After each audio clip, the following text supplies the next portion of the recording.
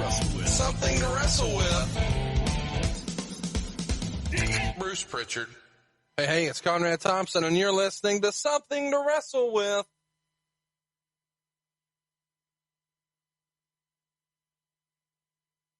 Bruce Prichard. Bruce, what's going on, man? How are you?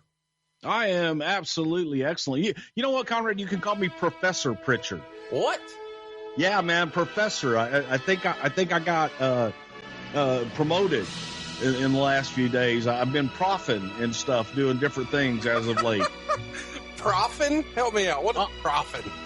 Well, you know, proffing, just pontificating and learning people. Oh, God. Oh, God.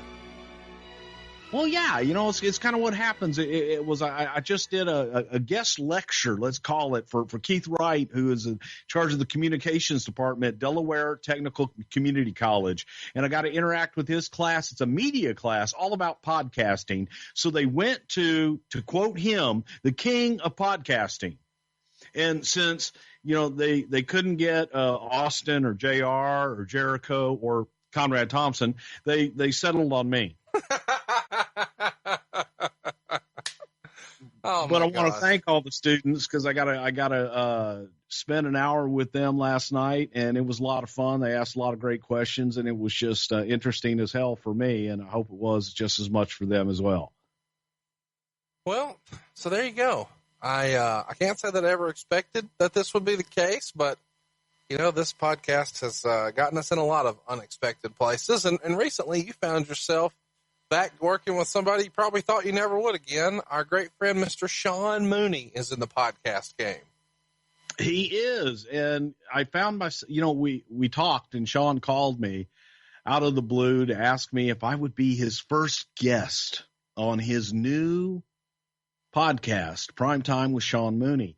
And I said, of course. And we started talking and I cut him off. I said, you know what? Let's do it on the air. And we reconnected on the air of his show, and you can check that out over at the MLW Radio Network. And, man, we talked for 2 hours, had a good old time just reminiscing. But Sean Mooney was one of the first guys I had a hand in hiring, brought him in for the event center, and we talked about how the event center came about. And it was a blast just reminiscing and talking old stories with an old colleague. So if you haven't already, check out Primetime with Sean Mooney. It's at MLWradio.com. Go ahead and hit the subscribe button. It's free, and he's doing some fun stuff over there. I got to say, as an old-school wrestling fan, it's kind of cool to hear some of the voices we grew up on between him and Tony Schiavone. It's a pretty fun deal, and you can pick up both of those at MLWradio.com. Let's talk about last week, Bruce. We've got some loose ends from Doink I want to run through right fast. Are you ready?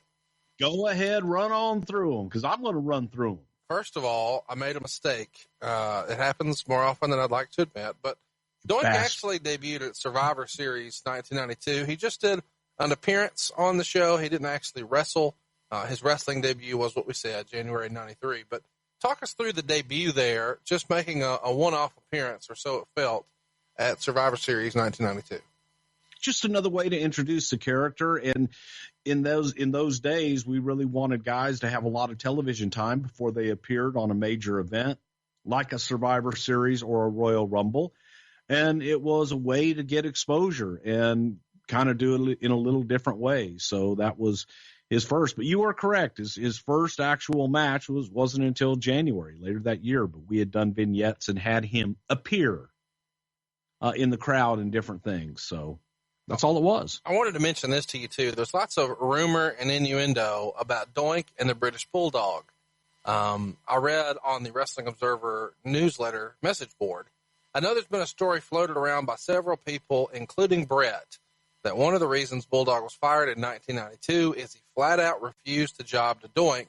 But the timing of that doesn't really make sense since Bulldog was canned in November 92, and Doink never made his in-ring debut until January 93. So I guess it's possible that Doink was penciled in to do jobs on the house show loops prior to being fired, and that's kind of how it all came to be. Maybe, there's some freestyling on the message boards, maybe that's why Doink's debut was delayed. Clear up the rumor and innuendo. Was Bulldog ever slated to work with Doink? Because apparently Brett's put that out there, and even I missed that last week. Well, no, the rumor's not true, and Bulldog was let go for other reasons, and no, that wasn't the case at all. As a matter of fact, and I believe that another part of that rumor was that the Harts, that the Hart clan, if you will, had a problem with Doink and were against Bulldog working with him, which that doesn't hold water either because he worked all around the horn with Bret Hart. So no, there's no truth to that. That's just, again, rumor and innuendo and bullshit, probably from some other story that people put together and came to their own conclusions on. We had another quick question here. I kind of forgot we mentioned this, but I guess you alluded to it on our Double J episode. There was something about Double J, Jeff Jarrett, and Doink. Any follow-up on that? What I alluded to, and thank you for bringing that up, because I even alluded to that when we were talking about it for the polls, was Jerry Jarrett. When Jerry Jarrett was working up at WWE as a consultant, doing some different things, and felt that he had been undermined by myself and Pat Patterson, that Vince McMahon put Jerry Jarrett in charge of the Saturday morning television show by the name of Mania. So Jerry Jarrett was responsible for a few weeks during his time and during his tenure in the WWF. He was writing Mania. And his first attempt at writing Mania was during a time that Lex Luger and Yokozuna were hot, and Undertaker, and there were a lot of hot issues. And one of the we were running 3 towns, an A town, a B town, a C town. And kind of in the middle of the card in the C towns was a match between Jeff Jarrett and Doink the Clown. 2 name guys that were working with each other. We did a little thing with them on TV, but they were on the card in the C towns. So Jerry took it upon himself to take Mania, the show on Saturday mornings on the USA Network, and take, out of 6 segments, take 3 segments and devote it to the Doink Double J story. Now, in the big scheme of things, you want to focus your attention on the champion. You want to focus your attention on Bret. You want to focus your attention on Luger. You want to focus your attention on Yoko and Undertaker and the top guys, because that's what all of the other shows are doing. And you really want to concentrate on what's on top. So it didn't look good at all for Jeff's dad to take over the writing of WWF Mania and for him to be featured very heavily for more than half of the show. And so Vince just happens to watch this damn show. And of course, was the norm when Vince would be unhappy with something on television. That time he would usually call me and say, "What the hell?" I say, "Hey, I'm not it. You told Pat and I to not supervise those shows anymore, and that Jerry Jarrett was totally in charge of those." And I said, "I have no idea what he did. I didn't look at it, didn't watch it, don't have any feedback for you, nothing."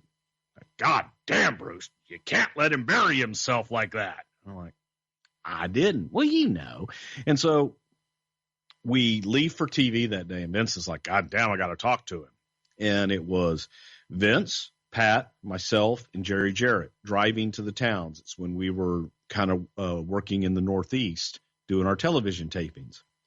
And we stopped at a rest area to go pee-pee, which was during a time that Pat and I would always run. It was a moment we could get away from Vince, from being in a car with him all the time. And Vince decides this is when he's going to take Jerry Jarrett for a walk and talk to him about how he wrote the Mania show. And so Vince and Jerry go off and they take a walk, and Pat goes off and has a smoke, and I go to the bathroom. We come back to the car, and Vince and Jerry come walking by, and Jerry stays at the car with Pat and I, and Vince goes on to the bathroom, and Jarrett looks at us and says, "Man, I have never been yelled at like that in my life." Pat and I looked at each other and said, what do you mean? What'd you get yelled at for? He said, he told me that show was the worst thing he'd ever seen. He said that it'd probably be a good idea if I didn't feature Jeff as much. I said, that's all he said? Uh-huh. I was like, fuck you. I said, goddamn, you didn't get yelled at. You didn't even get a goddamn stern talking to. You want to know what the fuck it's like to get yelled at by the man? Hang around me for more than fucking 2 hours during the day, and you can see what it's like to get yelled at by the son of a bitch. And Jerry was just so distraught that Vince told him he didn't like the show. Well, you know. Well, I know you told that story before in another episode, but we didn't hit it last week, so I'm glad we got it there. Real quick, although that was the longest story in the world. John Maloof, we had a question about him. Did he briefly portray Doink? I don't remember him at all. I have no idea who John Maloof is. Anything else you want to add about further Doink appearances? He made some appearances even after you were gone. I think he did a spot with Heath Slater even just a few years ago. But the original Doink, Matt Bourne, did get one last appearance. I believe it was at the Raw 15th anniversary. Any sort of follow-up on any of that? Yeah, it just was a way to come back and make one last hurrah and have the original Doink. But anything really beyond that, there really wasn't any interest in bringing the Doink character back on any permanent basis, or Matt Bourne for that matter. And there just were so many Doinks. And I didn't realize this, too, until literally right before we went to tape. You know, your Alabama Doink? Right. I was kidding when I was referring to him as Alabama Doink. But this goof is actually advertising himself as the WWF Doink the Clown. Yeah. Roll Tide. That pisses me off. That's bullshit. Welcome to the wrestling business. You know what I mean? I know, but good God. Let's talk about next week's poll. This was probably one of our more fun polls this past week. We had The Rock, which is what you're going to hear after the break. We also had Shawn Michaels, Bret Hart, Diesel. It came pretty close. Bret and Shawn were really, really close for second place, but ultimately The Rock pulled it out. Was that a surprise to you, Bruce? Not really. I thought that those were my top three. I knew Diesel would kind of be in that distant fourth, but I really thought Shawn was going to pull it out. I kind of would have thought that Shawn was going to win too. I'm sure we'll cover him again some other time, long form. But before we get to some Survivor Series anniversary shows, which you know we're going to have to hit some up in November, I wanted to do something kind of fun and do another wrestler profile next week, but this time with tag teams. And I think people liked it when we gave the poll options up front, so we'll do it again right now. How's that sound, Bruce? What the hell? We're just flipping the script all over again. Just when they think they got the answers, we change the questions, baby. You ready? I'm ready. Poll topic number one, the Hardy Boys. Now, if the Hardy Boys are selected, we're not going to necessarily cover all of their singles runs. Jeff Hardy probably deserves one all on his own. No, if the Hardy Boys win, we're not going to talk about Broken Math. That didn't happen when Bruce was there. But what might we talk about if the Hardy Boys win? Well, we are going to talk about how when the Hardys first started coming in to do jobs for the WWF, how Jeff lied about how old he was, lied about his age, said he was older than he actually was, how they used to make their own outfits, and why they actually got the first contract that they did. Who recommended the Hardys to come into our camp to be considered for full-time on the roster? And then, of course, we will go through their entire career and the influence of Michael P.S. Hayes, on their career and their whole beginning run. So we should remind you, of course, Bruce was there until 2008. So we'll cover as much of that as we can without going into too much detail on singles runs. But we could probably fit almost everything in from till 2008. Up next, another duo who went on to do great things even as singles, Edge and Christian. Of course, they've got a podcast over at Podcast One. Edge went on to become a WWE Hall of Famer, and both of these guys were world champions. But before all that, they were one hell of a tag team. What might we talk about if Edge and Christian win the poll?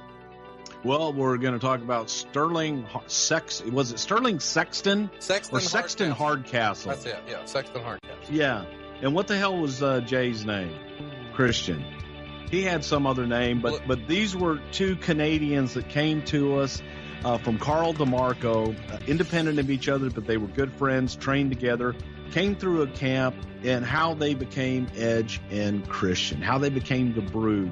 And what we saw in these two guys, their reaction when I first approached them at a spot show that we did up in the Northeast and said, hey guys, would you like to be full-time with the WWF? Two of the greatest talents, Edge already in the Hall of Fame, and Christian sure to be a Hall of Famer. Christian's other name was Christian Cage. Christian Cage, yes, okay. Which he used later on.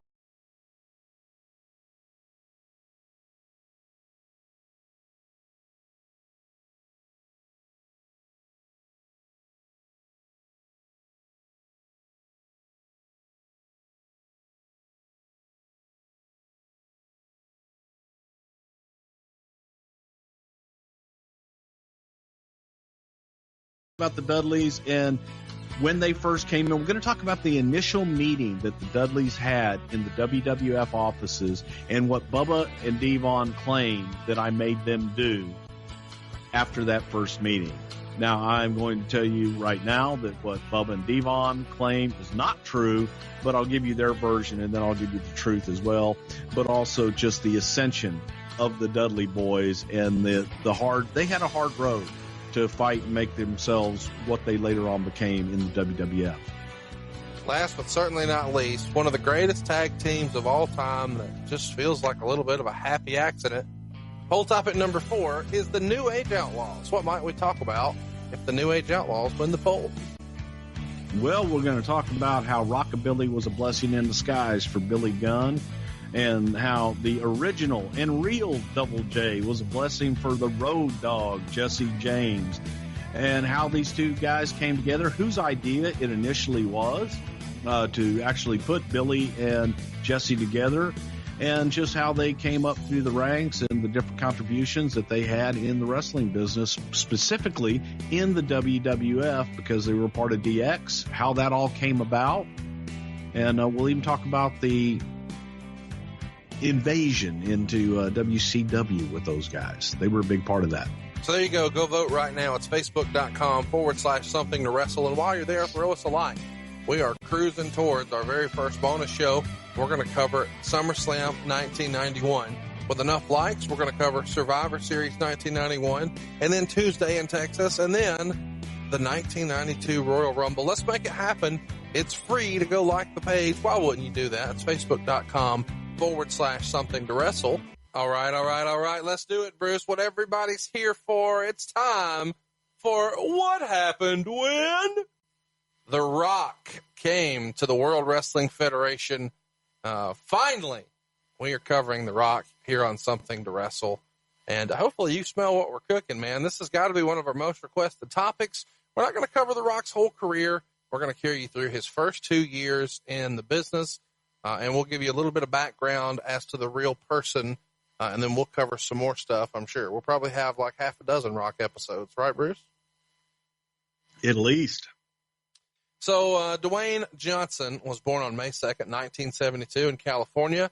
And, of course, his parents are Ada Johnson and, most of you know, Rocky Johnson. Rocky is a former WWF World Tag Team Champion with Tony Atlas. They beat the Wild Samoans back in '83, and they were the first African-American tag team champions in the WWF. And, of course, Rocky is in the Hall of Fame. He went in 2008. What interaction have you had with Rocky Johnson over the years, Bruce? You know what? When you talk about me, Rocky Johnson, pivotal in my wrestling career. When you talk about when I started, 10 years old, selling posters in the Sam Houston Coliseum. Do you know who that first poster was? Rocky Johnson. Rocky Johnson. And Rocky Soul Man Johnson was the first poster I ever sold. Had pictures of him with George Foreman. He was a sparring partner for George Foreman back in the day. A hell of a boxer in his own right. And I actually met Rocky as a young man, and my brother Tom worked with Rocky through the years, but I've known Rocky off and on for many years since I was a kid. Well, so there you go. A little bit of Rocky Johnson knowledge I didn't expect. Dwayne's maternal grandfather was the High Chief Peter Maivia, and he wrestled all over the world even places like New Zealand. Of course, he was a big deal in San Francisco and many others. But he also promoted the Polynesian Pacific Pro Wrestling promotion, and he too went in the WWE Hall of Fame in 2008. Did you ever run into the High Chief in your years in the business?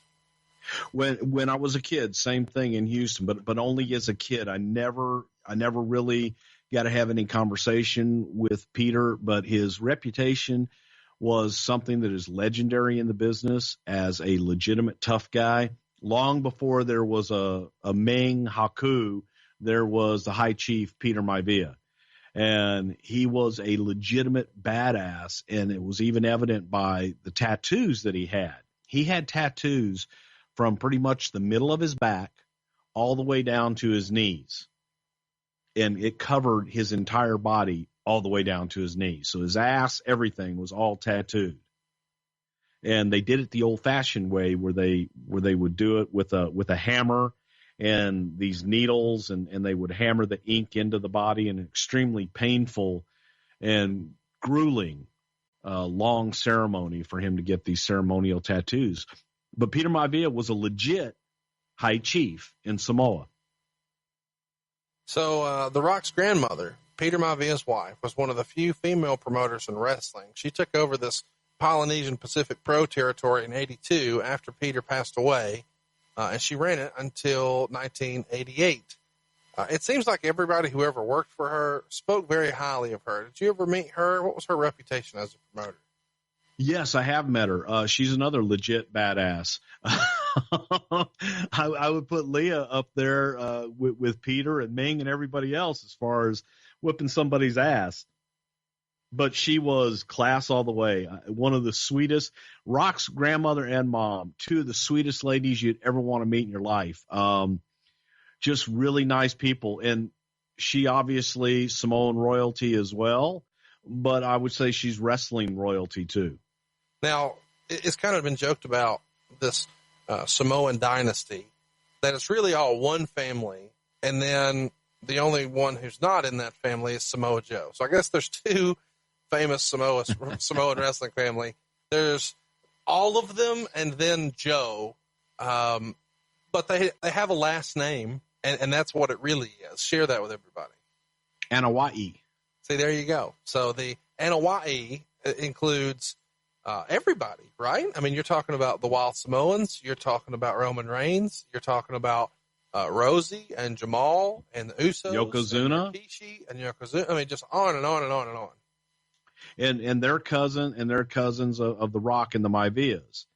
So you've got and how they started was Afa and Sika had come over from the islands, and they had settled in San Francisco, and that's where when they were just fans. Pat Patterson used to dread coming back from the ring on a hot finish, because especially working with Peter, because you had to fight your way through the Samoans. And the two Samoans that kind of led that group of Samoans in San Francisco was Afa and Sika Anawai.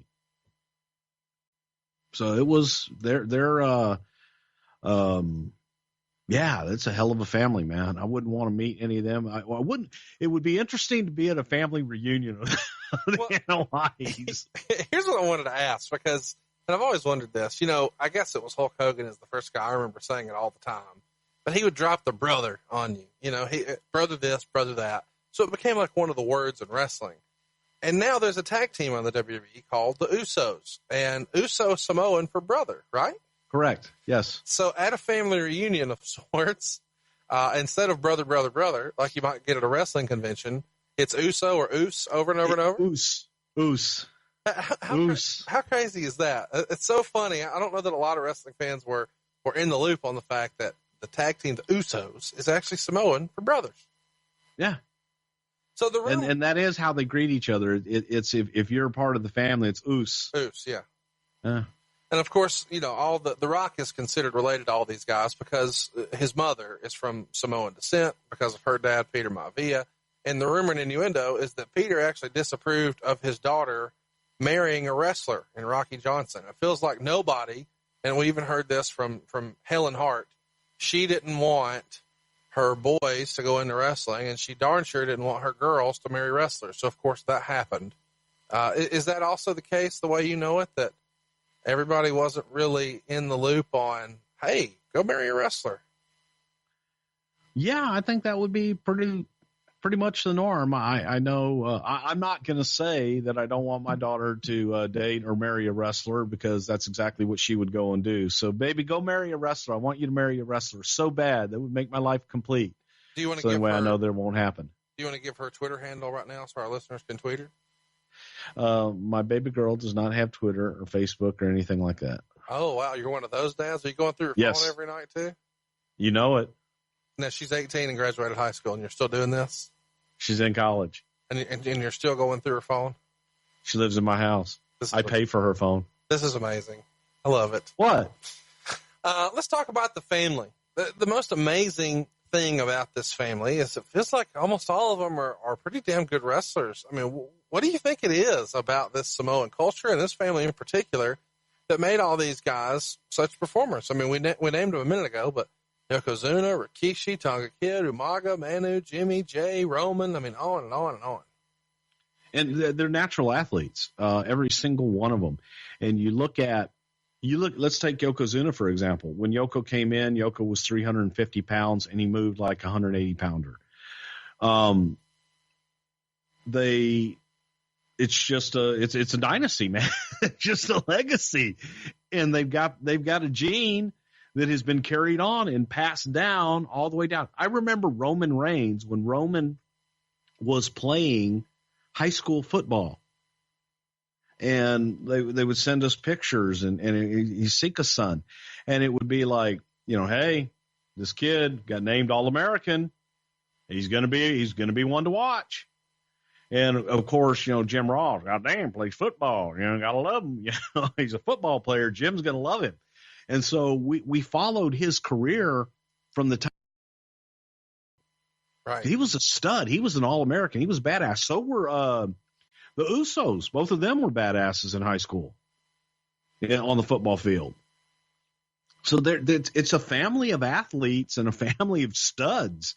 I mean, all the way down. It just carries on. And I had the opportunity. I did a convention in New Jersey or New York somewhere recently, and the Samoans were in a room by themselves across the hall from me.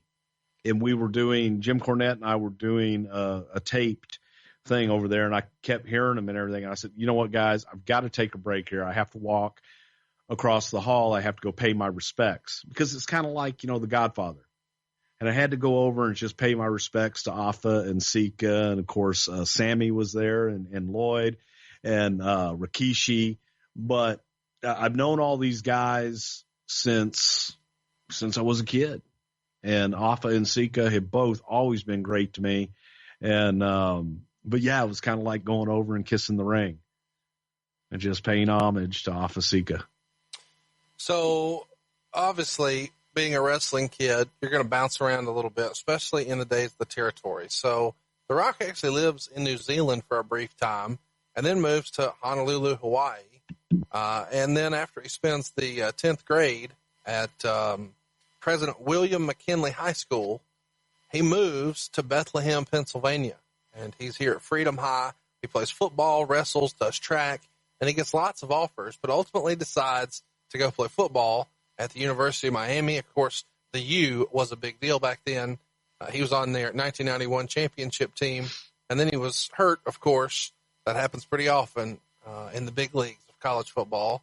But the guy waiting to take his spot was a little fellow named Warren Sapp, who's one of the greatest to ever play that position, so he took his job. And Alabama whooped that ass for him in 1992. So how about that? The 93 championship game, I believe it was 34-13. I'm sure you were watching that one. You were riveted by Alabama rolling Tide, right? Isn't that the way you say it, rolling Tide? Rolling the Tide, yeah. Woohoo! So roll Tide on that, Rock. How about that? Surprisingly, of course, Dwayne doesn't get drafted into the NFL because Warren Sapp's there. So instead, he tries his hand at the Canadian Football League and actually joins the Calgary Stampeders, which is kind of fun considering the history that Calgary has for pro wrestling. He's on the practice team. He's working as a backup linebacker, but eventually is cut in just a few months into his run here. Did you ever have any talks with The Rock about his football career? Obviously, that was his full love and his plan A, but plan B worked out pretty damn good. You think? He loved playing football, and his dream was to play in the NFL. But I think that he also had a love for wrestling, but he wanted to, and this is me paraphrasing, I think that Rock is very close with his mom. And his mom wasn't really crazy about the wrestling business and her experiences in the wrestling business with Rock's dad. And I don't know that she was all that keen on Dwayne following in his father's footsteps. So I think Rocky kind of migrated towards football because maybe that might have made his mom a little bit happier. Well, and obviously I don't know the family, so I'm just freestyling here. But there was a time, too, when growing up in a wrestling family, especially in the territorial days, there wasn't a lot of stability. So you were all over. Some years it's the best year ever, and you're making more money than you know what to do with. And other years, you're just trying to keep the lights on. Is that right? Without a doubt, and you don't know when it's going to end. And you could be on top, 1 minute, and then a new booker comes in, and you're gone, and you're looking for a new territory and a new place, and you got to pack the U-Haul and move and hope you get over in this new territory. So it's not something that most moms or most rational adults would recommend, especially in the time. So it makes sense that you might try to do something else, given what had to be at times financial hardship, and uprooting a family and, just the craziness that was the wrestling business during the territory days.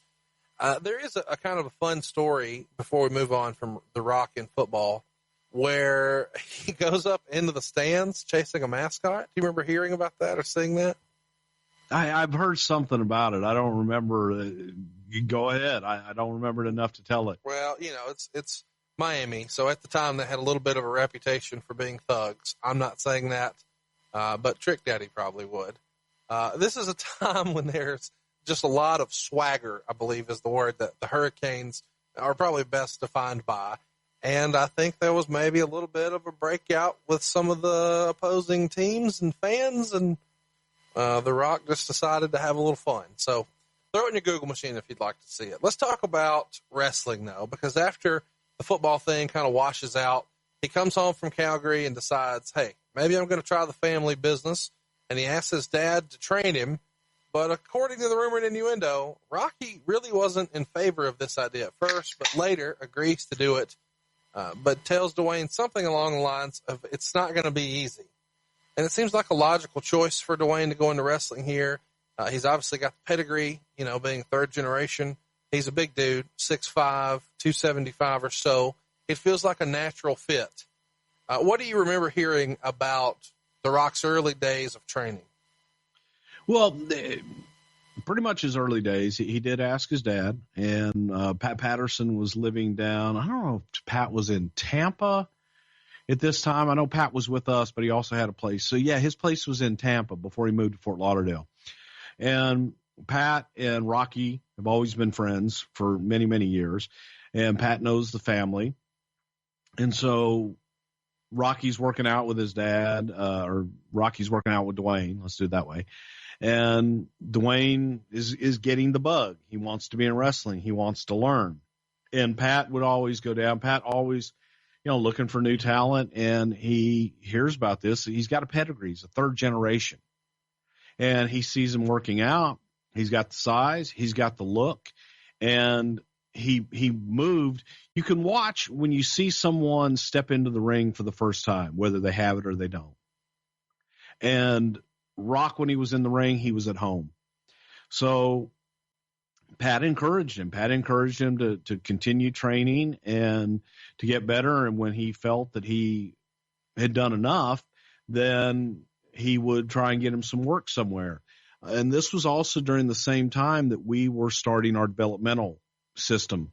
So according to the rumor and innuendo, he uses the relationship with Pat to get a couple of tryout matches. And he gets a tryout match where he gets a win over the Brooklyn Brawler and then loses to Owen Hart and Chris Candido.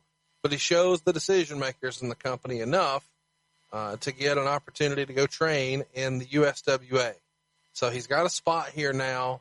in the USWA, and we'll break down that run in a minute. But at the time, who would have been in those decision-making spots? Is this JR? Is Pat Patterson line it up, puts a word in with JR? JR lines it up, reviews the tape. Is Vince involved in that? Did you see any of the tape? Actually, it was me, and it was as a favor to Pat. The whole tryout, everything. Pat kept telling me about Dewey Johnson. You got to see Dewey Johnson. That's what they called Dwayne. And Pat asked me, he said, could you just give him a tryout? Could you guys, you always bring it out of page. You always bring people to TV. Bring him to TV and give him a tryout. So brought him out, and I believe that his first match for us, his first tryout was at the Summit in Houston. But we brought him out. He was greener than grass, but he had a presence in the ring, right? And he looked good. He looked like an athlete. So we were starting the developmental and thought, well, let's bring him up and put him in developmental and see how he does. Yeah, there's a phrase in the business called it. Either guys have it or they don't have it. Even in those early tryout matches, and obviously, as you said, he's green as a gourd. Did you think he had it? He had it walking in the building. So he had a presence about him, but maybe he just hadn't put it all together yet. Right. But he walked in, he was cocky, he was confident, and he walked in like he was somebody. So you all of a sudden, he made heads turn because he's a big, good looking bastard. And you're thinking, oh my God, who is this guy? So he needed to be, I always would tell my brother, hey man, you trained The Rock. And he would always say to me, he goes, no, Rock didn't need to be trained. He just needed to be told what to do with what he had. So he had it. So when he takes it to the USWA, he's repackaged as, or I guess just packaged since this is his debut, really. Flex Kavana. I don't know what to say here. Flex fucking Kavana. That was something I think Lawler and Rock came up with. It was, Flex Kavana. And you know why? Why? So he could sell pictures. A good-looking baby face that had a great body. And so make him a baby face and give him this crazy name. And he liked it because it sounded exotic. And you can sell gimmicks. When he's here in the USWA, he wins the tag titles a couple of times. And he has some matches with Jerry Lawler. Were you guys keeping tabs on his progress at USWA? Who's reviewing tape at that time? Or are you just waiting on somebody to call and say, hey, it's time? No, we're the ones that sent him to Memphis to go down there and work. So it was during a time that we were working with Memphis, and I got the Memphis tapes every single week. So we were keeping tabs on him and watching him every week. There were a few guys that were down there. I don't remember if Kurt was there yet or not, but it was all during that same time frame. So the word is he gets a call sometime in the summer, I guess, of 1996, and he signs a WWF contract. And he goes to the warehouse, which I guess you guys were calling Tracks at the time. Is that right? Where he trained with No, Tracks didn't come until much later with that was a Tough Enough thing that they called Tracks, which was across the tracks from the TV studio. This time it was in the warehouse of the TV studio. And it was a ring in the middle of the warehouse, and that's all it was. And Tom trained guys. Including Mark Henry and Brackus, right? Correct. What did your brother Tom think at the time when he first got a rookie Rock were his strengths and weaknesses? Well, considering what he had up until that point of Mark Henry and Brackus, his initial thought was, thank God. He had somebody that knew how to take bumps. He had somebody that understood what the wrestling business was because Rock grew up in it, and someone that really wanted to be a wrestler and had a strong desire to be a wrestler. So he was happy to have Rock in there because it was someone that you could actually see a future for. So a guy like The Rock, who's in your developmental territory, when he signs the real contract to come up and he's going to start training in the warehouse, would he have had a meeting with Vince McMahon by this point, or would it be once he was shooting vignettes and such before that happened? No, and I don't even think we shot vignettes with him per se. I really don't even remember. I remember the whole thing about bringing him in his debut in Madison Square Garden and the whole name thing. But, he met Vince obviously when he came up for TV, and he had known Vince since he was a kid. So it was just kind of a reacquainting period. But it was something that Vince always kind of kept an eye on the guys in the warehouse. In Vince's head, he's looking at his star in the warehouse is Mark Henry. Right. World's strongest man. Sure. And Rock is just a third generation. He's Rocky's kid. Which at the time could be great or it could be awful. I mean, there's almost no in between. It's either you use this as an opportunity to become a superstar or you're Eric Watts. Right. Nobody knew. Right. So it was, we're going to have to wait and see, but he was definitely progressing a whole hell of a lot faster than anybody else in there. And he had, as you say, he had it. When do you think the decision was made, and how does the decision become, okay, he's ready? So he's in the warehouse sometime in the summer of 96. By October of 96, you guys are airing vignettes. I know you might not remember them, but you've got Kevin Kelly talking with Rocky outside. He's showing highlights of him doing some things in the ring and lifting weights. It's not like a real a package treatment that you may have done with a $1 Million Man character or a Mr. Perfect character, but you're still building some anticipation and introducing him to the audience. So in between that summer and October, I mean, that seems like a pretty quick progression. Who makes the call? Is that something your brother says, guys, he's ready? No, that was something that we did. And Jim Cornette actually had a lot to do with it. I remember Cornette looking at him going, God damn, he's third generation. Motherfucker looks like a Greek god walking around in there. We got to be able to do something with him. He's a babyface. He can be the champion. And, Vince was a little hesitant, believe it or not, at first. And we got into the argument as to, because everybody called him Dewey. Right. And Rock hates that name. It's like, my name is Dwayne.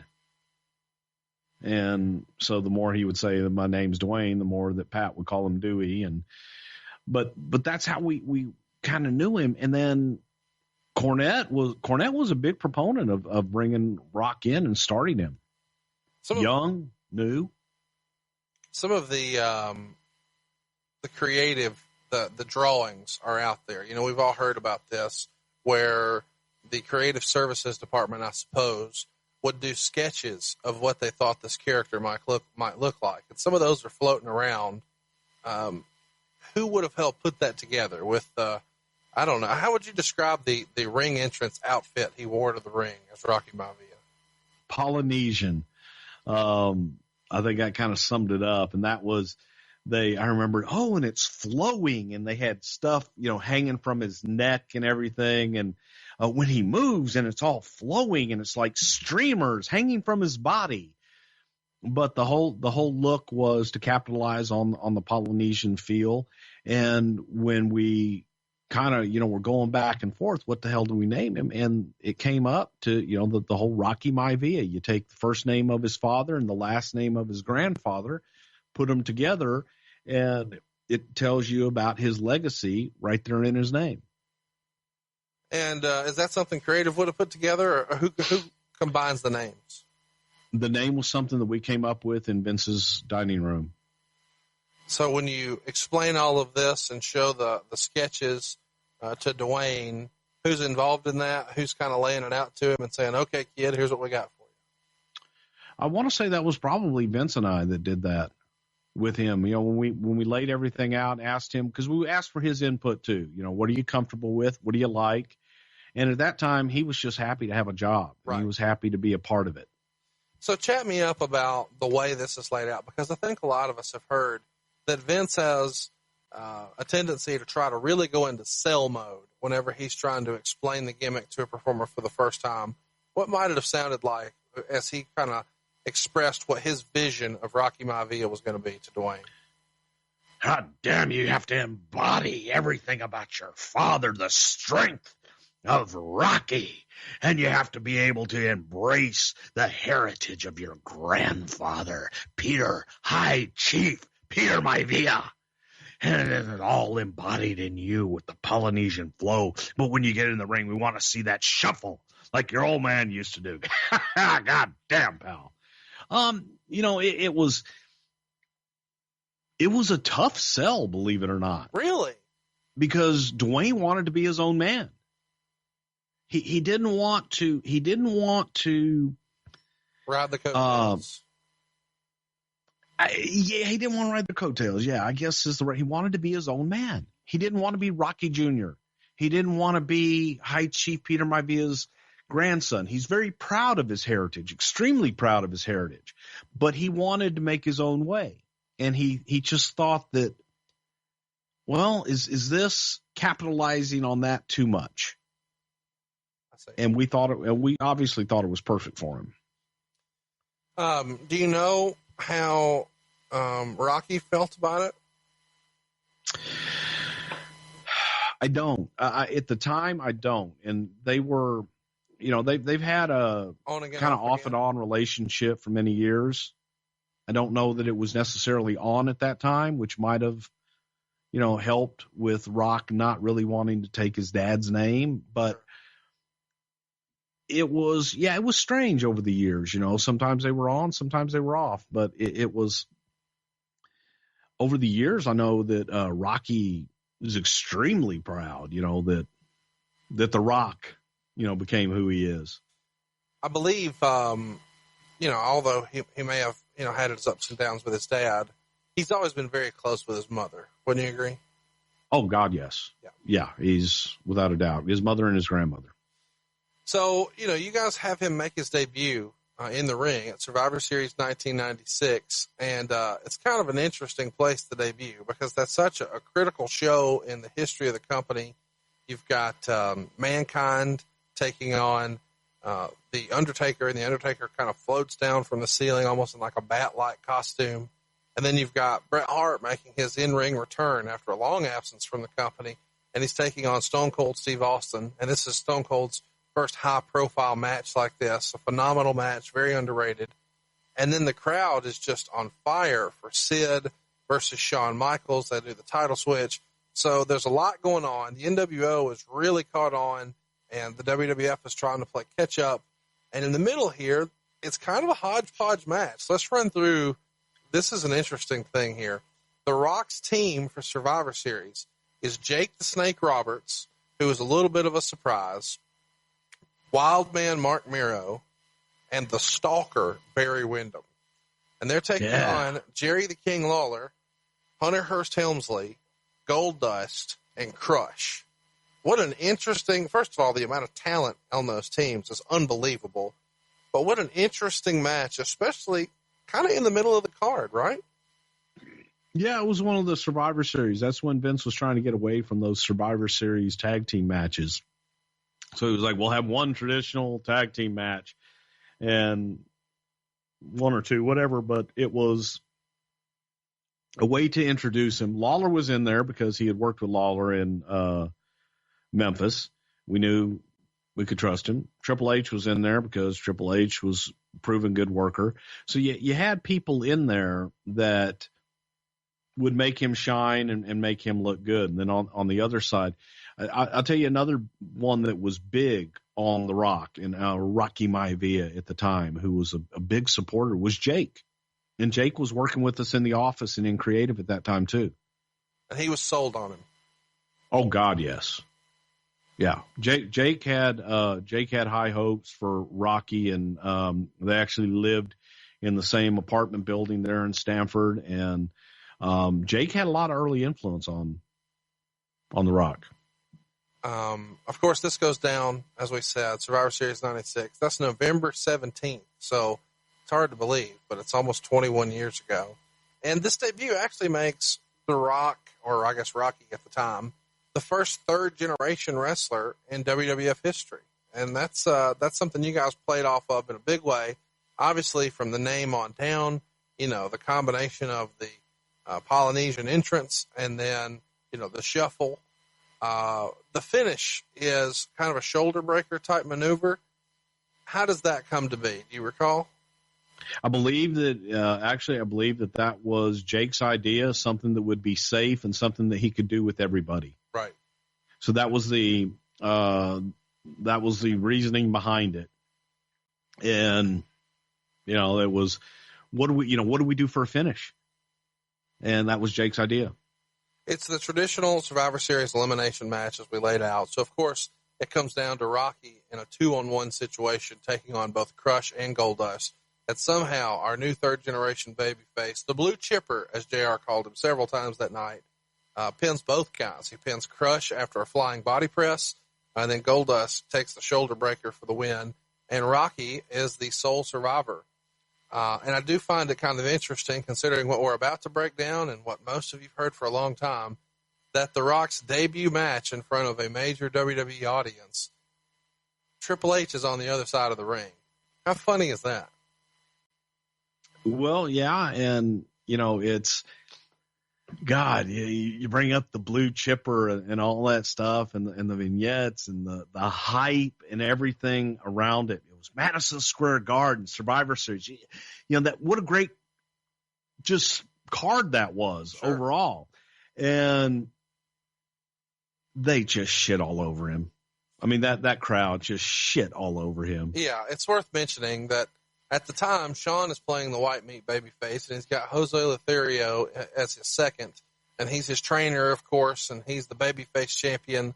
But Sid gets a hero's welcome, and every heelish thing that Sid does, including hitting Jose with a camera, the crowd is just popping for like crazy. They love Stone Cold. They love they love the bad guys here. And The Rock is Mr. White Meat Babyface right here, right? Oh God, coming out and doing the old, yeah, it's me, it's Rocky, yay, cheer me, please. Oh my God, look at me, my teeth are perfect, and I've got a chia pet on my head. Love me, please. And that New York crowd just said, fuck you. What was the reaction backstage? Because obviously you guys are pushing him in a big way. I think somewhere, even when he's coming to the ring, as JR's calling him a blue chipper and all this, he says something like, that's going to be the man right there. And I mean, it's hard to argue that he was wrong, but at the time, it certainly didn't feel like it. So is Vince on headset in the back? Are you sitting next to him? Are you guys looking at each other like, what the fuck? This was a misfire. Well, I do remember sitting there thinking, wow, the New York crowd is brutal. And that's what, you start making excuses is what you do. And you start rationalizing why they're booing him. And you think, goddamn, we get to middle America, they're going to love him. And you just, it's like, hey, San Francisco's going to pop when he's out there, my God. I think that they were sick of being, having guys shoved down their throat. The audience was sick of us telling them how to feel. And that was something that we were conditioned to do. You're going to love this guy. Cheer him, damn it. Look at him. But see, here's what's interesting to me, and we're going to talk about it on this show, but one of the reasons I was excited to talk about this is because of the way The Rock debuts and the way the company is really trying to push him as, that's going to be the man. And the fans just ain't buying it, and they feel like he's being pushed down our throats. A lot of people would argue there's some eerie similarities to that right now with Roman Reigns in the WWE. And there are, and I think that is probably what hurts Roman to a point. If you let the audience choose them, and then it happens organically, or at least they think it happens organically, then it just usually works so much better. And we can oversell and overhype to the point that no matter what you do, they can walk on water and the crowd's going to throw them up. So I think that we had just maybe crossed that line a little bit with Rock with his initial appearance, and it wasn't his fault. It was more our fault for the way that we pushed him into a spot that we should have just let happen. Well, I guess what I find interesting about this is you feel like Vince would have learned from this situation and been able to call an audible, but it doesn't seem like he's really doing that with Roman as of yet. Well, no, but you also have to understand that there are also times when Vince will look at it, and John Cena is a perfect example. When we really wanted to turn John Cena heel, and Vince made the declaration, he will not be a heel. John Cena is going to remain a babyface, and they're going to love him. And eventually they did, and they fell in love with him. Vince is just stubborn. Right. And he felt the same way here, that, you know what, they're going to love this son of a bitch. Whether they like it or not, they're going to love him. So Vince was making that excuse here this night as well, Survivor Series 96. We pretty much blamed it on the New York crowd and, they're brutal. But at the same time, we would always look at that New York crowd. What was getting over in New York was going to get over everywhere else. They were usually ahead of the curve. One of the things that I noticed when I watched this back is after The Rock wins, he's celebrating, but he has his back to the hard camera the whole time. And that's something that nobody smartened him up about. I mean, does nobody walk him through that, or does he just kind of forget because he's overwhelmed by everything that's happening here on the same night? Well, again, at that time, you take a lot of things for granted, especially you forget with somebody new. You kind of assume that guys know, and you get out there and sometimes they just slip through the cracks. Do you remember after that match what the feedback amongst the office or the boys or The Rock himself would have been? Did The Rock feel like, it went well? Were any of the boys, we've heard kind of in the past that X-Pac was kind of the measuring stick once upon a time. And so afterwards he would give a report. Hey, that guy's got it. That guy doesn't have it. Do you remember any sort of feedback at all from the performers in the match or the agents or anything like that? Everybody thought he had it. Everybody thought that Rock definitely had it and that he was going to be a huge star. We just had the thing that we had to fine tune the presentation and the personality. Who the hell is he going to be? And to be this smiling, syrupy, traditional babyface that kisses babies and hugs old ladies. At that time, that wasn't what was getting over. They're cheering Steve Austin, talking about, I'm going to come out and kick your ass, and hey, Brett. Things were changing. Like you said, man, they're cheering Sid hit an old man with a camera. Right.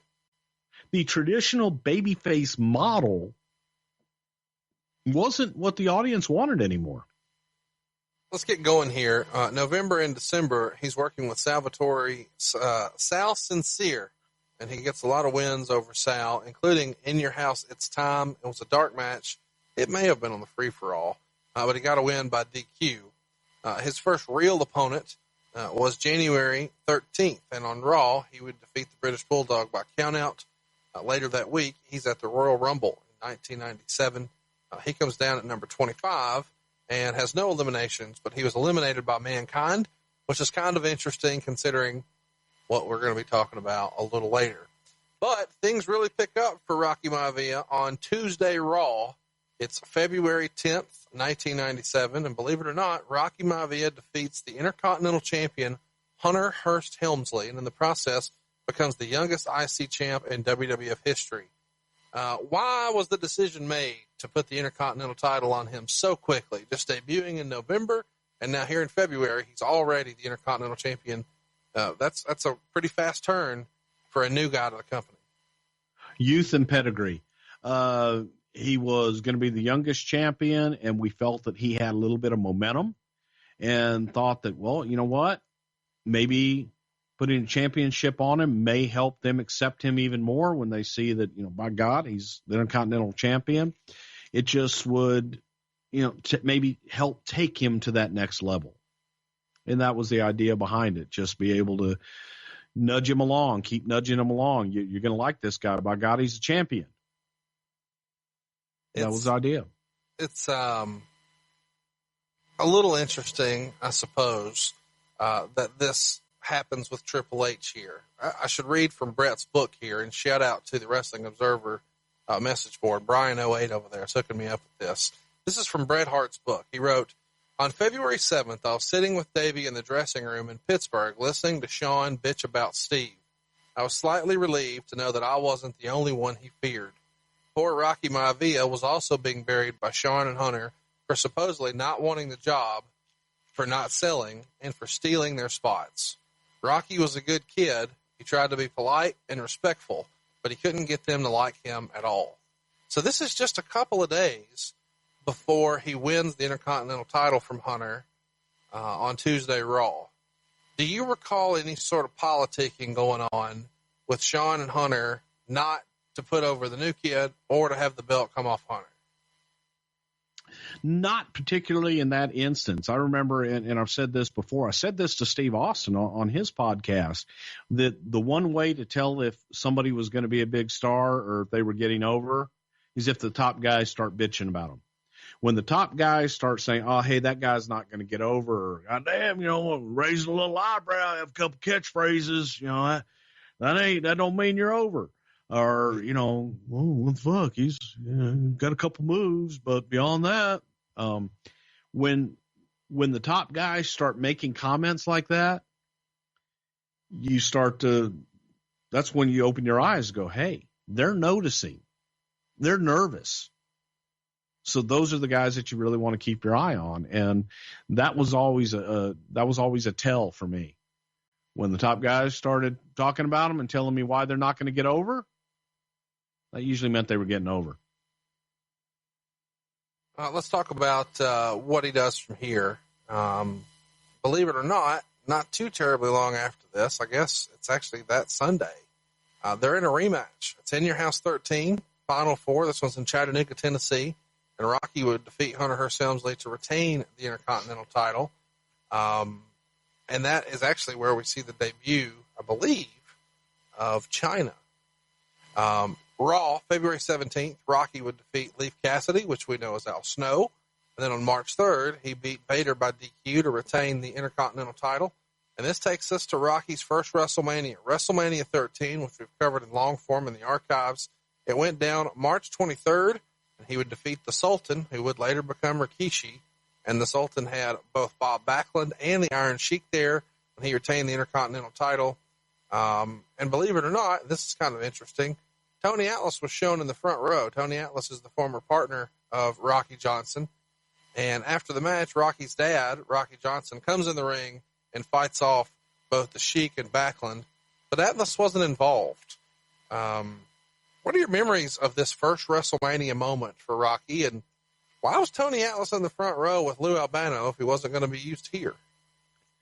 Just to be able to get legends on the show. And it was a good time to be able to show because of the relationship with Tony Atlas and Rocky Johnson. They were tag team champions in the WWF, and you show Tony, and he's here supporting The Rock. But it was Rocky, his father, that was his spot at the end there to get in the ring and stand side by side by his son. It was just timing. You do things that make sense. And Rocky Johnson having a tie, Tony Atlas having a tie to Rocky Johnson and The Rock was a nice time to show him out in the crowd. But then the moment, though, was for father and son at the end to clear the ring. I remember, I just looked at Pat and I said, he couldn't have worn a suit for this, meaning Rocky Johnson. It's like, come on. I just remember his underwear hanging out of his pants, and it just was. But it was a nice, feel good, happy, joy moment.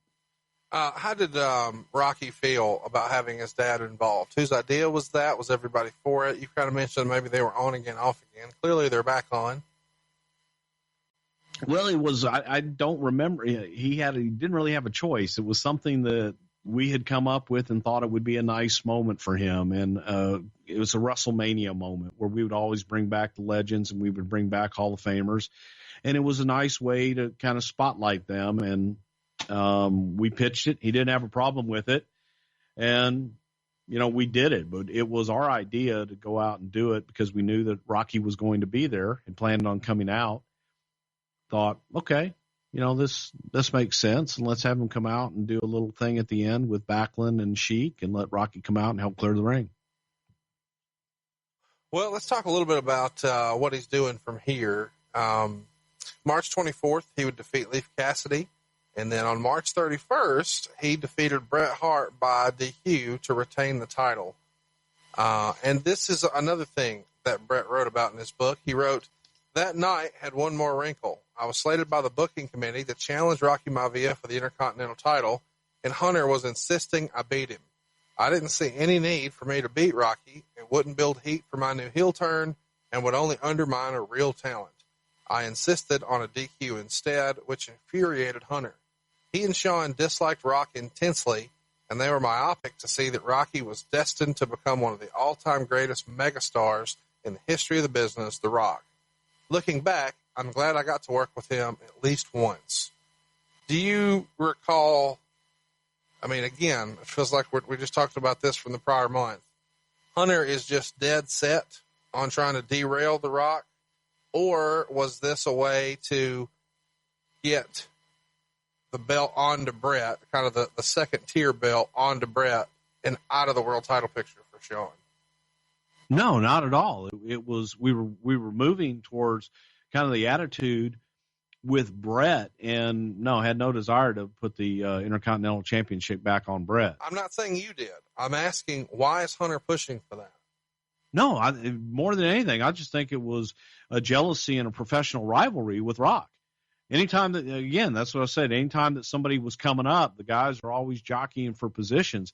And I think that all of that was just professional rivalry and looking at it going, okay, well, hey, this guy's coming up. Why, Brett's over here. He shouldn't beat him. And so much of that, you have to understand, it's because the guy says that in the locker room around the other guys. That's, I'll quote our president, that's locker room talk, and it's guys stirring other guys up. It's ribbing on the square. But there is a lot of professional rivalry there, where guys look at other guys, you see somebody coming up, and you're going to be fighting for your position. So it may have been tongue-in-cheek, but it may have been political jockeying for position. Well, I mean, it's jockeying for position in their mind. Yeah, going, look, hope everybody hears it. But you also do that in the locker room to get other guys talking and going, oh, boy. As a reminder, that's the night where Brett got Owen and Bulldog back together, and they kind of reformed the Hart Foundation. So this is very early in the heel run, just on the heels of WrestleMania 13. I should mention here, I don't know if I don't say it right here when we'll get it. Brett wrote in his book something like, The Rock first developed hard feelings towards Shawn Michaels at a show for Polynesian Pacific Pro Wrestling, where The Rock's grandmother had been working as the event coordinator. While details are sketchy, the story goes that Shawn Michaels was blatantly disrespectful to The Rock's grandmother, almost leading to a physical altercation with The Rock. So this would have been before The Rock was ever in wrestling, because that all kind of got shut down in 88. So we're 9 years prior to that here. Do you remember hearing about some sort of incident between Shawn Michaels and The Rock? Was that ever discussed? No, not to my knowledge. Okay. Let's talk about, do you want to say anything about this Rocky Triple H Shawn political stuff else, or do you want me to move on? No, I mean, that's just what it is. It's professional jockeying, and it's guys, a professional rivalry. When you see somebody coming up and you're going, oh, hell, man, is my spot being challenged? You're looking at keeping your position, and you're going to fight for it. To me, that's healthy. If you're not worried about your position and you're not fighting for it, then why the hell are you in the business? There's a legend out there that Vince McMahon actually likes for the guys to stir it up, and that's one of the reasons the Clique had Vince's ear, because according to the rumor and innuendo, Waltman and Hall and Nash and Shawn and Hunter and all these guys really enjoyed just stirring it up. And I'm curious as to the way you remember Vince reacting to that. Was Vince for that and thought it was good for the business and created healthy competition and created an interesting locker room, some sort of competitive edge? Or did he have a problem with it? Or do you remember there being a time when he had a problem with it and tried to put his foot down? Well, first of all, if there isn't that going on, then there's probably something wrong. If guys aren't ribbing each other and guys aren't jockeying for position, then you don't have any competition. And to me, that's healthy. To me, it's healthy when guys are challenging each other for position. When I played football, every Tuesday, you used to bring out the boards and you could challenge anybody on the team for their position. You line up the first string, and anybody on the team could challenge anybody else on the first string. I think that's healthy. And for guys, they're going to be on the road. They're going to be ribbing on the square. They're going to be talking about guys. That's life. That just happens. How Vince reacts to it, that's how Vince reacts to it. But to me, that's healthy, and it keeps things competitive. And as far as their dislike or them burying The Rock, I believe that there was a lot of professional rivalry there. And there were times when they sat there and said, oh, hell, who the hell is this guy? So-and-so should be in that spot. That's always going to happen. It helps then when they get together, which is what happened later on, and they had one of the best rivalries in the business because there was real animosity there, and you felt it. April 14th, Savio Vega would defeat Rocky Maivia in a non-title match. And then that weekend at Revenge of the Taker, which was an in-your-house pay-per-view on April 20th, Savio defeats Rocky by countout. And around this time, I believe, The Rock had just gotten married. And did he? I'm not sure. Did he have a kid by this point? No. But he had just recently gotten married, and that's kind of something that a lot of people maybe aren't in the total loop on here. Yeah, that's right. He married Danny Garcia, 1997. They were married for 10 years, and they still have a pretty close relationship now, and a lot of people may not be in the loop. Catch everybody up. Well, Danny Garcia was his college sweetheart, and he and Danny had gone to the university. I don't know if she went to Miami or not, but they dated throughout college and got married when he finally was able to afford to get married. And later on, they had a child, and they, like I said, they got divorced 10 years later, but she still continued to manage his career, manage all of his finances. She's the vice president or president of Seven Bucks Production, which is Rock's production company. And her brother is, Hiram is Rock's full-time manager and takes care of all their business. So they've got a great relationship. And she is about as smart as the day is long.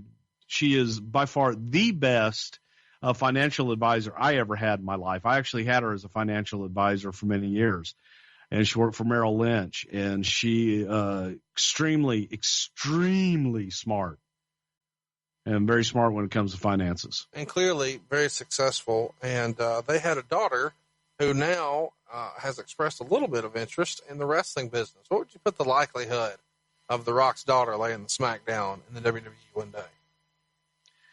Well, if she wanted to, I'm sure she could. I don't know. Hey, man, I don't know that I could see Rock endorsing that, but definitely don't see Danny endorsing it. But stranger things have happened. April 28th on Raw is when we would see Owen Hart defeat The Rock, or I guess Rocky Maivia, to win the Intercontinental Championship. So he wins it in February. He loses it in April. Owen and Rock were pretty good friends. Do you have any memories of their friendship or their time together, or this match in particular? They were, because Owen was cheap. Some would say thrifty. But Rock had gone through, some hard times when he first broke into the business. You go back to the time that he spent in Memphis. He used to sleep on Bruno Lauer's floor in Bruno's trailer in Walls, Mississippi. And Rock, never forgot Bruno taking him in. And he and Owen bonded. You'd be hard-pressed to find anybody to say a bad word about Owen, but they just really got along well, and they had great matches. You got a second and third generation wrestler out there, and they tore it down every night. Let's talk about the creative decision here, because it feels like Vince at this point may have lost a little bit of confidence. I mean, Rock is getting booed during his matches. There's the Die Rocky Die sign, lots of Rocky sucks chants. The business is becoming a little more edgy at this point. We're definitely cruising into the Attitude Era. We've got Stone Cold flipping people off, and it's going to be an interesting time in the company.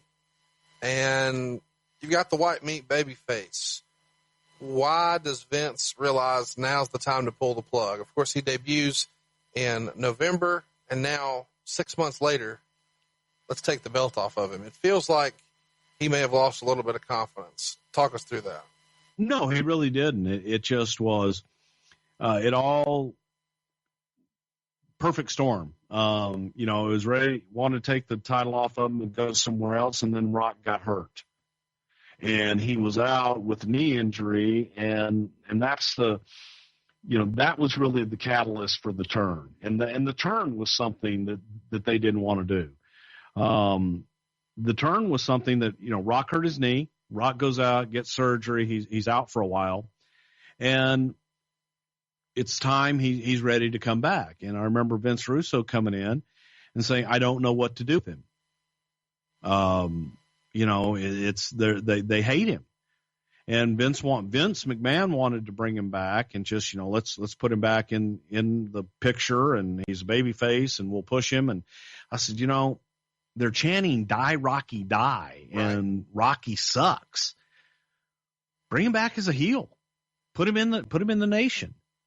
And I remember Russo going, but he's not black. I said, he's a black Samoan. His father's African American, his mother's Samoan. So if the guy's got something, to fit in the Nation, he's going to fit in the Nation perfectly. Because he had a legitimate gripe and he had something to be bitter about. Here I come in. I'm a third generation. I'm the only third generation wrestler in WWF history. And you people chant "Die Rocky Die"? You should be cheering me. You should worship the ground I walk on. You should love me. And instead you boo me and say Rocky sucks? And just fall back on his legacy and go the other way with it as to why everyone should love him and why everyone should cheer him. And the Nation was a group that did just that. They talked about all the injustices that they faced every day and why they were right. So we went back and forth. They really didn't have anything for him. And I think that Russo called Rocky initially and pitched him. Rocky hated it, didn't want to do it. And so I called Rock, and I went through the whole thing, and I was talking to Jim Ross.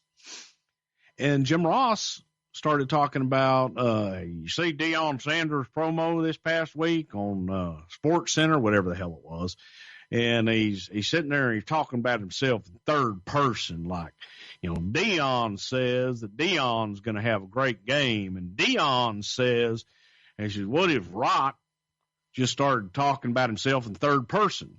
Like, The Rock says that Rocky's going to go out and he's going to beat so-and-so in 10 minutes.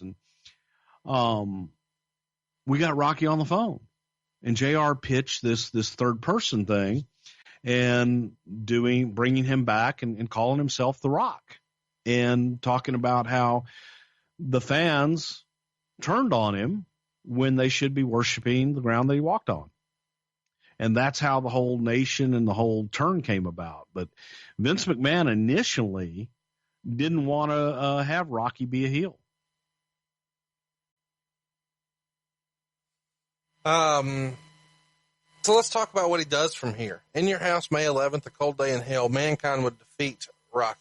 So he goes from not losing at all to now pretty close here, back to back. May 19th on Raw the following week, Farouk would beat him. And a week after that, on May 26th, Flash Funk beats him. So The Rock goes from being, the worker's belt, a really prime spot, maybe not a tippy top guy, but on his way, upper mid card. And it feels like he's working his way down here. And after this, he's out for a few months with a knee injury that he'd suffered in a match with Mankind. Any memories of him going down with this knee injury? Yeah, it was just unfortunate and just a horrible coincidence. It just was unfortunate timing, but it was the best thing that ever happened to him, in my opinion. So he returns on August 11th, and this is a Raw, during a match between Farouk and Chains. The ref takes a bump, and while he's down, Rocky comes into the ring and hits Chains with what would be known as the rock bottom, which allowed Farouk to get the pin. After the match, Farouk pointed for Rocky to stand next to him, and they do the fist raise while the Nation of Domination's music plays. They hug and leave together. So, not the most electrifying heel turn, but it was done very matter-of-factly. Whose idea was it to turn him heel this way? It made sense, and it wasn't the traditional, let's go do something in here and have him turn heel. It was a way to get him back. It was a surprise to see him come back. Right. He hadn't been on TV since his knee injury, so that was a surprise. And here was an opportunity to bring him back, get him involved in something, and it was a shock factor. It definitely is, because it feels like most of the time when you've had a babyface who's kind of been floundering a little bit and maybe the crowd's turned against him, it feels like the Nation would have tried to recruit him on camera maybe either by making the save or bumping into him backstage, or showing that somebody cares for him and try to recruit him. But instead, he kind of pledges his loyalty to Farouk here. So a rather unusual way to do it. Was there ever any other idea of how a heel turn might work, or was the only option, let's do the Nation? Well, the only option for me at that time was, as I said, it was my idea to do the Nation. I just thought it fit, and it was a way to bring Rock back and let him be himself, and not have to worry about that heel turn, and not have to worry about bringing him back as a babyface, trying to get him back over as a babyface just to turn him. He left with people saying, "Die, Rocky, die." Right. And this is kind of the third version of Rocky Maivia, because we get the Polynesian entrance, and then as Intercontinental Champion, we sort of move out of that, and he stops wearing the entrance garb. How's that decision made, and was Rock thankful to be rid of that? I think it was just a natural progression to where he just stopped wearing it. It wasn't really a conscious decision to, hey, let's get away from that. It just was, I'm going to move on without it. So now he's back, and he's doing something even a little more different. He's with the Nation of Domination. Is The Rock easy to sell on being a heel? It feels like The Rock is a bit of a natural heel. Without a doubt. Just be yourself. So the next week on Raw, the Nation comes down, and they get JR to come into the ring. And before they even get into the ring, a lot of fans are already chanting, "Rocky sucks, Rocky sucks." And Dirt Rock does a promo here where he talks about those "Die, Rocky, die" chants, and he calls the fans jackasses. So pretty powerful words from Rocky in his first heel promo. Was Rock nervous about doing this promo, or was he already very comfortable in this role by this time? I think that there was so much anticipation. There was so much pent up inside of him from going out and busting his ass and real life, hearing "Die, Rocky, die" and "Rocky sucks." And he's busting his ass trying to please people, that it was real. It was heartfelt. I'm out here busting my ass for you, and you say "Die, Rocky, die." Right. So it's an easy turn. And it's an easy promo to come back out and just say, you know what? You're a bunch of jackasses. You don't know what the hell you want.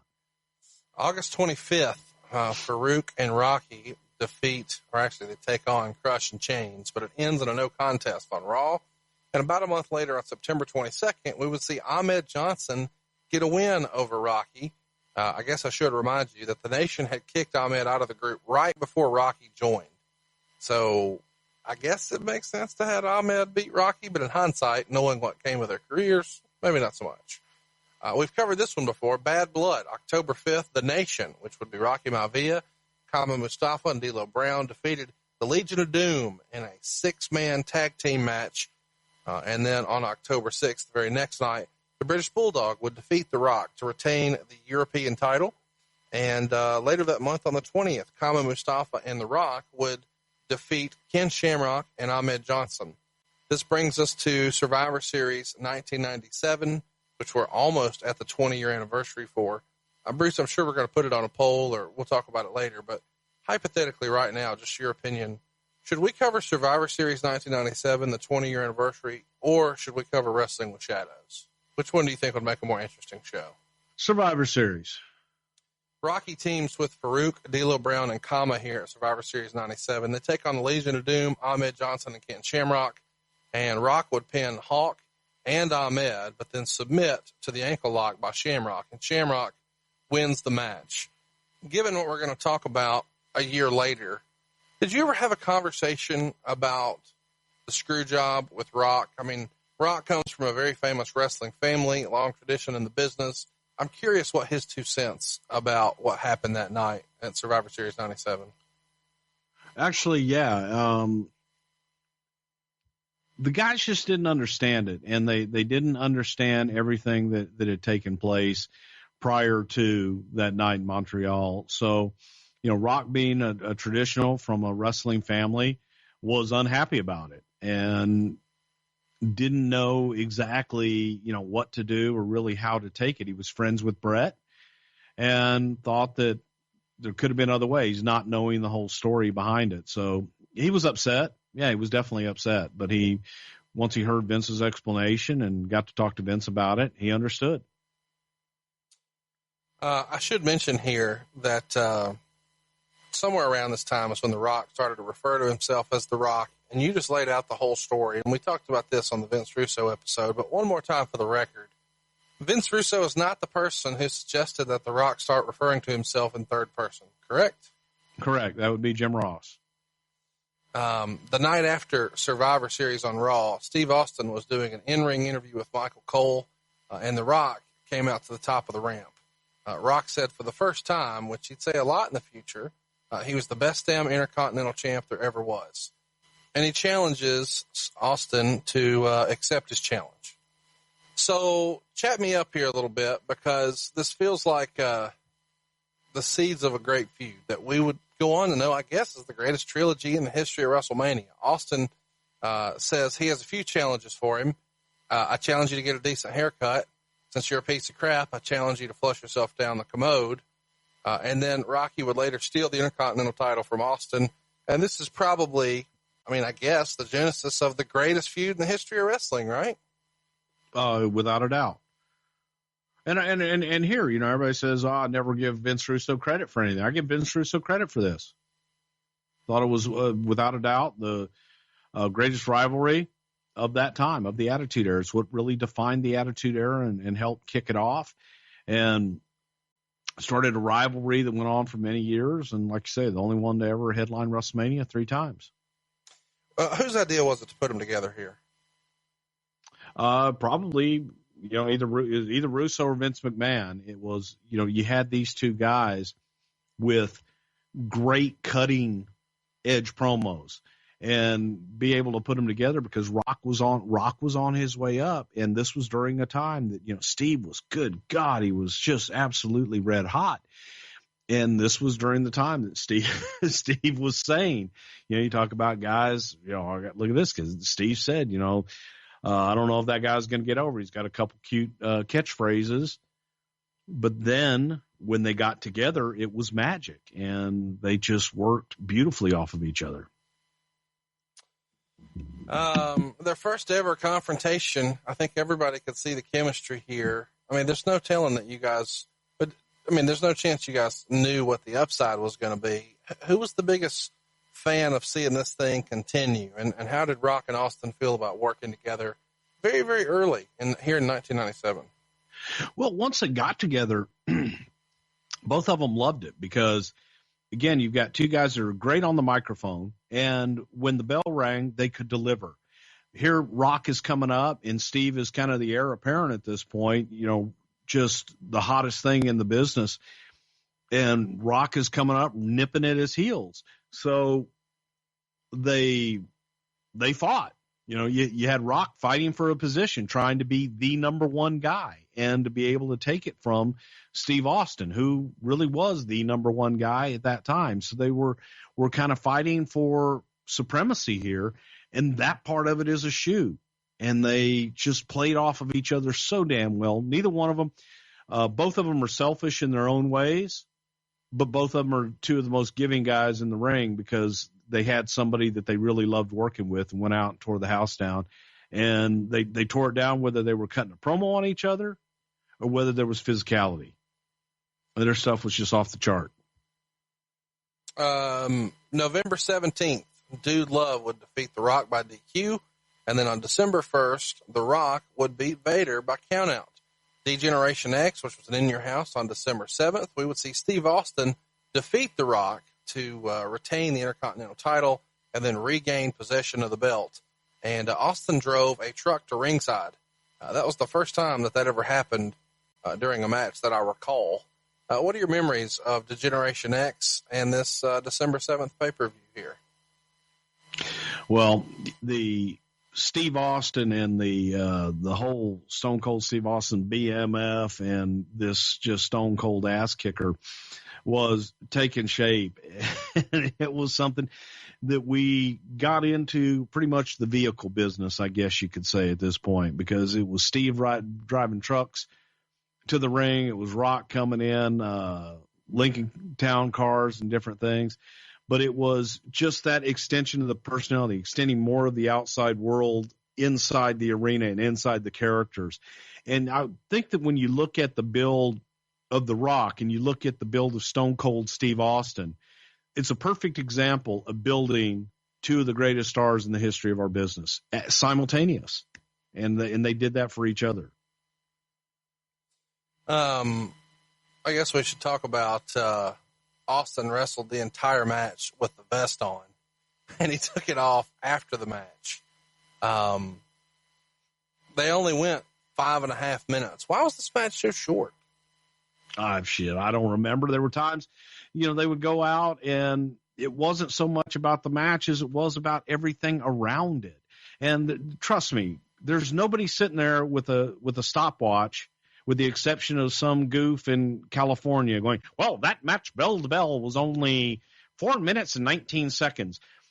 People want the buildup. They want everything around it. They want the fight. They want the presentation. When we looked at presenting matches and we looked at presenting things in front of the people, from the time the first guy walks out of the curtain until the time that the last guy comes back through the curtain, that's what we consider time. And as long as they're entertaining from the time they walk out to the time they walk back, that's all we care about. So there wasn't maybe the bell to bell was 5 minutes, but everything around it was probably a lot longer. The next night on Raw, I guess, is maybe one of the first times we see this Mr. McMahon character, at least on TV.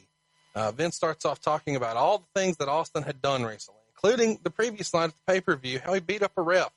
The fans start chanting Austin, and then Vince says something like, "May I have your attention?" And Vince is demanding that Austin defend the Intercontinental title against The Rock. So, of course, Austin comes down, and he tells Vince, "I don't care who you are." And Vince says, "I'll tell you who I am. I'm the proud owner of the World Wrestling Federation. And furthermore, Mr. Austin, I'm your boss." Of course, Austin says he doesn't give a damn. And Vince says something like, if Austin doesn't defend the title, he won't like the consequences. So then Austin does what he does. If anyone wants to see Vince McMahon get his ass whipped, give me a hell yeah. And Vince then says, "I've been meaning to talk to you about your language." So Austin starts cussing more. And let's remember that Austin stunned Vince a few months prior to this, I guess in September, Madison Square Garden. And this is really their first verbal confrontation since. But you guys have to know when you see this, that this has gold. I mean, this is really the first time that we saw it live in a ring and how the crowd responded to it. Was it just instant? Everybody knew, oh shit, this is it? Yeah. Because it was so, you can lay it out all you want and you can anticipate a crowd reaction and you can sit there and go, okay, when you say this, and you do that, I'll do this. But to actually get out there and feel it and to spontaneously react off of one another, and it's magical and the audience reacts the way that you anticipated, you got magic, you got gold, and that's what they did. Later in the show, when this match is going down, Vince is ringside. Austin comes out dressed in street clothes, carrying the belt, and he tells Vince that he's not going to wrestle because he whipped The Rock's ass the night before. So then Vince says he's going to strip him of the title and just give it to The Rock. And Austin says if he does that, he's going to knock Vince's teeth out.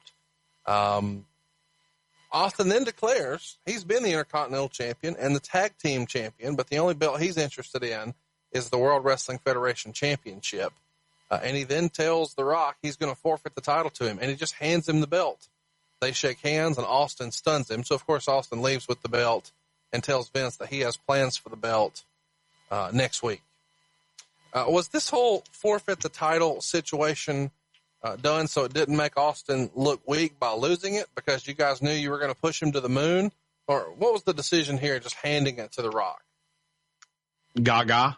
Yeah. Pretty much just gaga. This was during the time of Vince Russo in the creative, and a lot of things were done just to create television, to take up time on TV and to create different stories without having to have a lot of matches. So that's why a lot of these storylines went that way. Some of it didn't make sense, but it was entertaining television that got you to the same point of a match without just having matches to get you there. The next week on Raw, Austin threw the Intercontinental title off a bridge. It looked very similar to the bridge that Rock would throw an Austin dummy off of years later. This is one of the more famous things. You guys are throwing stuff off bridges. Once upon a time, the Rock's throwing a belt, and then he's throwing a dummy, and Austin's throwing a belt.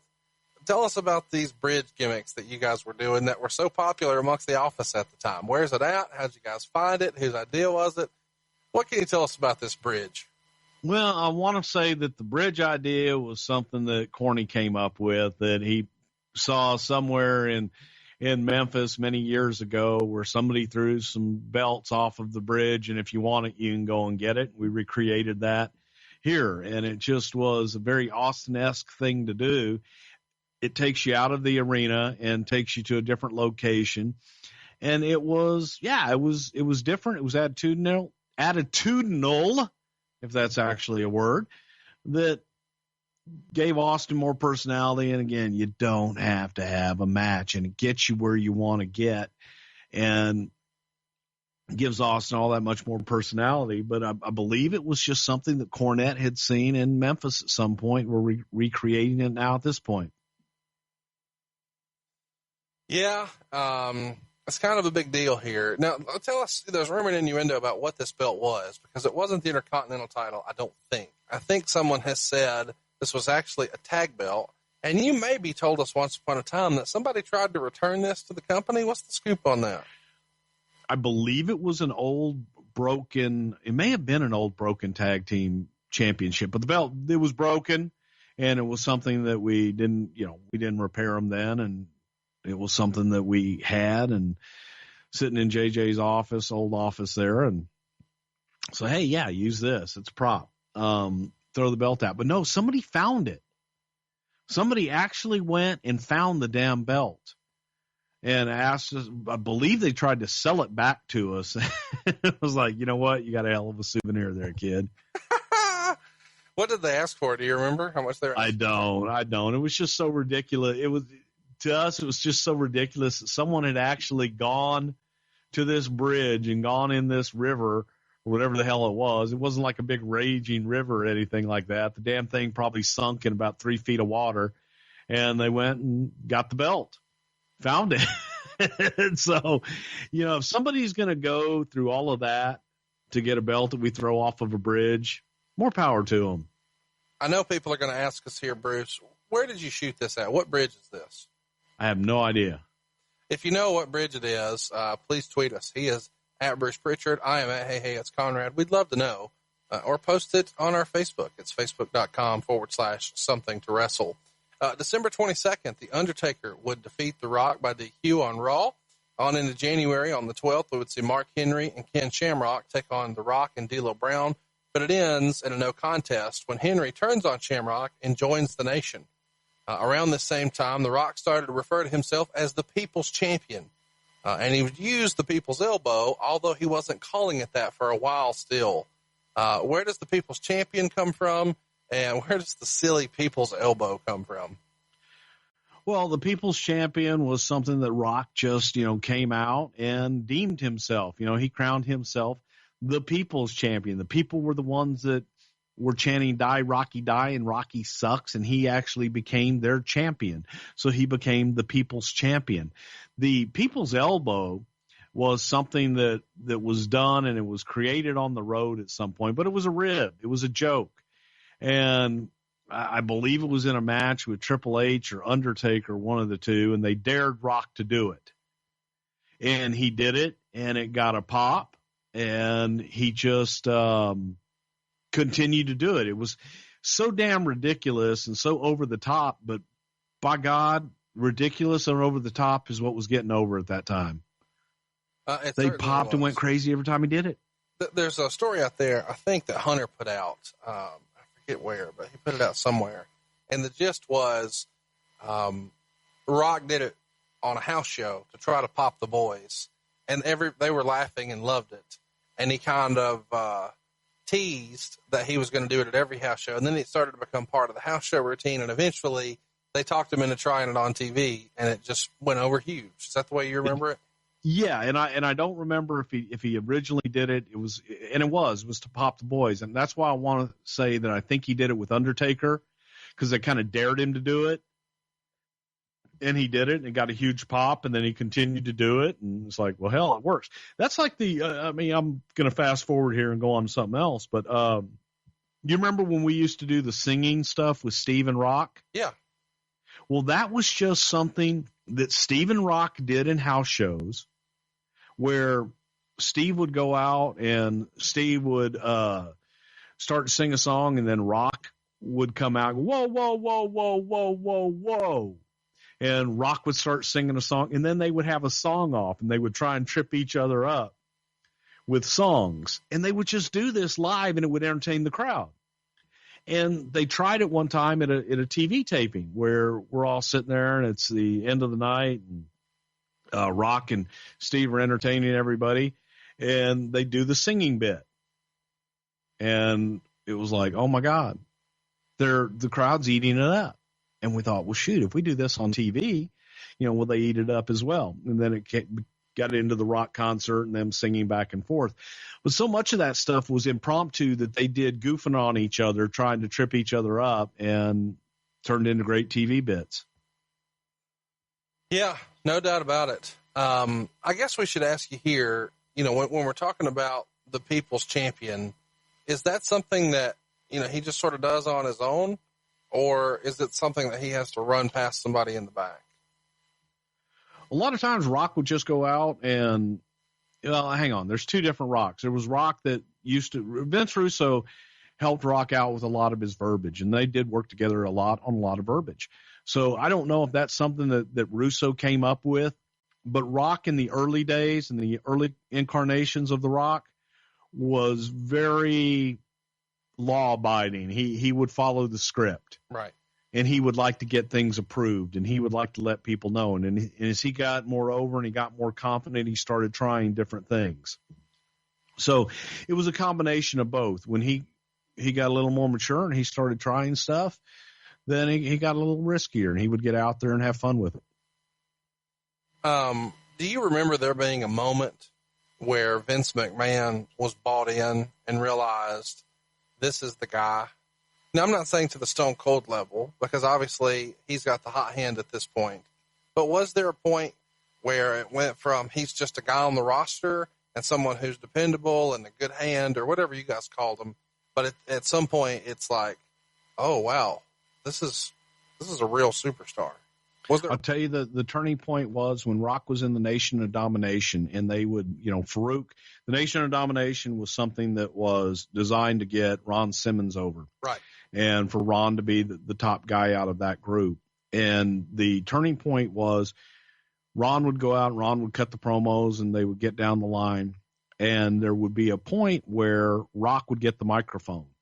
And after a little while, after 3 or 4 weeks of that, when Rock would get the microphone, the crowd just went nuts before he ever said a word. And I remember sitting there and looking at Vince, and he says, damn, put a microphone in his hand and the crowd goes nuts. He hadn't said a word yet. We got something here. That was the moment that he broke away from the pack. Well, anyway, I didn't mean to cut you off. Let's keep going. No, I cut you off. I'm sorry. No, I was just saying, it's funny to think that from the Nation of Domination would become, this superstar that The Rock is, and you never know how it's going to turn out. And with a little bit of patience and a little bit of time, we're on our way. We're certainly on our way here at Royal Rumble, January 18th, 1998. Rocky would beat Ken Shamrock by DQ. Shamrock actually won by pinfall after a belly-to-belly suplex, and The Rock used a pair of brass knuckles earlier in the show when the ref was down. So after the pin, Rock told the ref that Shamrock hit him with the knucks, prompting the ref to reverse the decision and give this title back to The Rock.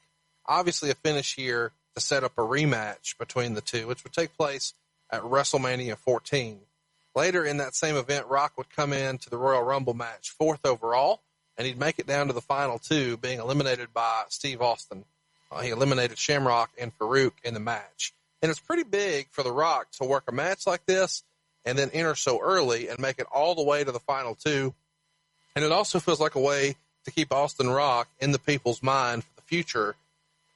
I mean, there's probably a lot of thought. I mean, at least as a smart mark dumbass like me, when you get down to the last two in the Royal Rumble, it feels like the company's sending you a signal that, hey, these are the two top guys you need to pay attention to. Is that the same way you looked at it? It just kind of happened that way because, realistically, we were looking at Steve being the guy and moving on. But we had finished up. The reason that it ended up that way was because of the history with Rock and Steve. Right. It was almost looked at almost as a blow-off. Oh, I see. Okay. But the end result was, man, we had no idea. Sure. At this point, we were writing TV in the seat of our pants and just coming up with things off the cuff. And Russo was coming up with a lot of different stuff, and they were going week to week and not really knowing what the hell, we were doing from one week to the next. So you would get those magic moments and you look back and realize, holy cow, I've got something here. You created something that was magical by the reaction of the crowd. I guess we should run through what The Rock is doing after the Royal Rumble here. January 19th, he defeats Ahmed Johnson to retain the IC title. On February 9th, he tags with Farouk, and they beat Shamrock and Chains. A week after that, they're at No Way Out, and Shamrock, Ahmed Johnson, and the DOA would defeat the Nation of Domination. On February 23rd, we would see Steve Blackman defeat The Rock in a non-title match. I got to ask, who booked this shit? Steve Blackman over The Rock? What the hell? Why are you asking me? That's Vince Russo. You know what, man? Blackman was getting over at that time, man. Steve was a different cat.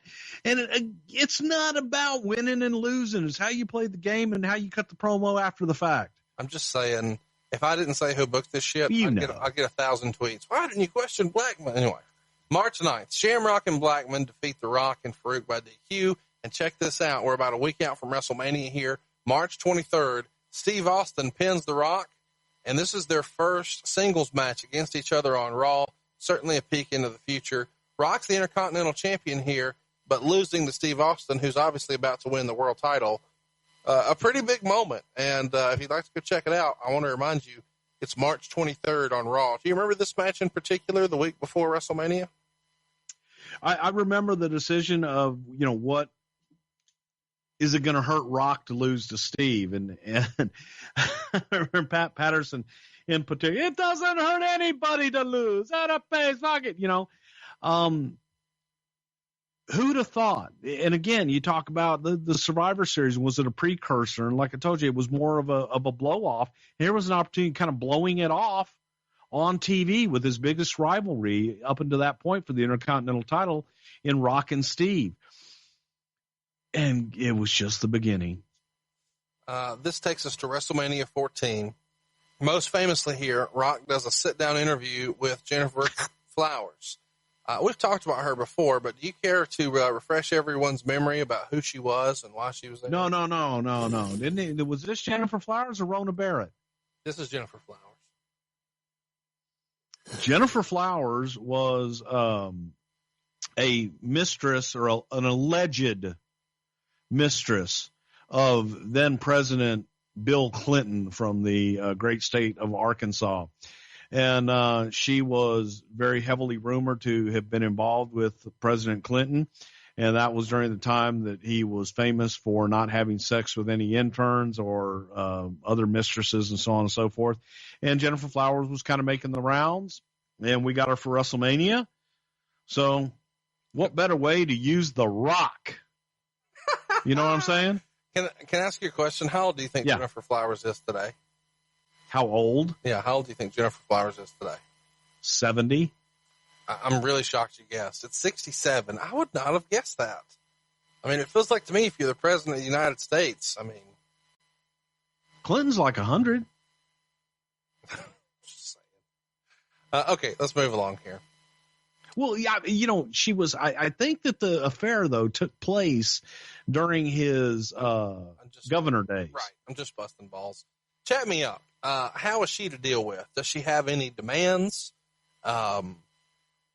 What's in her rider? Anything special in her dressing room?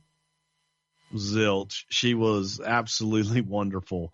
I'm not going to give my political opinions here. She was really, really nice and very easy to deal with. I think that she came with a manager kind of handler person, and that was it.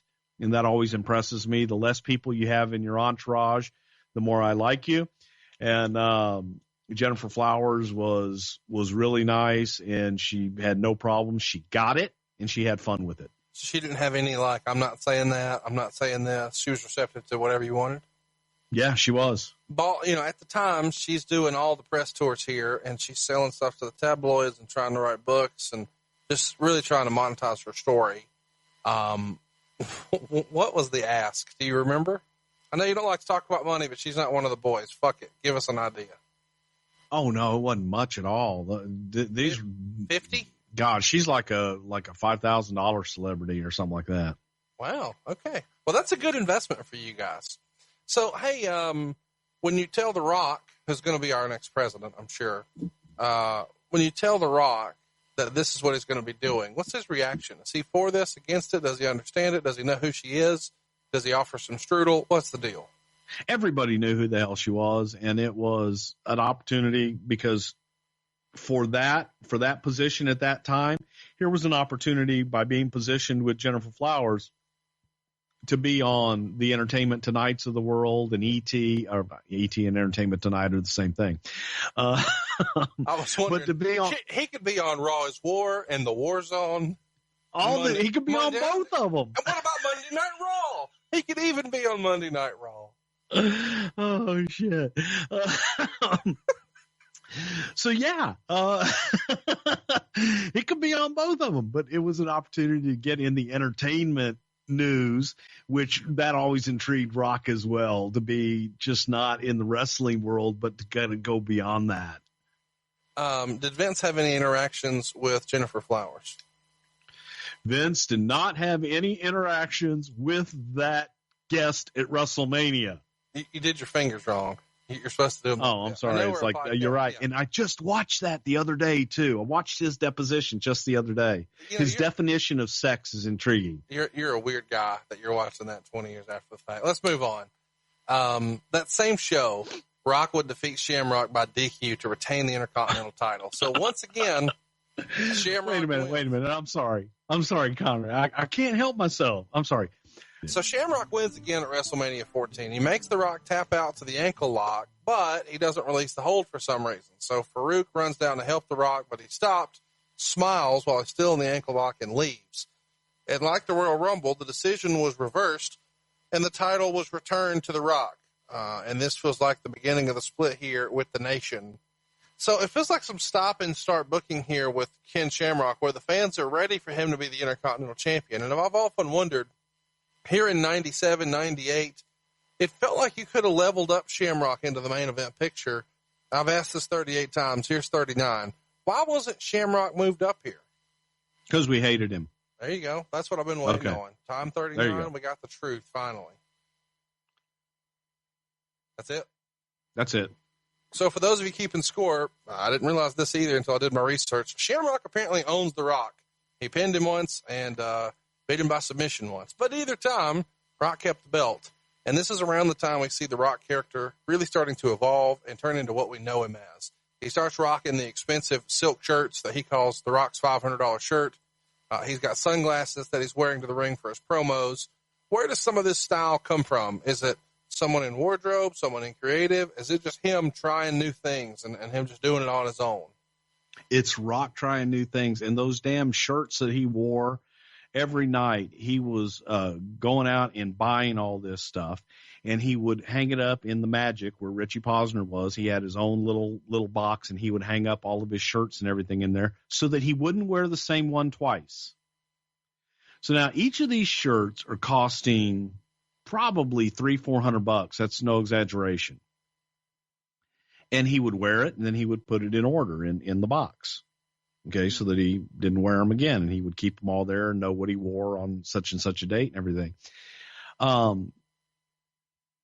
Later on, if you watch your timeline and you go back and look at on cameras, you'll notice that Jerry the King Lawler starts styling some nice silk shirts. Rock gave Lawler the shirts once he wore them. Right. And Lawler was going through going, hey, these look like King shirts. These are, they were purple, they were paisley, and there was stuff that Lawler would wear, thought they looked like King shirts. And Lawler was just tickled to death because Jerry's a cheap son of a gun, too. Right. And Rock gave Lawler all these shirts, so Lawler started sporting all the Rock shirts for his King wear years going forward when Rock finally stopped doing the $300 shirts, wearing them one time. The next night on Raw, after WrestleMania, Ken Shamrock and Steve Blackman would defeat Farouk and The Rock. And after the match, Rock and Farouk are arguing again, and the rest of the nation would attack Farouk, kicking him out of his own group. The Rock gets on the mic and says, not only is he the new leader of the nation, but he's the ruler of the nation. Whose decision was it here to have Farouk kicked out of the group and give this leadership role to The Rock? It's a great storyline. It was the audience's decision, because like I said, it was the reaction from the audience when Rock took that microphone, and you could feel it. You could feel the energy in the crowd just shift because they wanted to hear. He is a heel, but yet they were so entertained with him, and you could feel that energy in the audience just shift when Rock got a microphone in his hand. And you could feel the shrinking, diminishing role of Farouk, who had been the strong leader, and Ron Simmons was doing it all on his own. Those two guys where Ron would give him that look sometimes. And some of it was a shoot look, like, damn. So it just the audience is the one that really made that decision, and it was so easy to do. Started it at Royal Rumble when Rock eliminated the Nation guys, eliminated Farouk. You carry it on, then you get to the breakup. Not long after The Rock takes over, they drop the word domination from the group, and they just become the Nation. Was that a decision made by the company, or how does that come about? I don't really know. I believe, that was just something that you streamline it, and they become the Nation because that's how we referred to them in the back. Sure. And I think it just kind of dropped organically versus a clear-cut decision to get rid of the domination. April 6th, we see Owen Hart defeat The Rock by DQ. I don't know when we'll talk about him here in regards to The Rock, so let's do it here. Do you remember there being any ribs that Owen pulled on The Rock? Of course, we've done an Owen Hart show available in the archives, but I know Owen and Rock were good buds. It feels like Owen may have had fun with a young Rock here. Owen used to do the call to the front desk rib with The Rock. Same thing that he did on Hacksaw. He did it on everybody. But he would call and, excuse me, sir, but you need to come back to the front desk. You forgot to sign for your credit card and your incidentals. And he's like, no, I did. Well, I'm sorry, sir. We don't have it. Maybe we misplaced it. And Rock would go down, and the guy wouldn't know what the hell he's talking about. That's awesome. And Rock would go back to his room, and he'd get another call and say, sir, we need you to come down, or we're going to kick you out of the room. So you either need to get down here right now, or I'm going to send security down, and security will remove you from your room. And he goes down. He's all pissed off. It's like, hey, who the hell's calling me? I just was down here. You said you have my thing and everything. And this guy's calling me, telling me he's going to kick me out of the room. Tell that Rudy Poo, candy ass to come out here and tell me to my face. And Owen would be sitting in the lobby laughing his ass off. April 27th, there's a tag match going down. It's Ken Shamrock and Owen Hart taking on The Rock and D'Lo Brown. But before the match gets started, Owen high-fives Shamrock and then gives him a low blow, attacks him, and breaks his ankle in storyline. Therefore, Owen has joined the Nation. We talked about this on our Owen Hart show, which is available in the archives. But how did Owen feel about joining the Nation here? Owen was actually cool with it. Owen thought it was fun, I guess, if you will. And it was something new for him that he could kind of get behind and do something different. He was actually cool with it. There wasn't a talking into, or nobody had to sell him. Over the Edge goes down on May 3rd. The Rock would defeat Farouk to retain the Intercontinental title. And then the next day, Rock would team with Owen Hart to defeat Steve Blackman and Farouk. On May 11th, this is kind of fun. The Rock and D'Lo Brown would take on Steve Austin and Vince McMahon. That match would end in a no contest when Vince attacked Austin. A pretty big moment in that storyline. The following week, the New Age Outlaws would defeat Rock and Owen Hart to retain the tag titles. And a week after that, Rock, as the Intercontinental Champion, would take on Triple H, who at the time was the European Champion. And they go to a DQ, and this really starts the DX Nation feud officially. And in the process, it sort of turns DX face. The crowd had really mostly been booing before this, but they had started to turn because DX was doing sort of cool heel stuff. And here, when they're feuding with the Nation, who are clearly heels, DX sort of become the baby faces. What made sense about a DX Nation feud? They were absolutely opposites. So you had DX, it was anti-authority and anti-everything, and then you had Nation, which was pretty much a solidified group that was all about structure. And to me, this grouping and this period is where both Triple H and, more importantly, Rock was great all before this, no doubt. But it was here that Rock came into his own, because they would go out and Russo would type up scripts for everybody to, back and forth. And like I said earlier, Rock was one that Rock was a professional, and Rock would go out and he would pretty much stick to the script. Well, Hunter would go out and they're live, and Hunter would go off script. Rock would try and bring it back, to what was written. And Rock would come back and he would be all pissed off, and he would yell and scream at me and go, hey, I'm out there, I'm doing my job, I'm doing what's written down on the paper, and this guy's out there going into business for himself. And I would say to Rock, I said, yeah, and right now he's downstairs and Vince is chewing his ass out. If you can take the ass chewing, we're live. What are they going to do? If you can hang and you want to make a comeback, then make your comeback. We're live. What are they going to do? And the next time we were live and they went out to cut a promo and Triple H went off script, Rock went off script. And they went back and forth, and there was genuine animosity between the two. And neither one knew what the other one was going to say. And they're going back and forth trying to one-up one another for real, and the audience felt that. And that is what made that rivalry so damn good, because it was true and it was real. And they're off to a start the next week. It's June 1st. Owen, Rock, and D'Lo defeat Triple H, Billy Gunn, and Road Dogg in a 6-man elimination match. Ultimately, Triple H would pin Rock, but then he would be DQ'd. So Owen, Rock, and D'Lo wind up getting the win here. 2 weeks after that, The Rock would defeat Vader to retain the Intercontinental title. And a week after that, The Rock would defeat Triple H in a King of the Ring tournament match. As you may recall, in 1997, Triple H won the King of the Ring, but he's back here in the tournament in 98, and The Rock gets the victory. This takes us to King of the Ring 1998 in Pittsburgh, which we're going to be covering this coming June. In the semifinals on that show, Rock would pin Dan Severn. How did Rock like working with Severn? You talk about styles clash. That's about it, is it not? Nobody liked working with Dan.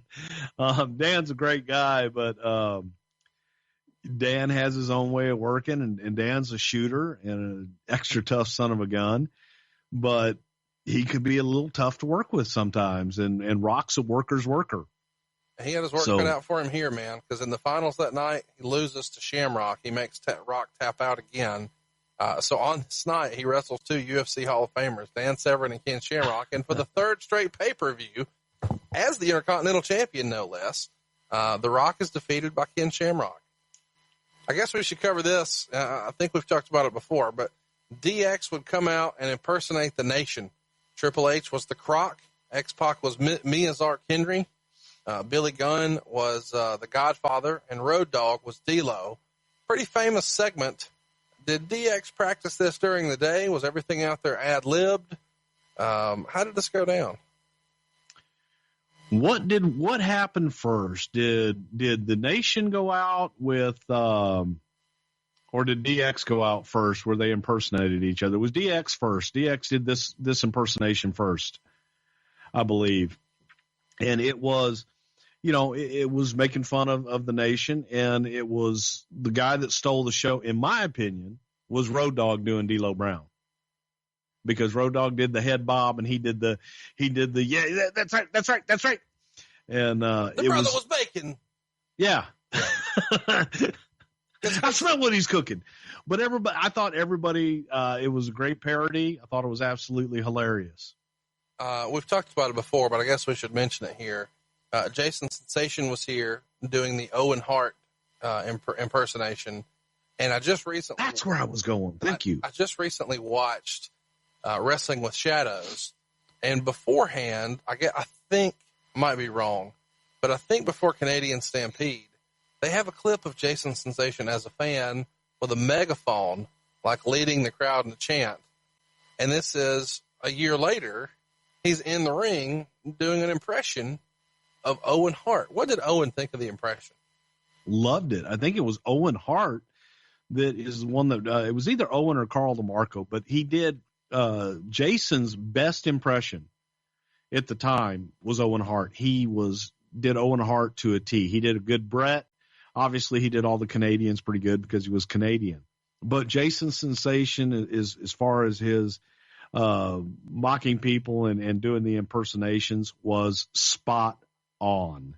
And he loved the Hart Foundation, but it was, you think about it, Owen Hart, it's not like a really overt personality to do. Right. But Jason did it to a point that it was positively hilarious. So that made it even that much better. But yeah, Jason was a fan that did these impersonations. We said, "Hey kid, come on." How was Jason?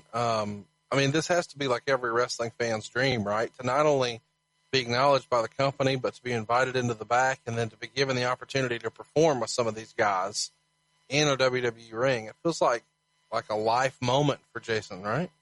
It was, because Jason always wanted to be a wrestler. Jason later on, as far as I know, I think he went on to actually wrestle in independence up in the Toronto area. But we used him for different things when we needed an impersonation, if you will. Jason did some different stuff for us, and he's a talented kid. Of course, we should mention X-Pac's here in blackface. Not something that ages well. I know you've told us before, but X-Pac got some sort of weird permission from Mia Zark Henry here, and they even make a reference for him eating the doo-doo sandwich. This feels like the biggest rib of all. Who booked it? How was X-Pac with it? How was Mark Henry with it? Did anybody raise their hand and say, this is a bad idea? No. Russo booked it, and I thought that everybody did a great job with it. I thought it was hilarious. It was simply a parody on the Nation. They took it over the top. It wasn't something that was meant to ever be taken seriously. Sure. And they went way, way over the top with it so that you could laugh at it. And different times. I'm sure we'll circle back to that conversation another time. Let's talk about the Triple H version of The Rock, the Croc. It feels like The Rock may have laughed at this, but also been sort of pissed about it. What do you remember? I think he was laughing on the outside, trying to let everybody know that he's cool with it. But I think that there were some things that were ribbing on the square, if you will, probably a little too close to home. But you can't have thin skin. And it was a parody. That's what it was. And he got it at that. It actually, drew some money, and it got some interest in those guys. So they got to make a comeback. Thought it was good stuff. It was good stuff. The next week we see The Rock defeat X-Pac by DQ to retain the Intercontinental title. Then we're on to Fully Loaded, where The Rock and Triple H went to a draw in a best 2 of 3 falls Intercontinental title match. We've covered this in great detail on our Fully Loaded 98 show, available in the archives. Anything else we need to throw in that maybe we previously didn't discuss here? God, I think we've covered it. And again, this is another one that a rivalry that you think is going to be, okay, we're doing it now. We'll get our fill of it, and we'll have a blow off later and move on to the next thing. It's a rivalry that lived on. And I think still to this day, people are talking about, will Rock come back and will he work with Triple H? Will Triple H work again? And is that the match they're going to have at WrestleMania? I saw, this week, people speculating that. Yeah, it feels like there's going to be more to talk about. The July 27th edition of Raw sees Triple H and X-Pac defeat The Rock by countout. This was a triple threat match. August 3rd, a week later, we see Steve Austin and Undertaker defeat The Rock and Owen Hart to retain the World Tag Team titles. And a week after that, Kane and Mankind would beat the New Age Outlaws and Rock and Owen and Austin and Undertaker to win the tag team titles. Sort of an odd pairing, Kane and Mankind as tag champs. August 17th, we get Degeneration X taking on the Nation, but they go to a no contest in a street fight. And the week after that, we get something interesting. It's August 24th. Chyna comes to the ring all by herself and calls out The Rock. And The Rock comes to the ring, and Rocky sucks chants are everywhere. And then the Nation comes to the ring. The Rock shows Chyna on the Tron that DX is locked in the dressing room by a forklift, which is parked against the dressing room door. And The Rock starts dressing down Chyna. She goes at him, but the rest of the Nation restrain her. Rock goes in to kiss her, but then he stops. And he tells Mark Henry to know his damn role, pucker up, and kiss her. Suddenly, Shawn Michaels hits the ring with a chair and hits Mark Henry on the head with it. What do you remember about this angle with the forklift and a random return of Shawn Michaels here and a little bit of a tease with a Chyna love story that we would see a lot of later? I actually watched this recently, and I thought that, wow, this is another one. Wouldn't play well in 2017 because they were really rough on Chyna and pulling her hair, and it just was not PC, if you will.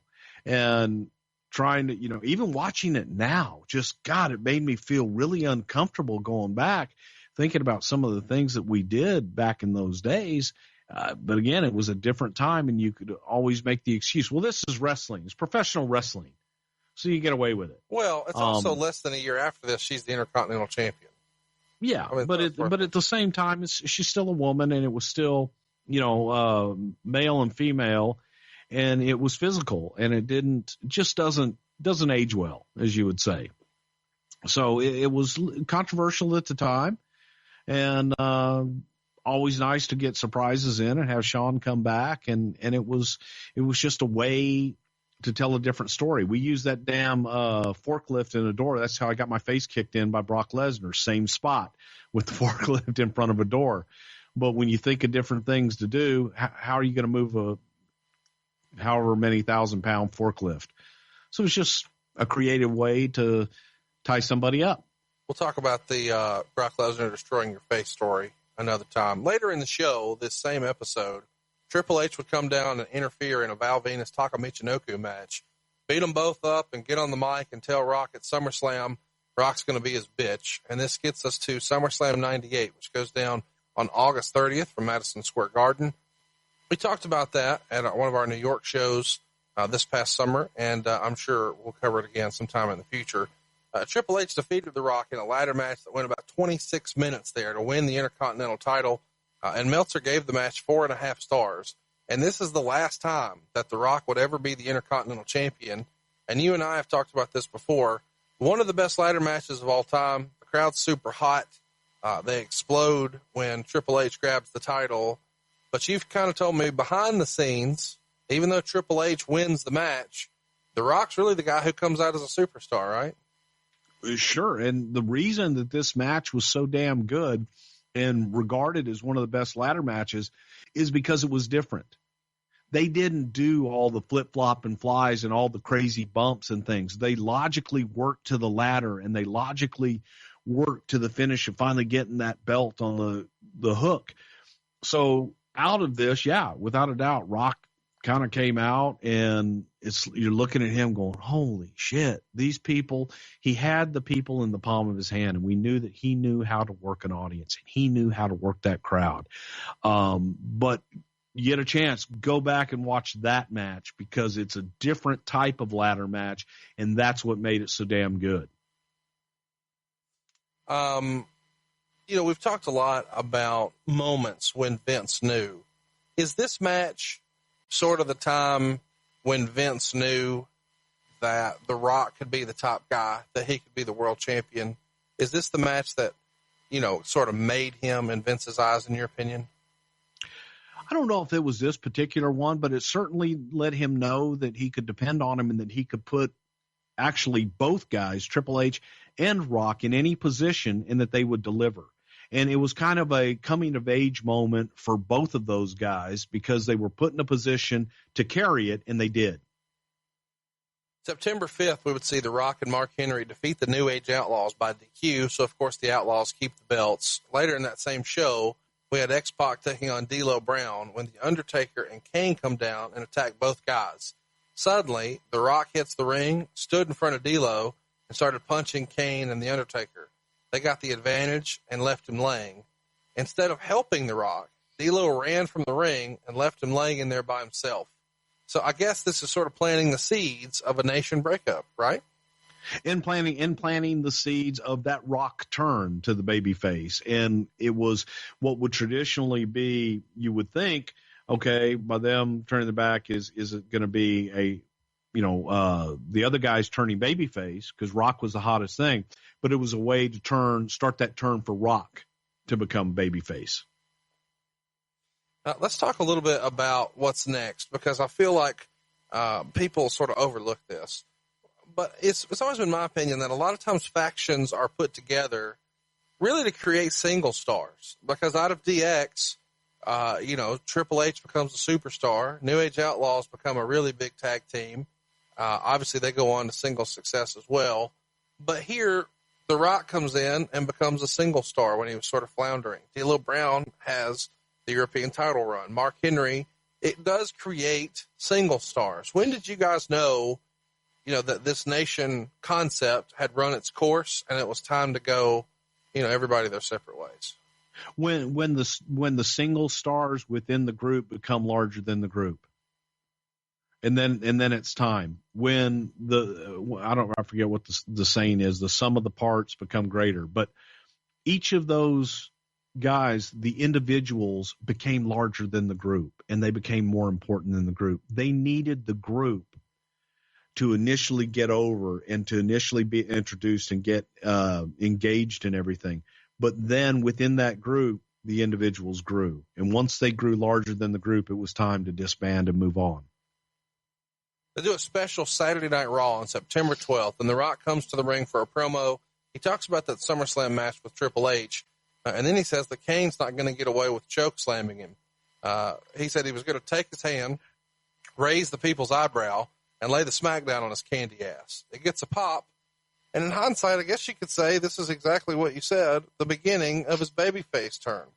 A couple of days later, on the regular Monday Night Raw on September 14th, The Rock pins Kane.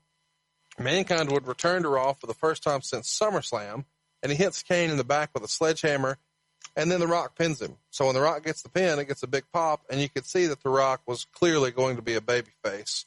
A week after that, he's working with Mankind and Ken Shamrock. They go to a no contest in a triple threat match when Undertaker and Kane interfere. The winner of the match was supposed to get a world title match the following week on Raw, and obviously The Rock is getting great reactions here. Is this starting to just sort of happen organically, or is this like Steve Austin's, major push did? The fans just really got behind him, or was the office sort of planting these seeds all along, saying this is our guy? Let's take another stab at it like we did in '97. We were planting the seeds. We were definitely planting the seeds, but it wasn't. Steve was the guy. Right. Make no mistake about it. Steve was the guy, but we were thinking, okay, who's going to be that next guy? And Rock was a little bit younger, and he's coming up, and you're looking at that next big thing. You listen to that audience, even as a heel, even in the later months with him in the nation, they were still reacting to Rock in a babyface way on those promos, man. They loved to hear his promos, no matter what he was talking about.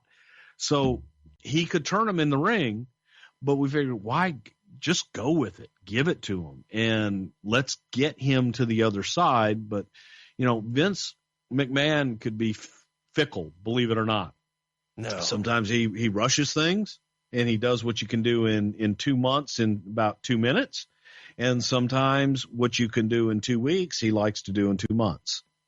So Rock was kind of a product of both of those. He let's do it. Then wait a minute. Just varied. Breakdown is a pay-per-view on September 27th. The Rock would defeat Ken Shamrock and Mankind to become the number one contender. This was a triple threat salad steel cage match. And if you're a big fan of the salad steel cage, you can pick up that shirt over at BrucePrichard.com, right, Bruce? Hell yeah, and you can help support the Houston Relief Fund by getting our Houston Relief shirt. I'm still sending proteins over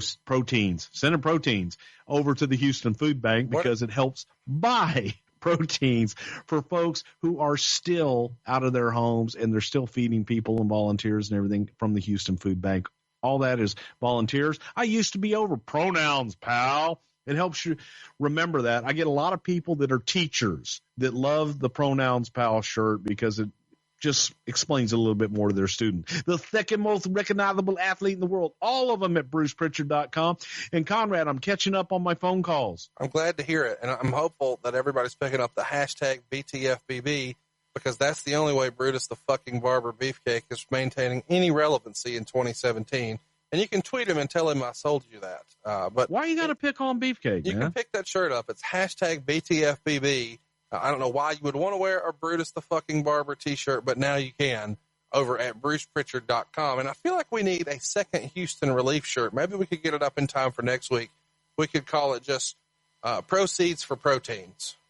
I like it. Proceeds for proteins. I like it a lot. And that is not a rib, by God. Well, you know. But you can get them all over at BrucePrichard.com. When you buy a shirt from BrucePrichard.com, I'm going to give you a call and let you know how much I appreciate you. And thank you just for doing that. And that's a dope. Yeah, we got lots of tweets this week as we were catching up on calls because apparently you don't know where your spam folder is on fucking AOL mail, which... No, I do, Conrad. That's not true. I do know where it is, and I check it. And Wednesday of last week, all of a sudden, I had 150. And they went back. You know why? Let me tell you why. Because AOL just remembered last Wednesday that they're a fucking email service. Like, they forgot. Like, AOL is like where emails go to die, and you had a whole bunch go to spam. So... but the thing is I get them every day in my regular email from the exact same address. Yes, I understand. It's AOL. I don't think you're understanding. AOL's not a thing anymore. You're like standing around here in a fucking members only jacket right now, wondering why everybody's making fun of you. Exactly. So let me just tell you, I got lots of people tweeting saying, I missed Bruce's call and he left a voicemail. Can you tell him to call back? And on some level, I'm like, dude, that's actually better. You know, because now you've got something to show your friends. But let me remind you, if you buy a shirt and then a few days, or in this case, most recently, several weeks later, an unknown number pops up, unless it's a bill collector. And if it is, pay your damn bills and stop buying shirts. You should answer because that unknown is Brother Love calling to show you some love for buying a shirt over at BrucePrichard.com. Exactly. And I do leave messages. And this was also the first time because I've got a new system where I can do it all. I don't even dial the phone anymore. It's all through the computer. It's great. And there's some people that either if your voicemail isn't set up, next, sorry, can't leave you a message. I can't go back and recall you and everything. These things take time. But I am happy to say thank you and go over to BrucePrichard.com, give us a visit, and show your love. Guys, this whole leaving a voicemail thing, we're trying to give you some extra value. I've got one guy on Twitter who's wearing me out. I keep missing Bruce's call. He's called twice. If you tell him to call again, buy another fucking shirt. What do you mean? We called. What do you mean do? Come on, man. Pick it up. BrucePrichard.com. We really do appreciate you. And we want to give you all the extra value you want. We try to make these shows extra long. We try to, be interactive with you on Twitter. We let you pick the poll topics and decide on what you want to hear. We'll bring the live shows to your town and we'll call you when you buy a shirt. But man, you got to answer or at least set up your voicemail. Help a brother out. September 28th, Rock, Mankind, and Ken Shamrock defeat Kane and The Undertaker. Before the match, Shamrock and Mankind start to fight each other, and then The Rock comes down to a big pop. And even JR says something like, boy, this is an ovation, a Red Wing-like ovation. Of course, they're in Detroit. Shamrock and Rock started fighting, and then Undertaker and Kane come out. Eventually, The Rock would pin The Undertaker clean in the middle with the rock bottom. This is a pivotal moment to me because this is at a time when The Undertaker is not losing matches routinely. So for The Rock to get a clean win using his finish over The Undertaker, pretty big deal, right? You could see and you could smell what was cooking, man. Rock was red hot and he was on that trajectory going upwards, and it was time. And Undertaker had absolutely no problem putting him over because it was the right thing to do. And the audience, that's red ring, like red ring ovation, red wing ovation. Are you okay? They exploded. You just said you could see what the Rock is cooking and red rain. Are you okay? Yeah, I'm great. That's good. I'm excited. Why can't I be excited, man? Take your pills. Hey, around the same time, the Rock starts using People's Elbow as a finish. And Mick Foley has gone on record several times as saying he feels like this is the stupidest move in wrestling history. And this is a guy who put a sock puppet in people's mouth. Did you or anyone else feel that the People's Elbow's finish was ridiculous and request that it not be a finish to a match? Like, did the Undertaker say, man, you're going to have to hit me with the rock bottom. I'm not laying there for that fucking silly shit. Yes, I thought it was absolutely, positively silly. I hated it. I liked it as a spot. Nice high spot in the match. I hated it as the finish. That's why, he did everything else before it. So the setup and all the other stuff, he did the rock bottom and all that other stuff before he did the People's Elbow. But when you look at it as People's Elbow, no, that wasn't a finisher, man. Come on. And, but you know what? They fucking popped. They went banana for the People's Elbow. I love that you just worked in Pat Patterson. Thank you for that. The next week, October 5th, The Undertaker pins The Rock, and this is also where Vince was in the hospital after an attack from Undertaker and Kane, and Austin comes in dressed up as a doctor and attacks Vince in his hospital bed, and this is where the famous bedpan spot comes in. We also saw the debut of Mr. Sacco, just an awesome show that I'm sure we'll break down in long form at some point. So if and when we put October 5th, 1998 on the poll, you got to vote for that one. Now, the next week, Steve Austin and The Rock would team up to take on Kane and The Undertaker, but it ends in a no count out. And I feel like right here, putting Rock with Austin is like the official stamp that he's A, a top guy, and B, a full-fledged babyface. Wouldn't you agree? In a test to see how they're going to react to it, again, because this is the first time that Rock's kind of on the same side as Steve now. So let's see how they react. Do they pick one over the other? And that was an indication that they were both just friggin' red hot. Let's talk about, I guess, what's coming next here. And that's the whole rumor and innuendo that Austin maybe wasn't tickled with the popularity The Rock was gaining. So we covered in early 97 that Brett had witnessed Shawn and Hunter sort of burying The Rock to the office. And you've kind of told us before that Austin was sort of making fun of the people's eyebrow and all that silliness. When did you first start hearing this type of stuff from Austin? Around this time? Around, really around the time that Rock really started getting the pops from the audience. But it was, here's Steve, he's the top guy, and there's somebody nipping at your heels. So it's like you're looking over your shoulder. And to Vince, to anybody else, that's great. When your top guy feels somebody nipping at his heels, and now he's fighting for his position all that much more. So you've got to be able to, he wants to protect his position, and he wants to stay the number one top guy. If you don't want to be the top guy, then you shouldn't be in the business. Yeah, no doubt about it. And these guys were definitely headed there. We should mention in this match that where they're teaming together, Mark Henry and D'Lo come to ringside a few minutes into the match. And then eventually they pull the Rock off the apron, and Henry gives them a few splashes to further their upcoming match at Judgment Day, which would officially end the Nation, I suppose. It happened that weekend. Mark Henry would defeat the Rock, believe it or not, but not without some help. D'Lo was at ringside, and he held Rock's feet, so he couldn't kick out of the pin. And Rock is a new babyface at this point. It feels kind of weird to go from teaming with Steve Austin on Monday to losing to Mark Henry on Sunday. Who booked this shit? Vince Russo. Let's just bury Russo. Okay, I like it. Send your hate tweets to Vince Russo and say, Bruce Prichard wants to know, why did you have Mark Henry beat The Rock 6 days after teaming with Austin? There you go. I like it. October 19th, we see The Rock defeat the European champion D'Lo Brown in a non-title match. And the following week, he would beat Darren Drozdov. The week after that, we're back working with Ken Shamrock, who at this point is the Intercontinental Champion, and The Rock gets the win by DQ. We should tell you that earlier in the show, McMahon has said he had a problem with the people, and he has a problem with the people's champion. And Rock had to win the Intercontinental title, or he'd be stripped of being the number one contender and be out of the Survivor Series World Title Tournament. After the match, Mr. McMahon, who was watching from the top of the ramp, told Rock that he's no longer the number one contender, nor was he going to Survivor Series, and that he wasn't the people's champ, he was the people's chump. And of course, you may remember what's coming. But this was really brilliantly done. Did you guys already know at this point what the payoff was going to be, or is this still riding by the seat of our pants? No, they knew what the payoff was going to be, without a doubt. November 9th, Rock would pin Mark Henry on Raw, and the stipulation of this match is that if he loses, he's going to be fired.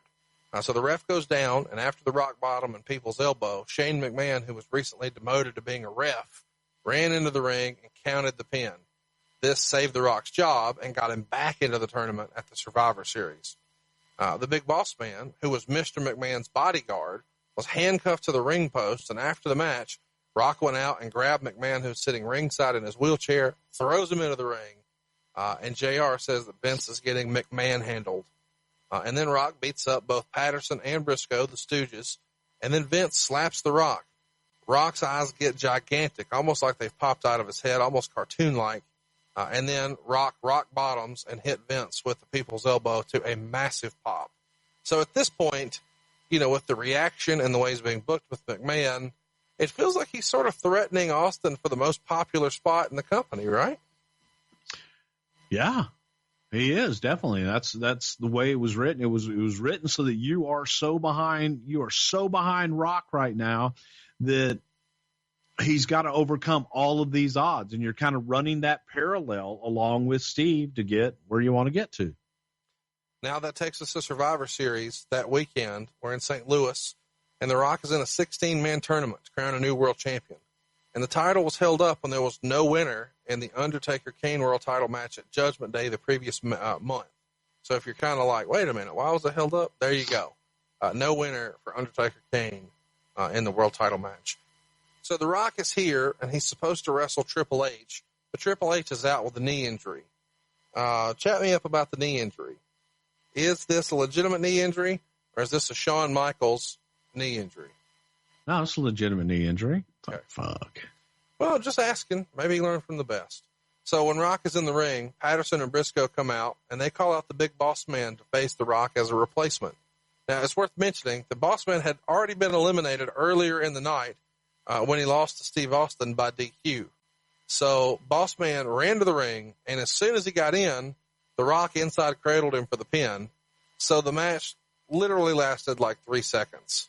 Rock advances to the quarterfinals, but there's kind of a fun story in this Big Boss Man Survivor Series 98 pay-per-view, right?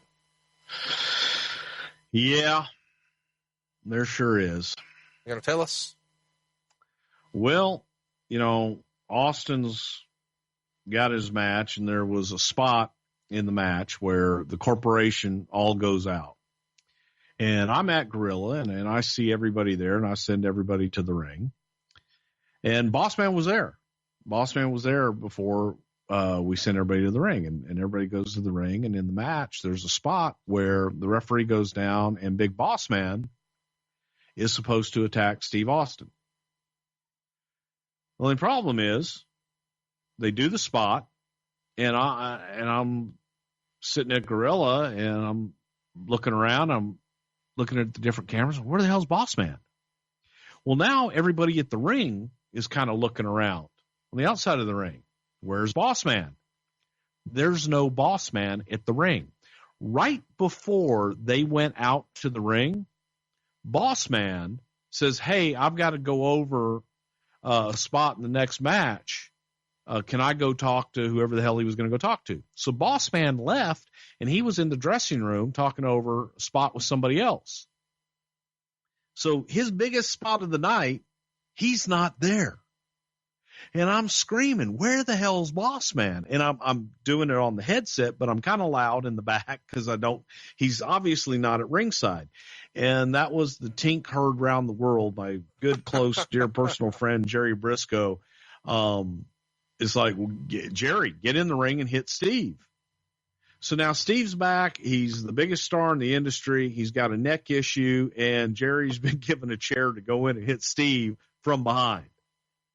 And Briscoe got in and was being very careful with the goose that laid the golden eggs. And he hit Steve, taking very good care of him. And as Vince later on called it, was the Tink heard around the world. What the hell? I'm a little Tink. God damn. Jesus Christ. Couldn't break an egg. And Briscoe's like, and if I'd have hit him, Mr. McMahon, and I put him out, would you be happier then? God damn it. So yeah, that was the big Boss Man story. He wasn't there for his spot. And then after Briscoe tinks him, then Boss Man comes running out and goes running to the ring about an hour late. So that's the big Boss Man spot that got screwed up. In the quarterfinals, Rock finally pins Ken Shamrock on a pay-per-view. And Boss Man, who was at ringside, tried to throw the nightstick, but Rock caught it and hit Shamrock with it and got the pin.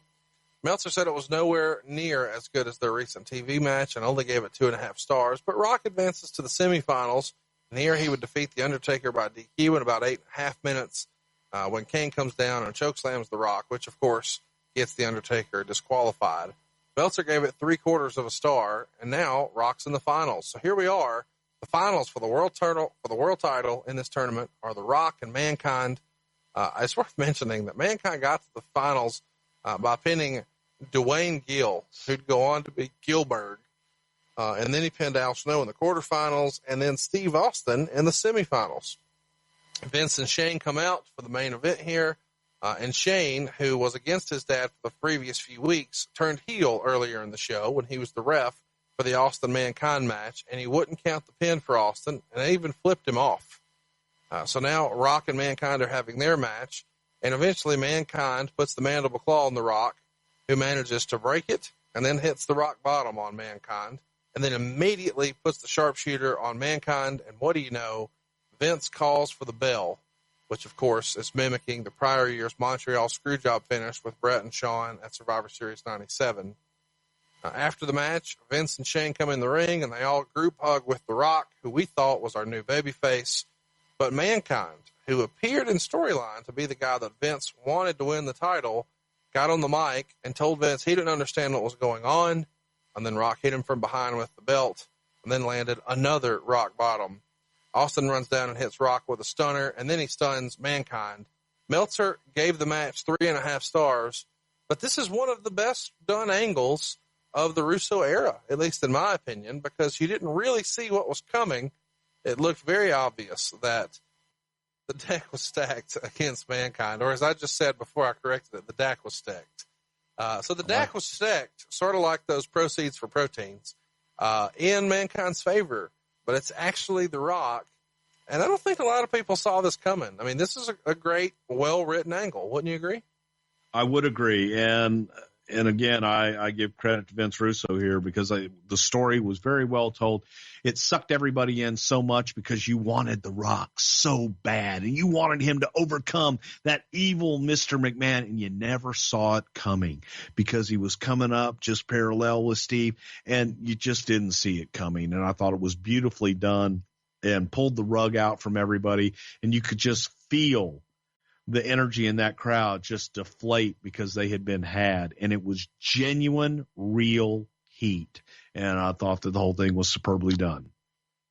When did you guys lay out the storyline? How far in advance? Because this is, I mean, maybe Vince Russo's best work. And I think Vince has even said this was his best storyline ever. I agree with that. I think that it was some of the best stuff that they had done, but it was probably, I don't know, maybe a month or two ahead of time, kind of knowing where we were going with it and just having an idea that we were going to do the double switch with Mick and Rock. Where would you rank this as far as your favorite storylines from the company? You've told us before that you think the best ever was the double referee deal at Main Event in '88. with the double Hebner gimmick and Hogan and Andre. Is this on the short list for you? I would say it would be on the short list because it was another just beautiful way to get right back to Steve and Rock. And it was another just, it was Rock's first championship. And this was, the anointment of, all right, kid, here you go. We're going with you. Let's see what you got. So, yeah, I'll give him credit for this one. I thought it was very well done. And overall, everybody involved, the whole corporation and against Steve, and then turning their focus to the Rock only to suck everybody in, with Mankind, and the whole storyline I thought was superbly done. This makes The Rock the second youngest WWF champion in history at the time. He was like 26 years and change here. And I think he's just a day or two short of Yokozuna, who's his cousin, winning the world title. The next night on Raw, Vince, Shane, and Pat Patterson are joined by Gerald Briscoe, Big Boss Man, and Sergeant Slaughter, and they're all coming to the ring to open the show. And Vince talks about the damn fools, and then said he'd like to introduce someone who isn't a damn fool. He's not the people's champion. He never was. He's always been my champion. And out comes The Rock, who hugs Vince and Shane and says he didn't sell out. He just got ahead. And he cuts a heel promo, bringing up the Rocky Sucks chants, die, Rocky, die.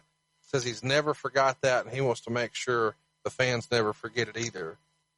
They do a promo here where The Rock says it's no longer the people's eyebrow. It's now the corporate eyebrow, and it's the corporate elbow.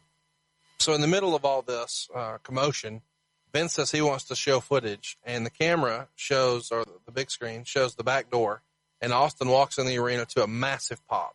And then Vince orders that to be taken off the Tron, and then he shows footage of the last few weeks leading up to the Survivor Series. What do you know? Austin's music comes out. He comes out to a massive pop, and they show the video where a few weeks ago, Shane was saying Austin gets the title shot the night after Survivor Series. Vince says he overrules it, and then Austin pulls out a legally binding contract saying he gets a shot at The Rock tonight. And then he shows Judge Mills Lane on the Tron and says he has a binding contract and Austin gets a shot at the title tonight. I brought all this up instead of just cutting it off at Survivor Series to ask, how in the hell did you guys get Judge Mills Lane? Whose idea is this? He had a show at the time. I get that. And feels random. I know, but he had a show at the time, and it was a way to promote his show. So he was fairly hot at the time. He had a little bit of notoriety. So it's just another way to incorporate celebrity into the show and a little cross promotion all at the same time. Why not? It's Mills Lane. So this, of course, is the forming of the corporation. On this same show, we see Ken Shamrock join the corporation. And later in the show, Austin would defeat The Rock by DQ when The Undertaker came in and hit Austin with a shovel.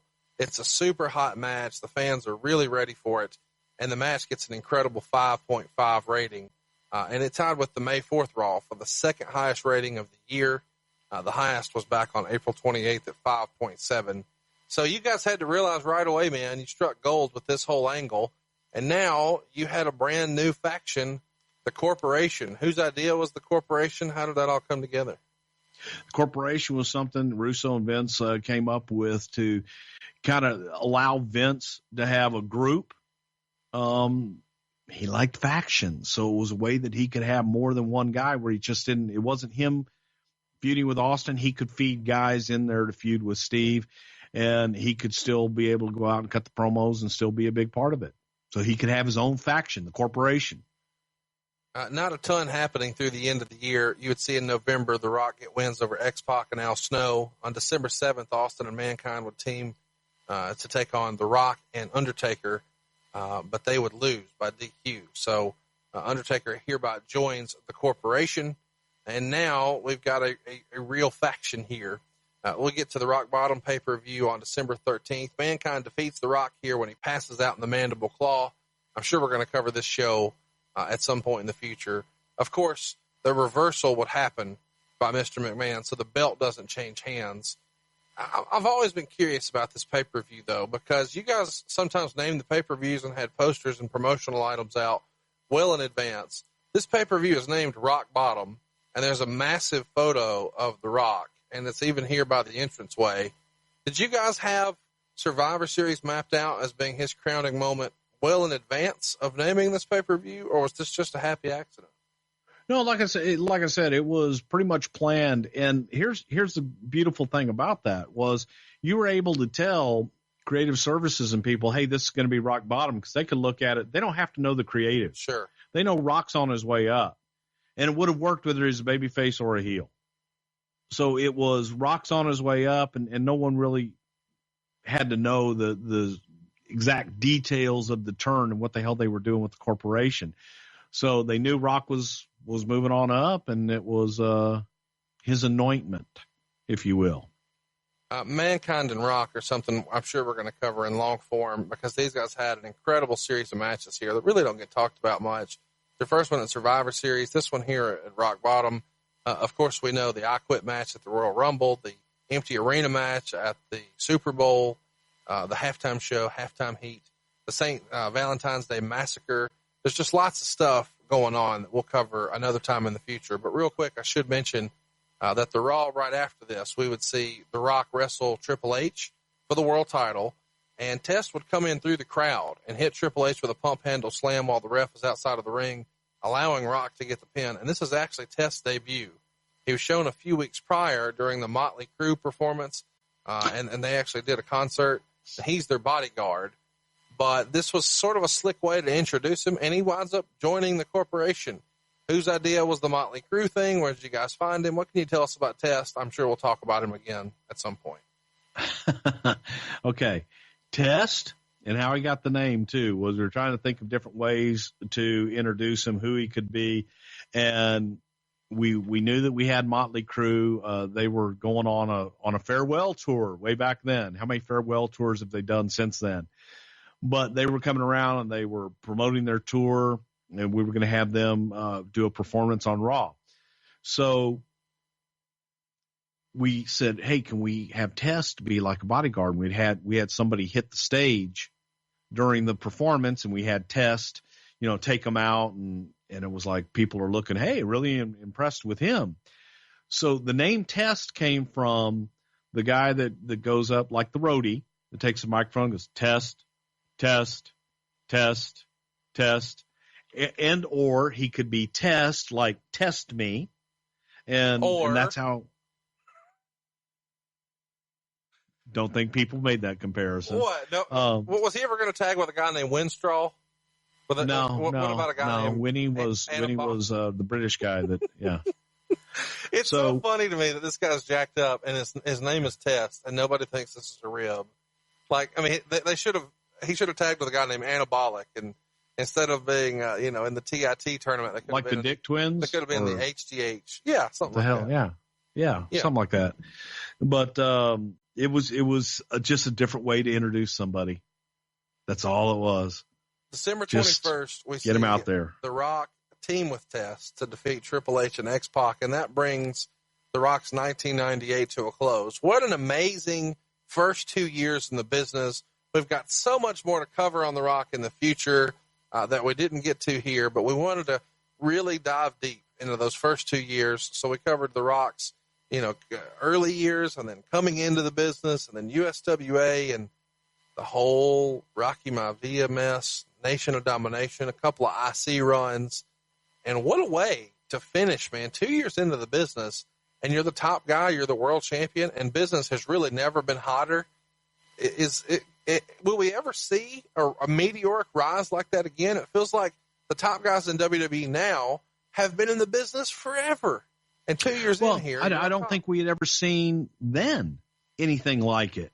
And it definitely wasn't something that we planned for it to go that fast. And like you said, man, today, I don't know that we'll ever see that again from somebody, initiation into the business, debut, bam, top guy.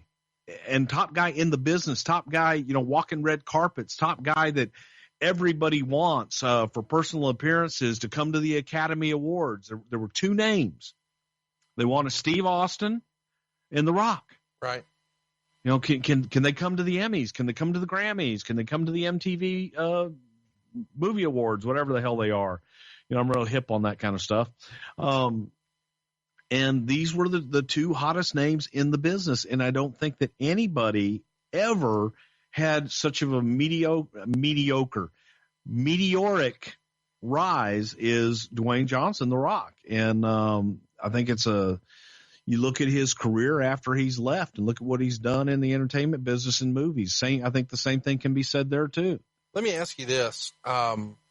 It feels like there's something special about The Rock, and I want to know if you can put your finger on it, because he rose to the top very quickly in WWE. Obviously, before that, let's go back. He comes from not the best, maybe, situation family-wise.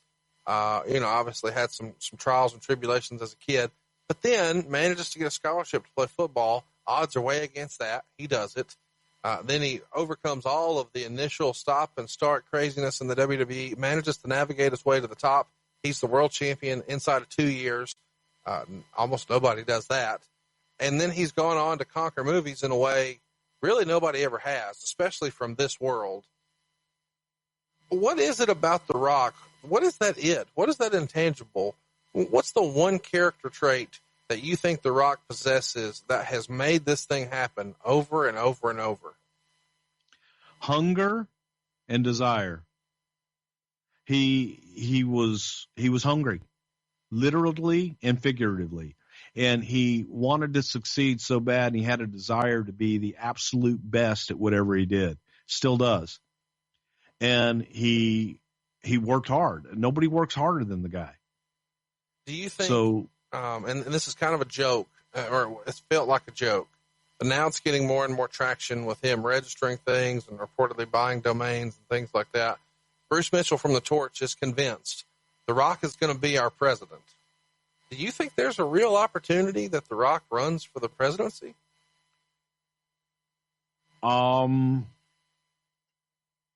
There is, yes. Stranger things have happened. He's popular. We just had, Donald Trump won an election, and I do think that The Rock is somebody that people identify with. He's got a true rags to riches story. I don't know if The Rock would want to take that kind of cut and pay, but I don't know if he really wants to open his life up to that kind of scrutiny, and have to relinquish having as much fun as he's having right now. But you never know. You never really know, man. Stranger things have happened. Let me ask you, I know we're getting way off track here, but I'm just fascinated by the idea that wrestlers can do this in politics. And I guess if Donald Trump can, and Jesse Ventura can, and now Lyndon McMahon can, I guess anybody can. Kane. Kane, yeah. Kane's going to be mayor, I think, come May or August or something like that. Chat me up. There's a rumor out there, a little birdie told me, a pretty reliable birdie. Stephanie McMahon's going to run for Congress. Have you heard this, and would you be surprised?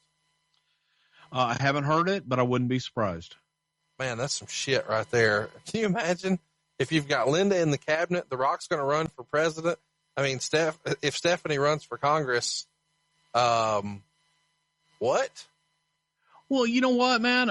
You look at the career politicians that have run this country for so long, and I don't want to get into a political discussion, please, God, but no. I'm not a fan of career politicians. Okay, I get that. I'm just saying, can you imagine a scenario like I need Undertaker to run for I mean, the Undertaker's got to run governor. For yeah, I mean, something. We got to put somebody.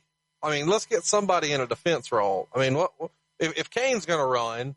We got to have the Undertaker do something. What's Stone Cold doing? Let's get him in there. And, well, I'm sure Triple H will be good at it. He's the fucking game, right? Well, yeah. I mean, Steve could be the ambassador of whoop ass. Undertaker could just be your whatever the hell. But, yeah, it's why not? It's just amazing to me that this is a real conversation that, I mean, what the fuck is going on? Okay. What's amazing? You know what's amazing to me?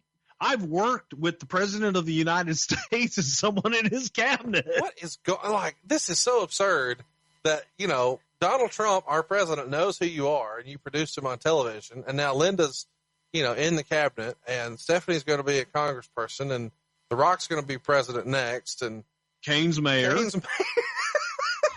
Why can't we get X-Pac in a power role? Let's make this happen. Sean Waltman. I know he could legalize marijuana nationwide, but maybe even worldwide.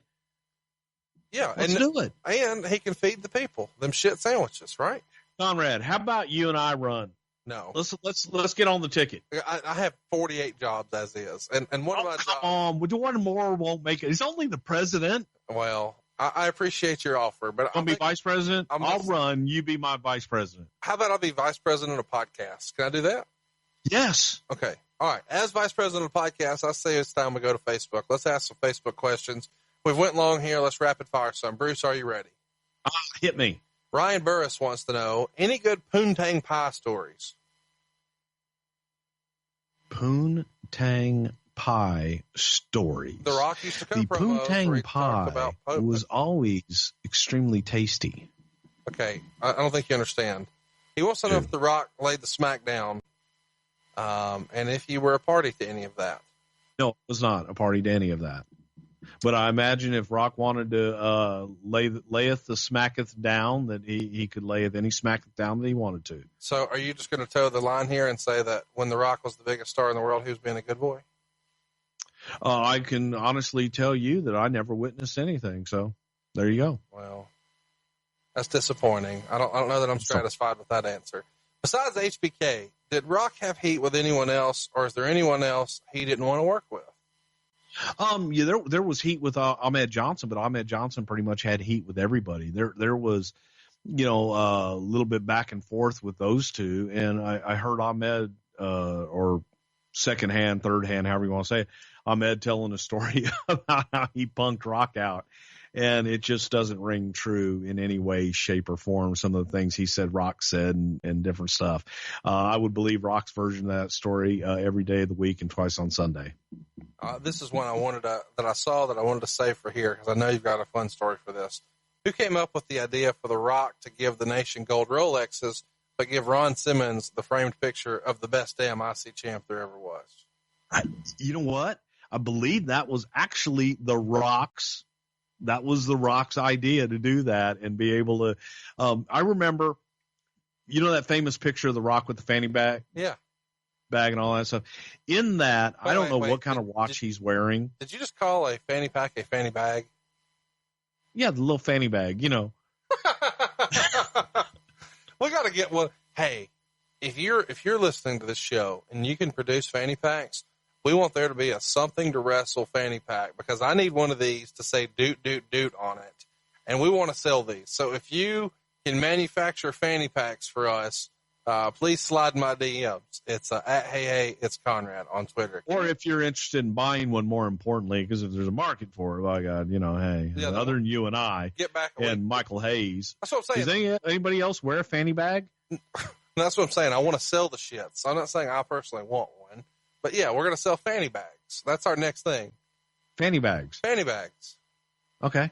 I like it. Continue. I didn't mean to cut you off. The Rock, he's got the fanny bag picture. You're not sure what type of watch he's wearing. the funny thing is that the watch is like a Seiko or something. Yeah, it's not what he wants it to be. No, and so that was a big deal to him, giving everybody Rolexes. So when he got his Rolex, and that was a really big deal to him, and it just thought it was funny he would give everybody else Rolexes, and hey, Farouk, here, it's a nice picture of me. It's kind of nice of you. Outstanding. Such a good moment. It's a move. I loved it. Was Pat Patterson a big defender / proponent of The Rock, and did he help him out politically backstage? Pat probably hurt Rock backstage more than anything, because he was such a big proponent of The Rock. Pat, I give Pat Patterson credit for the one who discovered The Rock, who brought The Rock to us, and who really was a big proponent of Rock, pushing him. And that was taken the wrong way a lot of times, and that people thought that Pat was pushing him because they were friends. And Pat, that's just not the way Pat is. He pushed him because he felt that he had an awful lot of talent. He liked him personally. They are friends.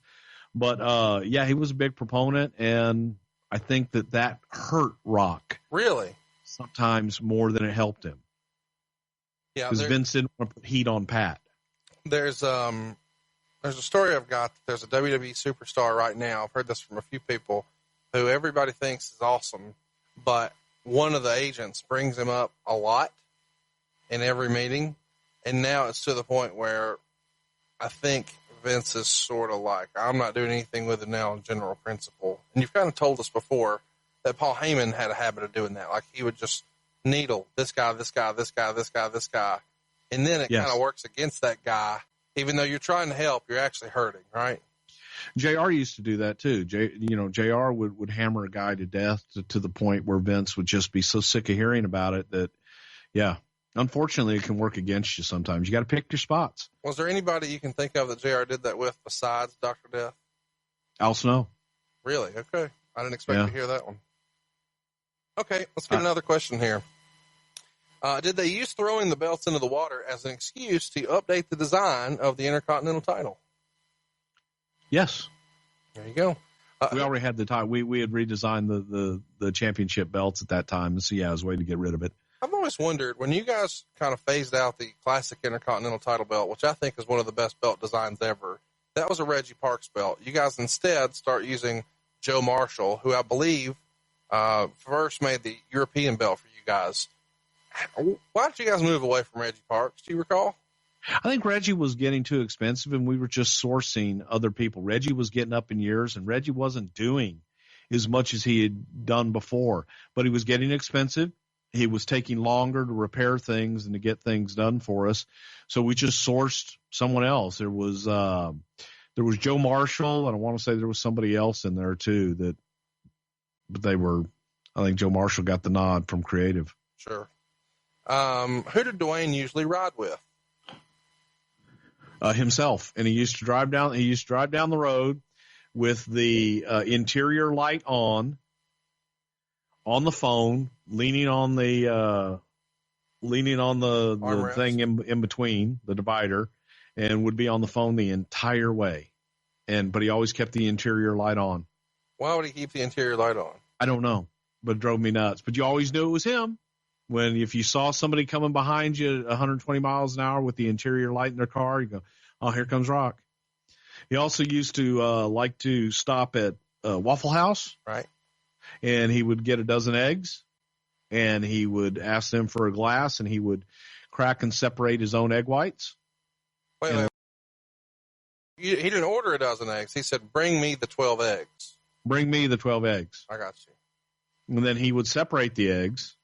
And then, sometimes if they knew who he was, sometimes he'd go back and cook his own eggs. But he would have his chicken breast and his egg whites. But he liked to crack his own eggs and separate them because I guess he didn't trust them. But that was a funny Rockism.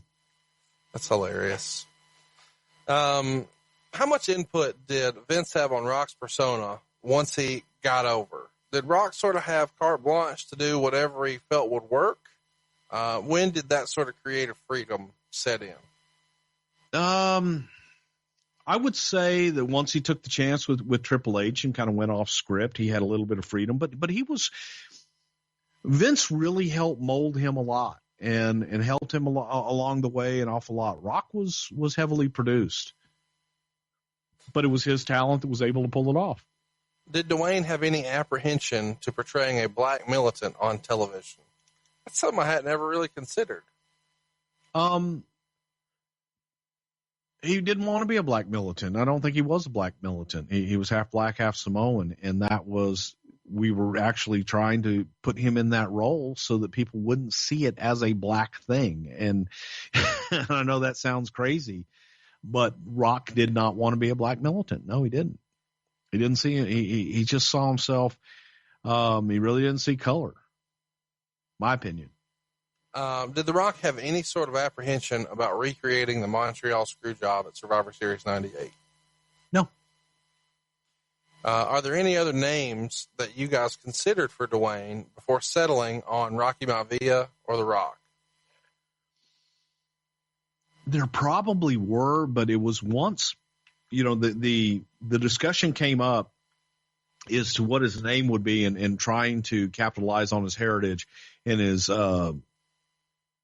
family. So once we got into that mode, there wasn't a whole lot of other suggestions other than trying to play off the Maivia or the Johnson name. So I'm sure there were, but once we focused on that, that's really all I remember is how do we marry those two legacies? Sort of a fun question here. Did Rock ever consider going to WCW? It's always fun to sort of fantasy book something like that. Obviously one of the biggest stars in the business. It's curious to think how this may have all turned out had that actually happened. Do you remember there ever being any consideration or concern about him trying to explore other options? There was concern on my part, yes. And there was talk that WCW was interested in The Rock when he was really getting hot. And he made it clear to us that he was WWF, he was family, and that he wasn't going anywhere. I always respected the hell out of him for that, and the way that he did it, and the way that he signed his contract for a term that he didn't have to sign as long as he was given opportunity. And that's all he wanted. He didn't have a huge guarantee. He had a decent guarantee, but it wasn't huge. And he said, all I want is opportunity, and all I want is be paid what I draw and what I earn. So there you go. That's going to put a bow on it this week, kids. Come see us in Detroit. Boxofgimmicks.com is where you can pick up your We're not going to be in Detroit. We're going to be in Houston. I was in Detroit. Cornette took his thing out. Well, who's taking their thing out in Houston? Day of Survivor Series. Not me. Not it. Not it. Well, you know what? We might find out who has a low-key big hog. If you'd like to know, cruise on over to boxofgimmicks.com because we're not coming to Detroit. We're actually coming to Houston. The Day of Survivor Series, boxofgimmicks.com. And don't forget to like us on Facebook and vote in our poll. It's facebook.com/something to wrestle. And there, you're going to see something pretty cool. One of the most fun polls we've ever had. We've got the Hardy Boys. We've got Edge and Christian. We've got the Dudley Boys. And don't forget the New Age Outlaws. What do you want to hear next week? Well, let us know. Facebook.com/something to wrestle. And a big thank you again to WWE 2K18 for sponsoring today's episode. This is the biggest video game in WWE history. And they're back for WWE 2K18. Don't forget, Seth Rollins is on the cover, and you're going to be closer to the ring than ever before. All the hard-hitting action, the new game modes, the deep creation capabilities. You can even make Bruce and I. All this and more is available now at WWE.2K.com. That's WWE.2K.com. And don't forget, it's available now. It's not a pre-order situation. You can go pick up a copy today, and you should. Right, Bruce? Hell yeah, and it's real simple to do, but you are going to love it, and the capabilities are endless. And also don't forget brooklinen.com and go on over there and get luxury sheets for a low price. All your bedding needs, and use our code WWE at checkout. And at the very end, they're going to have a questionnaire for you. Tell them you heard about it on Something to Wrestle with Bruce Prichard on a podcast. And thank you guys for supporting all of our sponsors, because we love you. And we love you, and we love when you pick up shirts at brucepritchard.com. But most importantly, man, come see us in Houston. We'd love to hang out with you. Day of Survivor Series, boxofgimmicks.com. And don't forget to like us on Facebook. We're pushing for bonus shows. Don't you want to hear the Royal Rumble 1992? Of course you do. Go make it happen, man. Facebook.com/something to wrestle. He is at Bruce Prichard. I am at Hey, it's Conrad. And we are out of time. See you next week on Something to Wrestle with. Me. Say it.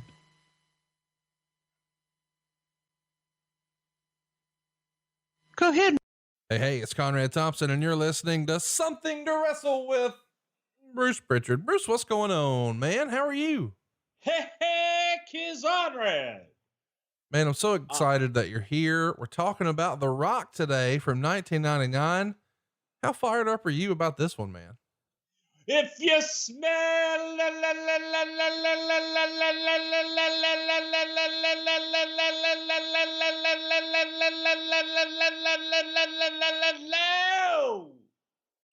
what the Bruce is cooking. I feel like somebody heard it in the background because you got a text right in the middle of that. That's probably Vince right saying, in the middle. Probably Vince saying, get the fuck back to the office. Where'd you go? Well, you know what? No, it's actually that actually was your friend, old Double B. Okay. Well, I'm not mad at that. Yeah. I'm still looking for that boot. I'm still looking for the Double B. I'm still looking for that boot. Tell him to work me a Dizzy-O. I got the first Intercontinental, and I shouldn't have that. Y'all should. I pitched him a few ideas. And now he acts like he ain't all of a sudden in charge of that type of thing. Maybe you should have pitched him a couple of ideals. Well, I mean, I even pitched you on what the ideals were, and you were like, why didn't you do that? And I said, I don't know, but he needs to do that. Well, send it to me in a text, and that way it can interrupt me in the middle of my podcast, and I'll get it to him that way. Okay, I can do that. By the way, I know he originally promoted that today's episode was going to be Rocks 99 2000. Ladies and gentlemen, when I finished our research this week, it's 40 pages. So guess what? Today it's Rock 99. We're going to do Rock 2000 another time. Don't you dare worry. We're still going to cover it. And I know what you're thinking. You said that about Kevin Nash. Well, thankfully time didn't end. Kevin Nash will be finished. Don't you dare worry. We've got all the notes. We're just waiting for the right time. And, after such a big show we're going to have today, The Rock.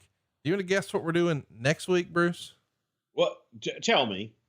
The honky. I'm terrible at guessing these days there, Connie. The Honky Tonk Man. He's just a honky tonk man. He's a honky tonk man. He's a honky tonk man. He's a honky tonk man. I'm just a honky tonk man. I'm cool. I'm cocky. I'm bad. I love those old school profiles on some of our favorite characters from the 80s.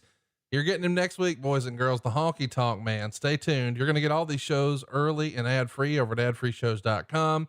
And allegedly, Bruce, a little birdie told me we might be doing some bonus content this weekend.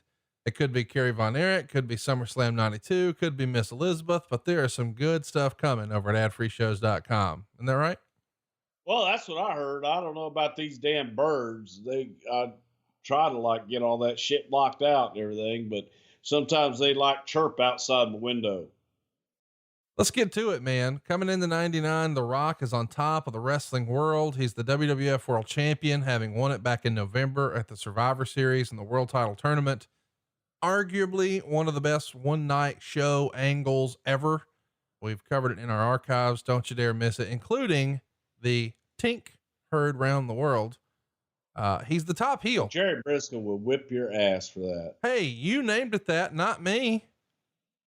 I didn't name it. I just described it. Oh, allegedly there's going to be some Jerry Briscoe action, later this fall or early winter over at adfreeshows.com as well. Anyway, let's talk about The Rock. He's the top heel in the company and, well, arguably the entire wrestling business. You know, you go back just 2 short years prior to this, he's debuting at Survivor Series 96 and he looks quite different. He's the blue chipper. He's Rocky Maivia. Fast forward 2 years and man, there's been all these different machinations of The Rock. You know, we tried it as the white meat baby face. That didn't necessarily work. We had die Rocky die chants and signs. Fast forward, he joins the Nation of Domination. When he comes back, now he's a heel. He starts to come into his own, becomes The Rock. We've talked about all of that, but what a special night it is on the roughly 2-year anniversary, having debuted at Survivor Series 96. And now by 98, he's on the top of the wrestling business. That's a pretty meteoric rise, is it not? Probably, when you look back and you look at guys that broke in, I'll even go back into the territories where a guy like Gino Hernandez had a meteoric rise. And that was partly due to the area, being a local guy there in Houston, Texas, and having the heritage that he had. Then, you had second generation wrestlers that would come in like the Von Erichs, who had a meteoric rise in the Dallas Fort Worth area. And Rock came in, third generation wrestler who had it all. He had the looks, he had the charisma, he had the work ethic, he had everything. Brother, I don't think that anyone could compare to the rise, the time frame, but also the sustainability and growth outside of our business that Dwayne Johnson, The Rock, had. And in this period, in 2 very short years, became the hottest thing in the business. It really is unbelievable when you think about it. And a lot of younger fans probably only know The Rock as the big time actor who came back to the company a few years ago But here for a long stretch, he's the most hated guy in the WWF. And we saw every version of him possible. Overall, did you prefer his work as a heel or a babyface? As a heel, he was a babyface, and as a babyface, he was a heel. So the bastard was entertaining enough that it really didn't matter. The only thing that defined him in that role was his opponent. Whoever his opponent was, if the opponent was Stone Cold Steve Austin, who was a mega babyface, then by God, shit, he's going to be a heel. But if you slide him in against Triple H or somebody in between, then by God, it's he's going to be a fucking babyface. We've got to mention, as we come into 99, Rock is now the crown jewel of the corporation. Of course, he has sort of recreated the Montreal screw job and joined this evil empire, the corporation. And he's also, as a result of that match and the screw job finish from Deadly Game at Survivor Series, the finale to crown a champion, he's now at odds with Mankind. And this is going to be an interesting era in 99 because we're going to see the ministry and the corporation and then the corporate ministry. And of course you've got Ken Shamrock's group. I mean, there's a lot of factions and it feels like that's sort of what Vince is into and has a flavor for, maybe because of the NWO on the other channel. Why do you think there were all these stables popping up in the company? Is it the influence of the NWO? It was more of an influence of looking at different guys and having a lot of similarities and having a lot of like talent, so to speak, that you could do with groups. You could have your factions group with a lot of different guys being involved. Out of that, you've got your singles, you got your tag teams, and all this other bullshit. But it was easier to mix and match. It also made it a lot easier for television because you didn't necessarily have to put your top guys in the forefront. They could always be in the background stirring it, but you had enough people within the faction that you could mix and match without giving away marquee matches. We should also mention that this is probably born out of necessity a little bit, the corporation, I mean, because, the thing that really sort of swings the pendulum in your favor on Raw is the whole evil boss persona, the Mr. McMahon character, and Stone Cold Steve Austin rebelling against that as the everyday working man, and everybody hates their boss, blah, blah, blah. So I say all that to say it's probably pretty critical or pretty important that if we've got this dynamite character in Vince McMahon or Mr. McMahon, and he can cut a great promo and he can get quote unquote heat, you could build people around him. So that's probably how the whole corporation comes to be, right? It's not like you want to put Vince McMahon in competitive matches on TV every week, certainly not on house shows. So if you can have, him sort of collect players along the way, well, now there's a way to get the heat on this Mr. McMahon character, right? And you're able to tell the story on television, have a television story that's unique to TV and to pay-per-view. At the same time, you've got stars that you're building all around that are making the live events and able to go out and do the night in, night out road drill. Let's talk a little bit about where The Rock is as we head into 2000. We mentioned he's just won the world title at Survivor Series. Of course, that happens when they do the screw job finish. He turns heel, joins Mr. McMahon, and of course, Shane McMahon. That sets up a rematch between Mankind and Rock at the Rock Bottom pay-per-view in December of 98. And during that match on pay-per-view, Mankind gets the mandible claw on the Rock, easy for me to say. And the referee calls for the bell and Mankind is declared the winner. However, before Mankind could be announced as the new champion, Vince gets on the microphone and says, because The Rock didn't submit to the hold, The Rock would remain champion. Feud continues.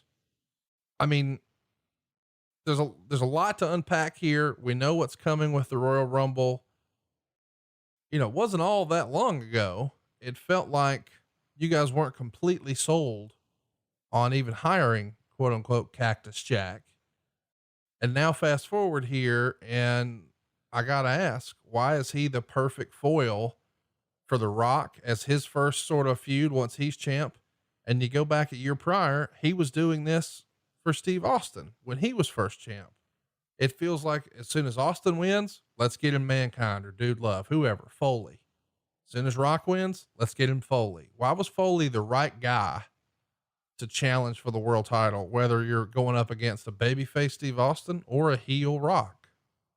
Well, I think it's a testament to Mick Foley's character and his work in the ring, but also the way that he was able to work his characters, whether it be Mankind, Dude Love, Cactus Jack, or just plain old Mick Foley. And that's a testament to Mick's ability to adapt to whatever storyline that he was put in.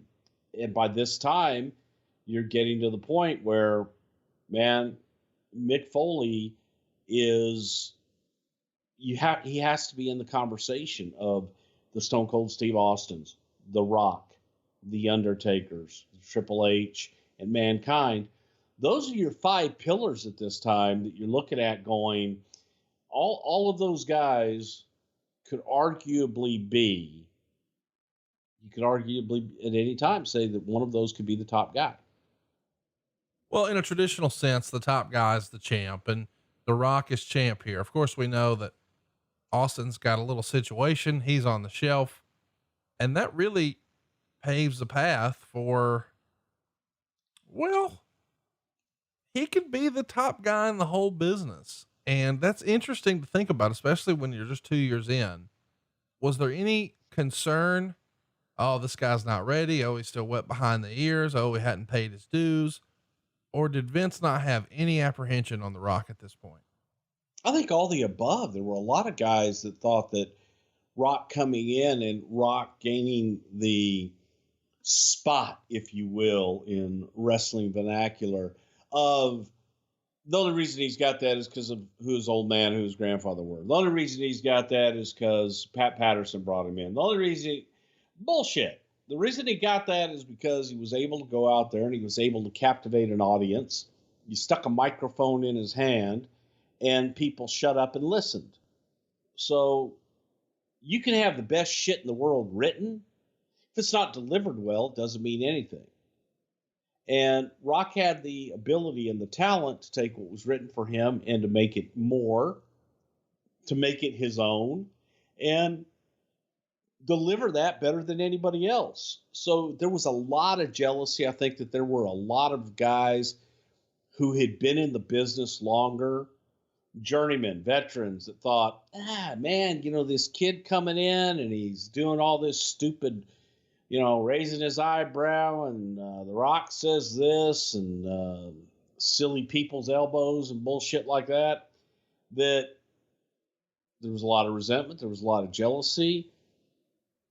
I don't give a fuck, man. He was over. Audiences paid to see him and reacted when he spoke. No doubt about that. Let's get started with the year. This is 1999. Let's go to January 4th. We would see Mankind defeat The Rock to win the world title for the very first time. This is a tape show. And at the end of the show, Steve Austin's going to come to the ring to arguably the loudest pop in wrestling history. He gets in the ring, picks up a chair, hits The Rock in the head with it. Mankind pins him for the win. This is a major, major moment in wrestling for a variety of reasons. One, the Steve Austin ovation is unlike anything you've ever heard. Two, we've got a pretty big situation here where, it really is the boyhood dream, so to speak. We've seen over the prior 2.5 years, Mick Foley's real life, as we saw old videos of him jumping off a house and pretending to be Dude Love. And he had those sit down interviews with JR, and we've gotten to know him as a person and a performer. And he went from this hated heel to now this beloved figure. He celebrates the title win with the old, "Yo, Adrian, I did it." Pretty big damn deal from a guy who maybe allegedly wasn't even high on the must-have list once upon a time. And now he's the world champ. How thrilled was Mick with this opportunity? The human being, Mick Foley, I think, was ecstatic. And it was something that, as that kid, like I think a lot of people listening to this can relate to, dreamed of one day becoming a superstar and becoming the guy. And you don't just stop dreaming at, I want to be in the ring and I want to wrestle. You take it all the way to, I want to be the champ. I want to be the guy. I want to be the one cutting the promos about, I know that I can walk down any street in any city in America, in the world, and know that I can beat any man walking that street. Everybody dreams of that. And this was Mick's dream come true as a kid, as a human being, and to actually realize that is a talent. The acceptance of your peers, the acceptance of the audience, to feel that, I know it meant an awful lot to him. It was a huge deal. It really is pretty remarkable. Of course, this has now become one of the more infamous moments in wrestling history, because on the other channel, Nitro is live, whereas Raw is taped, and your great close personal friend, Noah Anthony Schiavone, would famously spoil the win and said something like, if you're thinking about even changing the channel to our competition, fans, do not, because we understand that Mick Foley, who wrestled here at one time as Cactus Jack, is going to win their world title. Huh. That's going to put some butts in the seats. And at that moment, it's been said, more than 500,000 people switched from Nitro, which was going to have Hulk Hogan versus Kevin Nash in the main event at the Georgia Dome. And it's live, by the way. Instead, to see a tape of Mick Foley win the world title. Obviously, you guys couldn't have been happy with anybody playing dirty pool or whatever you want to call it. And of course, Bischoff sort of made that his calling card once upon a time, giving taped results of Raw and a live Nitro. But this one, well, it had a different result, didn't it? Yeah, it sure did. And, it kind of flies in the face of what those of us in the business have always kind of clung to, is that live is better. And right. I will still argue to this day and beyond that live is better. Live has a different energy. Live has a different feel. You're out there without a net, and it's different than tape. So Eric had made a habit of, or in the early days of Nitro, acknowledging that we were tape and acknowledging what we had recorded the week before and giving away the results. This one was not so much a fuck you, but a thank you, because it was good. It was something that they said, okay, what would I rather see? Would I rather see The Rock and Mick Foley and a new champion crowned, or would I rather see Kevin Nash and Hulk Hogan? I don't really care. And I believe they were doing their immediate replays anyway. Shit, I can watch it a couple hours later, but I want to watch this now. So that helped. Definitely helped. So thank you. Let's go a few weeks later. January 24th, the Royal Rumble. It's a rematch here for The Rock and Mankind for the world title. It's an I Quit match. And this winds up being one of the more brutal matches of all time. We've talked about this in long form. Check it out in our archives if you'd like. It's 21 minutes, 46 seconds. The gist is they play a tape from a Mankind promo earlier in the night when Foley has the mic in front of him, his lifeless body, so it seems, that The Rock has shoved it down there, and they play the tape over the PA. I quit. I quit. So it's a screw job finish, but that's not really the story. The story is, and it's hard to watch now, brutal chair shots to the head over and over and over again. And Meltzer would crucify it, as a lot of people do if you go back and watch it. We didn't know what we know now about head trauma. We should say that. And thankfully, I don't think we'll ever see anything like this ever again. What were you thinking watching that match live? I know we've talked about it before, but it's worth briefly touching on here. Yeah, a lot of cringing.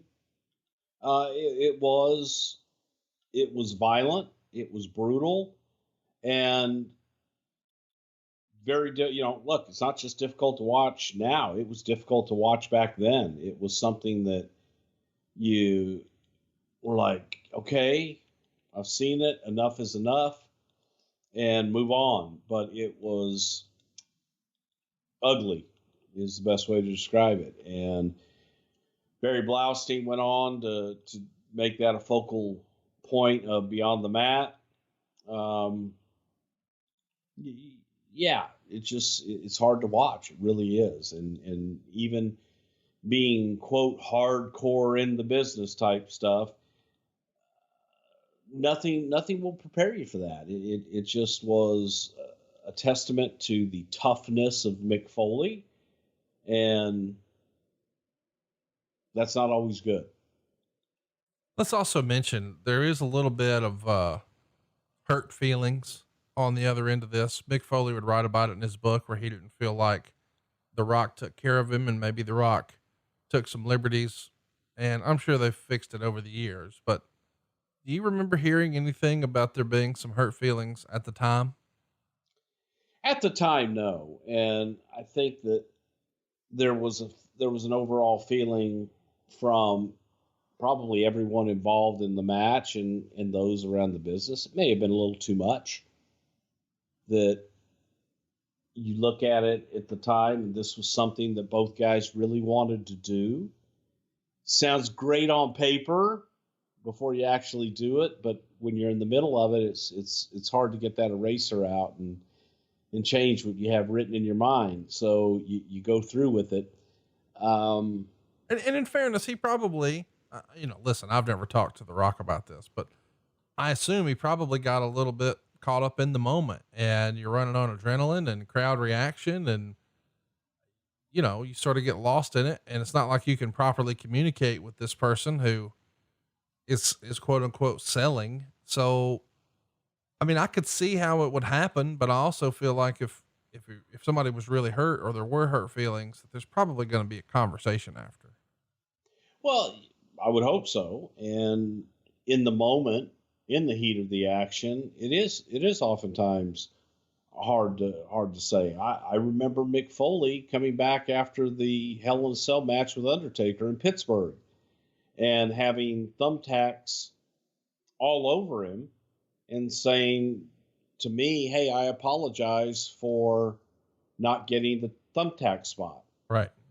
It's like, Mick, you did get the thumbtack spot and they're stuck all over you. So in the heat of the moment, you don't always know. You ask a guy, "Are you okay?" Right. They say, "Yeah, I'm fine. Let's go." Right. In the heat of the moment, he may have just been saying, "Yeah, I'm okay. Let's go." Maybe he didn't say anything. Because he didn't say anything, then he's good. When someone's hurt, they'll say, "No, I'm hurt." Yeah. And some guys don't want to do that. Well, not only that too, but you got to remember, Nick may not have, I mean, listen, he clearly got a concussion during this. So he's probably not where he can properly communicate. And Rock, not knowing what we know about head trauma, I guess the reason I keep giving a caveat there is I'm trying to say, I don't think The Rock intentionally meant to do permanent harm to anyone. I know that sounds silly, but The Rock has been crucified for this over the years. And it was a different time where we didn't know what we know now, and it'll never happen again. But it's just hard for me to imagine that anyone would maliciously and purposefully with bad intent do anything to Mick Foley, if that makes sense. I know for a fact. I mean, no one can sit there, but I know Rock, I know Mick, and I don't even think that they could convince me, that Rock could convince me. "Yeah, I wanted to take his head off." I wouldn't believe it. Right. I know that there was a lot of respect and admiration between the two, and both are professionals. So you couldn't convince me that Rock was like, "Oh yeah, I'm just going to take liberties and swing at the guy," without they did discuss it ahead of time and had an idea of how brutal it would be. Sometimes it's just worse in real life, folks, and people get carried away trying to trying to paint a picture Right. that they have in their head that sometimes they can't see. You can't see the forest for the trees. And there is also the old, it's not who goes over, it's who got over deal. And if you're trying to build that, hey, The Rock is mankind. I mean, not The Rock, but mankind is Rocky, and he has no, he's not, there's no quit in him. You can't, he's never going to do that. So supposedly they had agreed on 5 chair shots. It becomes 11, and there's hurt feelings. The other thing that's of note here that we have touched on, and I want to move on from this, but beyond the mat, Barry Blaustein is there filming Mick's wife, Colette, and the kids all ringside watching their husband and dad get obliterated by the chair. And man, that's kind of hard to watch in the movie. In hindsight, do you think Vince regrets allowing Blaustein to film the family here? Cause it doesn't exactly paint the best picture of the company. Yeah. And we've done, a whole podcast on that movie in and of itself. And I will still stand by it. Wasn't represented. It was going to be a documentary and something that was going to be in film houses and art houses, not distributed commercially. So yes, the answer to that question is yes, because I think that people will often gravitate to the negative and the sensationalistic of anything. Just that's easy. People want to see that. People want to see what they're not supposed to see. People they are intrigued with negativity, which is sometimes hard to comprehend, but I get it. And so, yeah, I think that they portrayed this in a way, but I don't know it was an accurate way. Let's talk about Raw the next night. The Rock is going to defend the title against Triple H in an I Quit match. Rock's going to get the win in 9 minutes and 9 seconds. Rock does the corporate elbow, using the hammer on the ring bell. Triple H comes back with a pedigree. Pedigree on the floor is used here, and they're teasing a pedigree on the table when Kane comes in with the corporation, has China up for the choke slam. And they said, unless Triple H quit, Kane would choke slam China. So he quit. And then China gives Triple H a low blow, and then she joined the corporation. Some good storytelling here. Let's talk about January 31st. We've had so many requests to talk about this. It's Halftime Heat. This is such a big deal. It's a match from the WWF happening in the middle of the Super Bowl. Of course, it's not the actual Super Bowl. You had to change channels, but still, don't watch the silly halftime show. Flip it over here and watch Halftime Heat. The Rock is going to defend his world title against Mankind. And of all things, an empty arena match. And you're welcome. In 99, that felt like a really big deal. Now it's called Monday. Tell me what you remember about Halftime Heat, whose idea it was, how it came to be, and what you thought of the actual execution here. Well, the opportunity arose to do something. There was, I believe it was MTV that might have done it first, that put on alternate musical act and a different show that was advertised. Hey, this is not going to start until the Super Bowl goes into halftime. But over here, there you can watch Madonna or whoever. But over here, we've got Aerosmith. We've got the Rolling Stones. It was interesting. So why not play into that and work with our partners to try to say, hey, let's grab some of that audience that's watching the Super Bowl that may not be interested in what they have during halftime, because that could be a time that people get up and go and shit and fart and get some more pizza and beer. Let's give them something else to watch. Help that, we taped it. Obviously, we didn't have to sit there and wait and go live and worry about those cues. We taped it, made it perfect.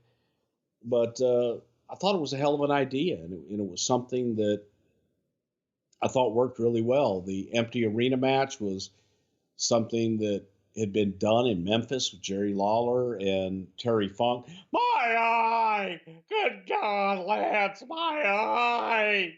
Your mother's a whore, Lawler. Egg-sucking dog. So it was something that had been done before, and thought it was the perfect foil for Mick and Rock. It's really a cool innovation. You know, it's not really an innovation, as you sort of alluded to. It's the old Terry Funk, Jerry Lawler, but there's a whole generation of folks who never saw it. What did Vince think of an empty arena match? Well, back in the day, it was called WCW, but just thought, well, you know, it was a different presentation, and we were able to dress it up enough that you tell the story of why it was an empty arena match. And the reason it was an empty arena match was so there wouldn't be any interference, and just make this between these two. And it's so heated situation. I don't know. I loved it. I loved it because it was a little bit nostalgic for me, and having loved the Lawler Terry Funk deal. And I really did want to get, and Mick did too. We wanted to get an homage to Terry Funk in there somehow, some way. So it was fun. I just thought it was a great idea that people in this generation, certainly on a national level, had never seen before. It is kind of fun. You've got Vince on commentary for quote unquote heat, which is obviously not the norm.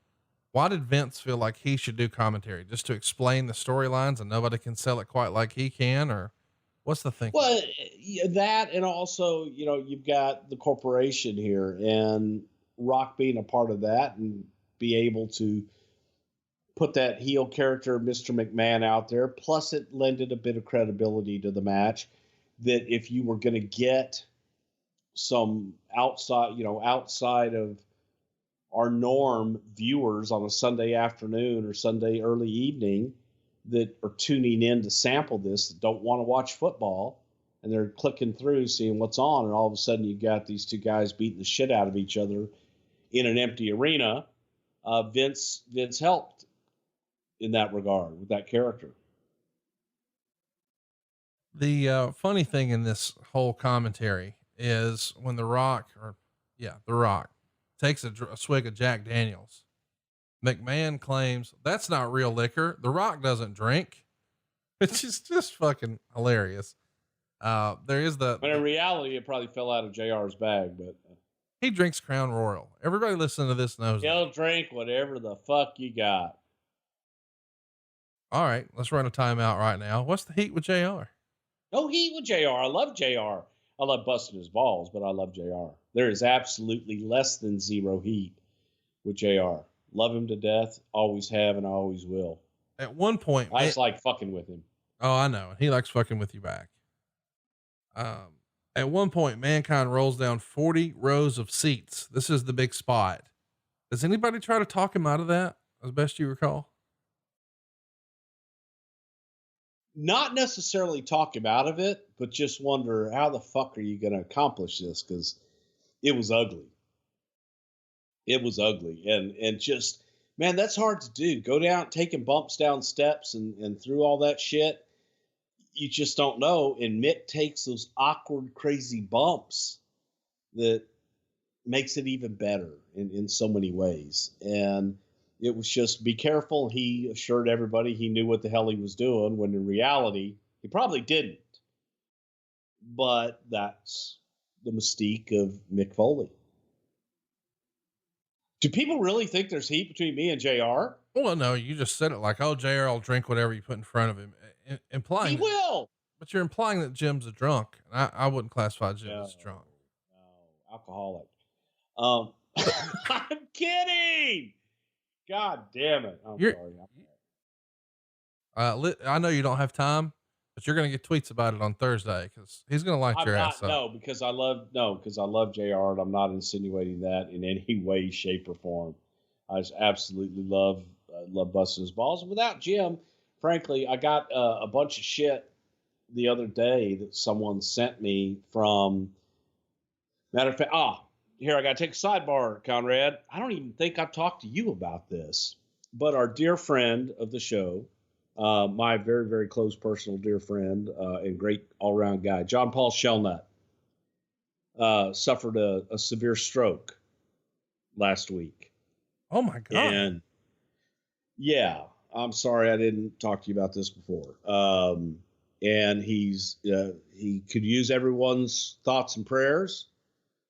I wish I could say, hey man, he's doing great, but he's got a tough battle ahead of him to regain his functions and everything. So he had actually sent me, which is why I even remembered to bring that up, and I'm sorry I had forgotten to tell you, but he had sent me some stuff from the UWF back Mid-South ways. Jim Ross had me doing the interviews at UWF and gave me a lot of opportunities and opened a lot of doors that probably wouldn't have been opened if it wasn't for Jim speaking up to the Cowboy for me and sticking me in some things and giving me an opportunity. So when I bust Jim's balls, it's out of love, it's out of respect. And when you have a friend like that, and you have someone that you can do that to, then fuck your tweets and all your other shit. Jim and I are cool and always will be. And there's a lot of love and respect there. Then getting back to JP Shelnut, please, guys. One of my bestest friends in the whole wide world. He's going through a hell of a fucking battle right now. So, any good thoughts and good prayers and shit send his way. JP, I love you, and I hope you're listening to this and know everybody here loves you. What a great guy. I hope he kicks out. We had so much fun with him. Well, every time we hung out, but specifically the time in LA, that dude, he's another level, man. Yeah, he's another level. All right. Let's get back to the show. They've got a food fight. This feels like, this has got Bruce Prichard all over it. Is it Bruce who loves the food fight shit, or is it Vince? Oh no, it's Vince. Vince loves him some food fighting. If there is any scene that goes through any place that has food and beverage, that shit's going to be used. It's remarkable that Vince is enamored with it. Now listen, there's been a lot of criticism over the years, and it even happens a little in this match. Guys are selling shots from popcorn. Now I understand at a live event. Have you ever fucking been hit with a bag of popcorn? At least once a year. Okay. Well, sometimes that shit gets in your eye. And like, if you get hit with the edge of a kernel, it could cause a very, very bad scratch that could possibly get infected if you scratched it too much and that salt gets under your skin. It's the worst. The worst is right. Let me ask legitimately, was there any sort of, are guys just like, ha ha in the back, or if there's some old timers who are like, what the fuck is this? It was an empty arena. There was no one there to sell. God damn it, Bruce. You know what I mean? When you're selling popcorn, why are you being so difficult? Hey, well, okay. Also, see, this is the other thing that we didn't get a reveal was inside that popcorn bag was 2 pounds of lead. Okay. Thank you. But listen, say that on the fucking show next time you have somebody sell mashed potatoes. Okay. These mashed potatoes have gluten. I don't know. He's got an allergy. God damn it. Oh my God. It's full of gluten. He's covered in gluten as God is my witness. God, those are peanut butter cookies and he's got allergies. That's at least something, Hey, so the most criticized thing of the whole match though, is the silly angle when they use a forklift and they've got beer kegs on a forklift. Mankind magically knows how to work a forklift and he's going to lower these onto Rock's chest. They're not going to show the impact, of course. What they are going to show though, is the camera angle where the camera is on the forklift coming down at the Rock, and the Rock was, selling it big, as you might imagine. But Mankind was pretty critical of that shot and said he thought it ruined the whole thing. What'd you think of that last shot that has now become, I don't know, debated? Maybe that's the right word. Yeah, it gets into essentially, what do you like? And what I mean by that is it's entertainment. Right. So you can suspend your disbelief and just sit back and enjoy it. Who the fuck cares where the camera came from? It's another angle. It's something else. And people forget sometimes that we're entertainment and you can take liberties. So to me, that's just it's another way to present what the hell we're doing. And didn't bother me. Let's get to Valentine's Day Massacre. It goes down a couple weeks after February 14th, Memphis, Tennessee. Mankind and Rock are going to wrestle in a last man standing match. Mankind retains, presumably, going to a no contest here in 21 minutes and 54 seconds, 3 3/4 stars. Meltzer would write, it appeared neither would beat the 10 count, but both staggered up, simultaneously delivered chair shots, and both went down for the 10 count. And the fans hated the finish, booing heavily. He says they tried to sell the brutality of it with both going out on stretchers and being taken away in twin ambulances. They need to emphasize more on TV to their audience that nobody cares about winning and losing, and get these poor souls in Memphis who didn't want a non-finish, who just don't get it.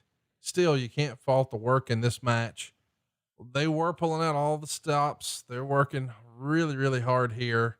I don't think they ever had a bad match, but I could see on pay-per-view where fans were upset with a non-finish, but it is a creative finish. Double chair shot winds up in double ambulances. What'd you think? Hindsight being 2020, I don't know. Look, sometimes you have to do finishes that will further a story. And I don't know that the majority, the vocal minority, will hate it. The people that read things from Northern California will hate it. But I don't think that they're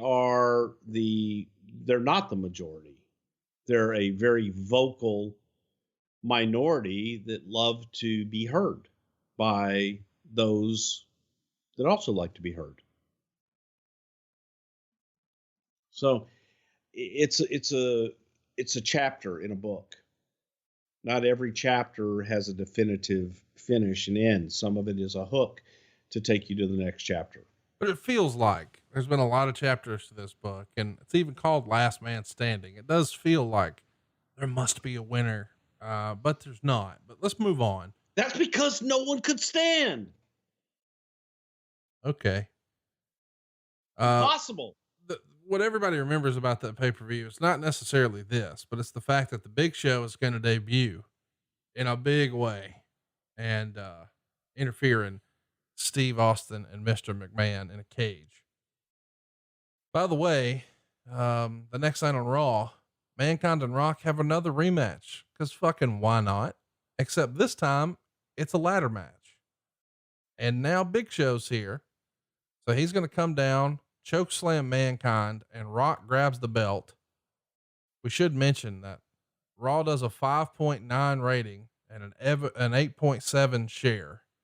Nitro gets thumped.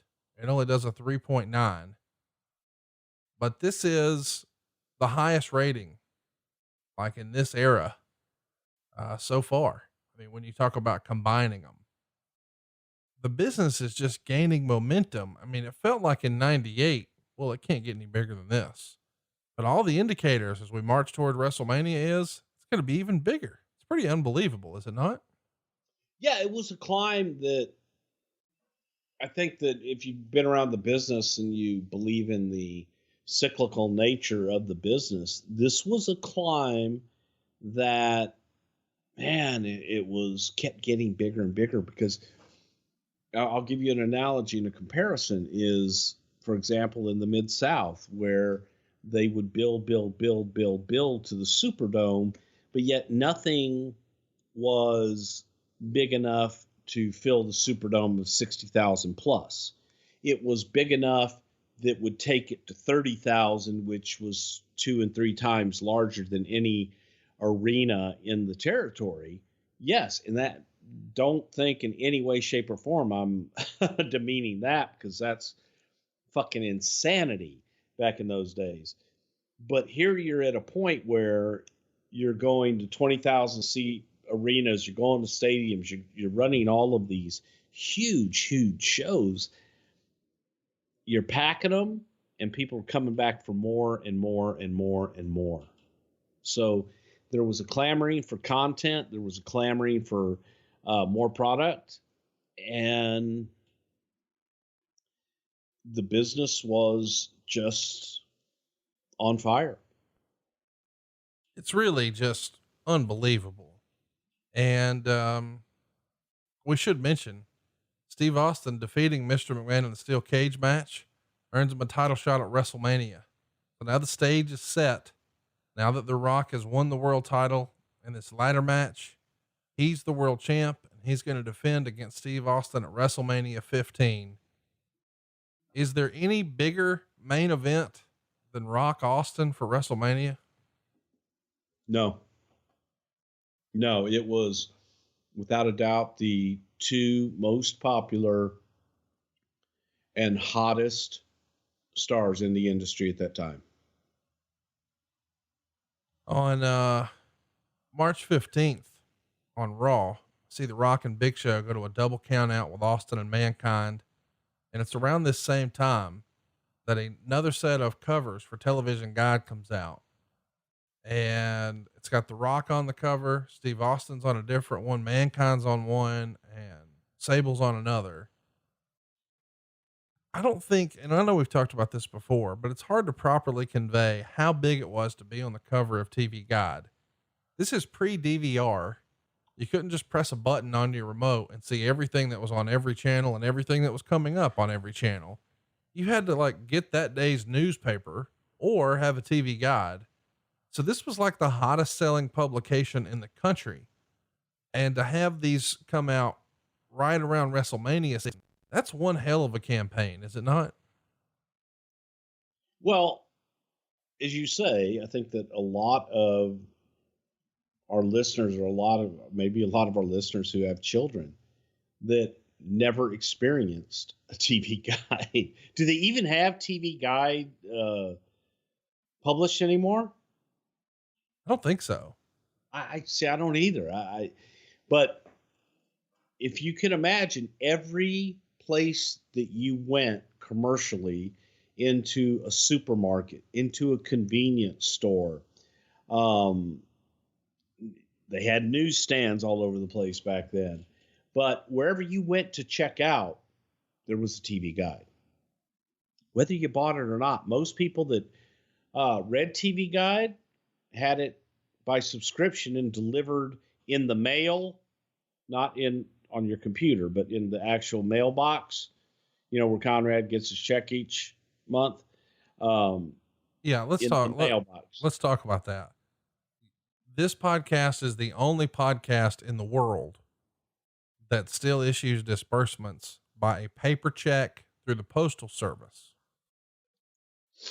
I can't help it. That's how my bank does it. But you understand that they're not even delivering mail on a normal schedule right now. Like my buddy from Florida. Boy, you should turn on the news every now and again. Just saying. Conrad? Yes, sir. Do you know what I'm going to do when we say, I don't say Shaka Khan anymore, but when I say rock on, you're going to go back and start figuring out what to do with Roman Reigns tomorrow? I'm going to go to sleep. So that's our schedule here on Something to Wrestle. I get you as soon as you wake up or right before you go to bed. Take your pick. I'm fine with it. That's what we ought to do. So I'm feeling sentimental tonight, maybe because of old JP Shellnut. But you put up with so much of my shit. With a smile on your face while your world's crumbling around you and other shit. And I just say, well, yeah, no. I said they'd be done at 5:30. That doesn't mean I'm done at 5:30. That means that I just get home before fucking tomorrow morning, mid-morning, for my 3 hours of sleep. The point is, we are committed to cranking this podcast out every week, even if it means we get you after you've had a few dream waters. I haven't had any yet, though, tonight. I'm going to wait until I say, rock on. Well, let's do that next time. When we do Honky Talk, man, be a few dream water deep. Maybe it'll make you a little looser. Dude, I'll go right now and take 90-night medicine if you want that. No, shit. I don't, because here's the deal. I know last night you slept 11 minutes. It's funny because I saw a tweet earlier today that said, have you noticed since Bruce went back to WWE, it's not as funny as he was before? And I'm thinking, he ain't having as much fun as he was before. It's hard to be funny when you've slept 11 hours. I mean, he slept through 4 Chuck Woolery 2 and 2 Love Connection commercial breaks. And now he's back at it today, trying to figure out, all right, what are we doing with Roman, or what's going on with Billy Kay, or whatever. And then somewhere in the middle, you need him to give you the chicken salad recipe. It's hard to fucking do that on command every week. But we find a way. Let's keep going. I just had to explain that to somebody the other day. Long explanation about that.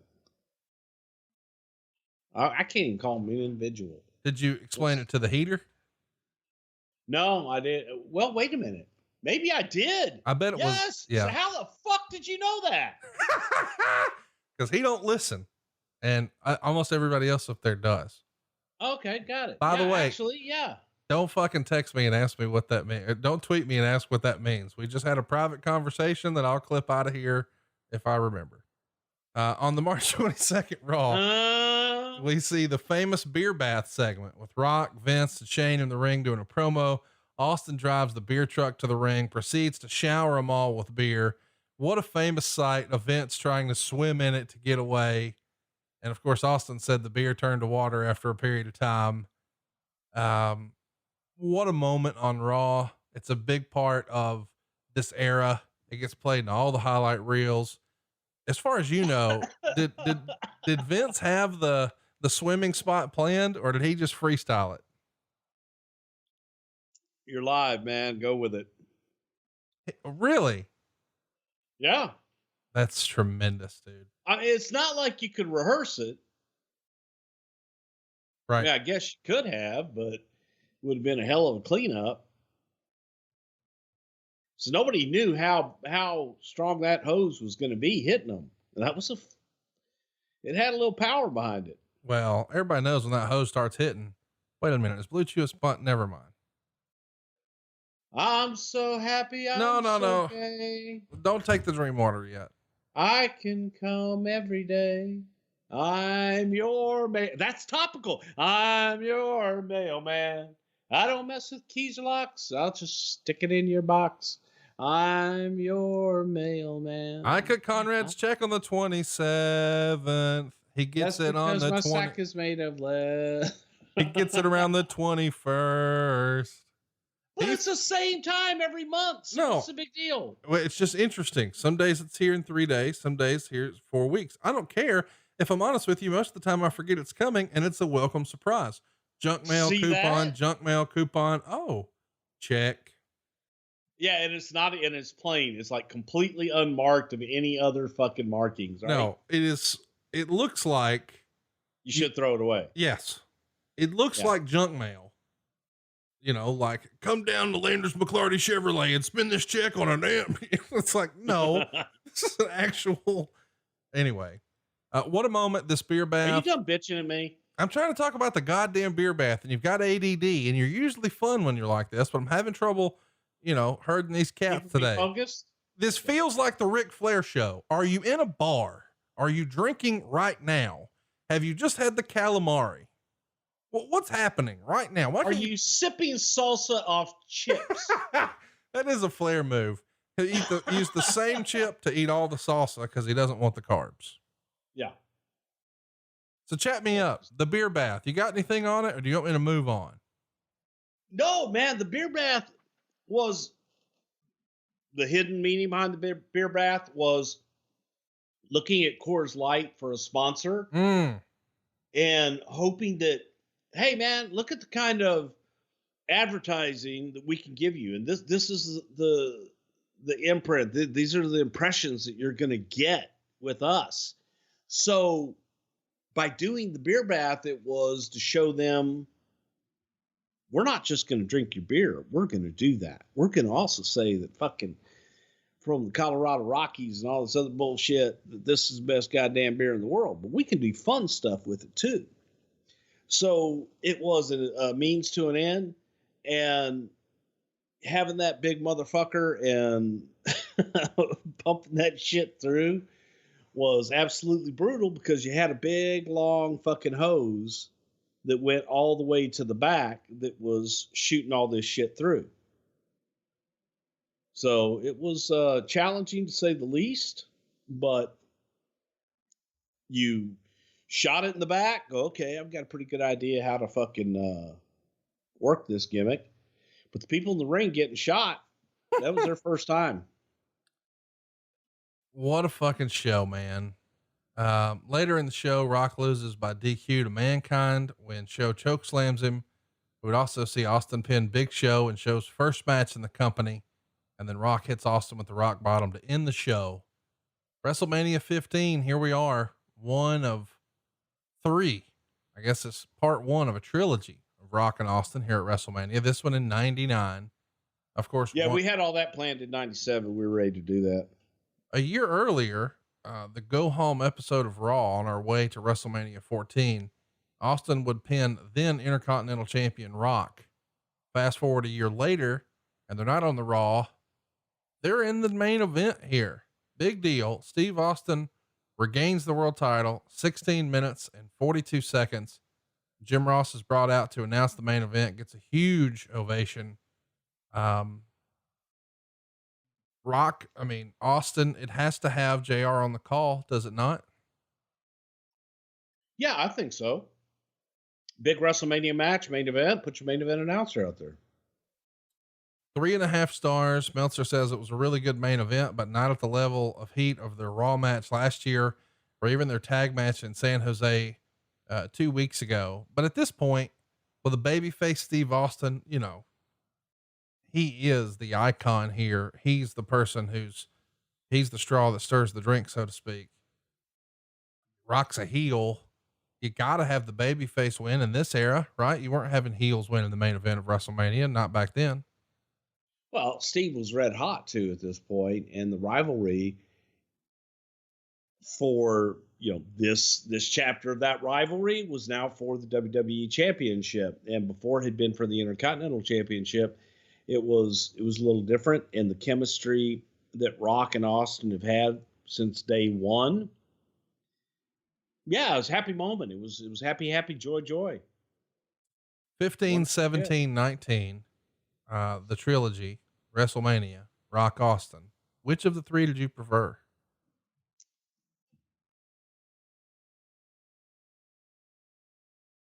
I'm probably going to be in the minority here, but I preferred this one. Really? Here's why. Yes. Well, here's why. I love 17. So WrestleMania 17 to me is the best WrestleMania of all time. But I didn't like the Mr. McMahon and Steve turn in WrestleMania. Right. The last one was special, and it was great, very sentimental to me. Mm-hmm. But as far as the match and as far as the story and everything going into it, this was the best match. The first one for WrestleMania. The second one had probably a better story. And the third one was more sentimental. But to me, this one was special because it was the first one, I think. They're going to do a rematch the very next month at Backlash. And this seems to be one of their forgotten pay-per-view matches. They also wrestled at the D-Generation X pay-per-view in December of 97, where Austin would pin Rock in a few minutes to retain. But here at Backlash is the main event. It's for the world title. 17 minutes and 7 seconds. And early in the show, Shane McMahon is going to vow on the name of his beloved grandfather that if Austin has Rock pinned, he would count fairly. And Vince is mad, but Stephanie assured everyone that if Shane used Vince Sr.'s name, he'd be fair. And I guess that sort of guaranteed that he wouldn't. You know the story though, 4.5 stars. Ultimately, Rock's going to hit Austin with the belt. Hebner's going to run out. Austin kicks out. Austin then hits the stunner and a belt shot. This time Hebner counts 3. Austin retains, but afterwards Vince comes to the ring with Austin's belt, the smoking skull, if you will, doesn't hand him the belt, but puts it on the mat for Austin to pick up and celebrate. Then the ministry are backstage where Vince's limo is, where Stephanie was. And the cops tell the cops tell the driver to drive away. Stephanie doesn't want to leave until her dad comes back. And as the show ends, we get that famous shot where it's the Undertaker behind the wheel. So maybe that's the reason it's forgotten, because of the big Undertaker finish. But 4 stars, 4.25 stars rather, from Meltzer. He liked it even better than WrestleMania. Why do you think this is like the forgotten pay-per-view match? Is it because of the whole Stephanie Undertaker scene? Yeah. And I think that when you're looking at just matches, again, this is the argument. Story will outweigh, just matches every day of the week. Right. So to the mass audience and the mass viewer, they were more interested in the story, and they remembered the story. You're usually going to remember the last thing you see. So going back to Taker driving away in the limousine, that's what they remembered. Talk to me a little bit about the decision to not put the belt back on the Rock here. I'm always curious the sort of theories about business. You've told us before that the WWF was a babyface territory, meaning you don't have a heel champion and baby faces chasing after him like we saw with Flair and Crockett. Instead, we have a babyface Hulk Hogan or Ultimate Warrior or Bret Hart or Shawn Michaels or whatever. But we tried to change some things up here. Did you guys think that it was better for business if Austin was the champ, or if Austin had something to rebel against, since he was sort of playing the everyman character and the underdog and everybody hates their boss? That doesn't feel like necessarily he would be the champion. He would be the guy chasing. And then your story though becomes the boss trying to fuck him out of the title, and your hero every step of the way. It's almost like the Roadrunner and Wile E. Wile E. Coyote. So now you've got the champion who's dodging every attempt by the owner to fuck him out of it. So let's turn him him being Vince, Mr. McMahon, a little tweenerish, and tell the story of, okay, you hate the guy, but you don't want anything to happen to anybody's daughter. So maybe that's the way they can sort of reconcile. I mean, the story makes sense. The next night on Raw, the show opens with The Rock doing an interview, and he starts ripping on Shane for screwing up the match. Shane didn't back down, calling The Rock a piece of monkey crap. Rock's about to go after him, but he winds up hitting Triple H in China before the corporation overpowers him, and Shane beats him up. And then Shane fires him, and The Rock challenges Shane to a match later in the show. And a few months before The Rock turned heel and joined the corporation at Survivor Series, he's extremely popular. I mean, I think you could argue that it was, 1A, 1B, with Austin being A and Rock being B for the most popular performer in the show. But he turns heel. And now right after WrestleMania, even though he's still a heel, he's still getting fans cheering him here. Do you kick him out of the corporation because you've just got to listen to the audience and they don't want him? They don't want him as a heel, that they want to cheer for him. I think that's a part of it. And also there's also a part of, this was kind of fly by the seat of our pants. This was during a time of some erratic booking and not really knowing where you're going to go the next week, and just kind of going with the flow and saying, okay, shit, they're buying Rock. Well, let's turn Rock. And then we can do this, and then we can do that. And, during this era, there wasn't a whole lot of advertisement, you wouldn't find out what the hell was going to be on the pay-per-view until the Monday before a lot of times. Right. So it just was a different time as far as booking goes, and a different time as far as the presentation. And there was a little bit of, well, not a little bit, there's a lot more of back and forth, and let's turn this guy, let's turn that guy, and see where we end up. Let's keep it moving here. Later in this same show, we've got Rock and Shane barely going a minute before the Mean Street Posse comes in. Everybody else runs in too. But the main thing coming out of this Raw is The Rock is now turned. He is firmly a babyface. And we're going to transition right into a feud with Triple H. This reignites their feud they had the prior year. Ultimately, The Rock would beat Triple H at SummerSlam for the Intercontinental title. And it feels like, The Rock's on the fast track to be the world champion then. Winning that in August and then the world title in November. Well, they're going to square off here at Over the Edge on pay-per-view May 23rd at Kemper Arena in Kansas City. Sadly, this is the night that we all remember more about Owen Hart than anything else. Rock wrote about this. He says, I was backstage in the dressing room going over details of my match with Triple H in China. We're talking, moving around, trying to figure out how to make the match memorable. When Sergeant Slaughter walked in the room and said, Owen is hurt. I looked at Hunter, then looked at Sarge and said, oh, come on. Are you serious? You ribbing? And Owen was known for his pranks. And I thought maybe this is just another example of his twisted sense of humor. No, Sarge said, it looks pretty bad. They're working on him in the middle of the ring. I went straight to the curtain. As I reached the gorilla position where everyone was gathered, I could see the shock on their faces, the disbelief. People were crying, hugging, and then it hit me. This is real. I walked up to the curtain and looked out. The EMTs were working on Owen in the middle of the ring, giving him CPR. The crowd was on his feet, absolutely silent. And I thought, my God, that's my friend. I have to go out there. I turned around and Vince McMahon was standing there watching everything on the monitors. He was in shock, just like everyone else. Vince, I said, I want to go out there. What do you think? And Vince just stared at me with a look on his face that seemed to say, Rock, that's entirely up to you. After a few moments though, Vince spoke. If you go out there, Rock, the people are really going to react to you. They may think this whole thing is a work. So I waited anxiously, helplessly by the curtain until they wheeled Owen through on a stretcher. One of the EMTs was straddling Owen, pumping his chest, desperately administering CPR. I walked alongside them and said a prayer as I looked at Owen's face, and then I helped load the stretcher into the ambulance. I climbed into the passenger side of the vehicle and looked in the back where they were working furiously on Owen. I kept praying that God would save my friend's life. Man, that's hard to read back. Owen and Rock were great friends. Rock has said over the years, how quickly and how nice Owen took to him and treated to him when he became a WWE performer. How big of a deal was this to The Rock? I mean, later in this same show, he's going to go out and wrestle a match with Triple H. I just can't even imagine.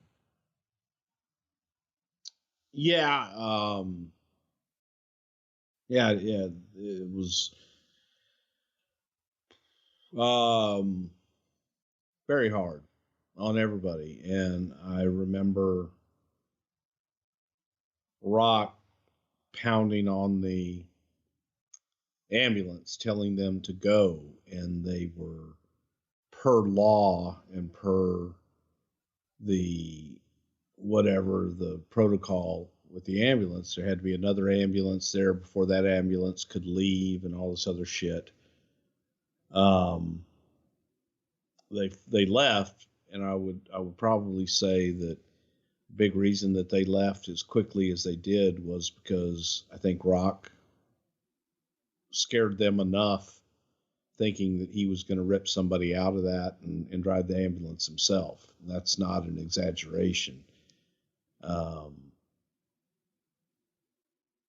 It was intense, and it was, it was tough on everybody. And I know Rock, I flew, from Calgary to Chicago with Rock and Danny after the funeral. It was tough. It was really, really, really, really tough. And that was something that hit Rock especially hard. As we mentioned, Rock goes out and has to wrestle Triple H. Rock wins by DQ, but who cares? That's not what anybody remembers about that show. The next month, it's King of the Ring. We're cranking out monthly pay-per-views here. Rock once again finds himself in the world title picture. He's going to challenge the new world champion, The Undertaker, for the title, and Undertaker pins Rock in 19 minutes and 10 seconds. It's an okay match. It gets a 1.5 stars. There is a big ref bump. Undertaker's going to win with the tombstone. Triple H is involved. What'd you think? I thought it was okay. Rock and Undertaker didn't have the best chemistry, did they? That's what I was just gonna say. It was kind of clumsy, which is weird because that's not what you would say about those guys with any other opponent. But here it just, you always say, oh, you're not comparing apples to apples. It's not even apples and oranges. It's apples and pomegranates. Well, that's sort of what this feels like. Like, I know these are both fruits, but I don't know if this goes together. Yeah. They were both so great. But for whatever reason, the styles, the stories inside the ring did not seem to gel. It just didn't go together and didn't mesh well. So it was, not the greatest, And it felt forced. It's the best way to explain it. It's been said over the years that, for better or worse, Sean Waltman was sort of the measuring stick of whether or not guys could go. So when a new guy comes into the company, hey, stick him in there with the kid. And if 1, 2, 3 can get a match out of him, we'll know what we got. And we've heard over the years, sometimes Waltman would come through the curtain and right to Gorilla and say, he ain't got it. Or, hey man, that guy's good.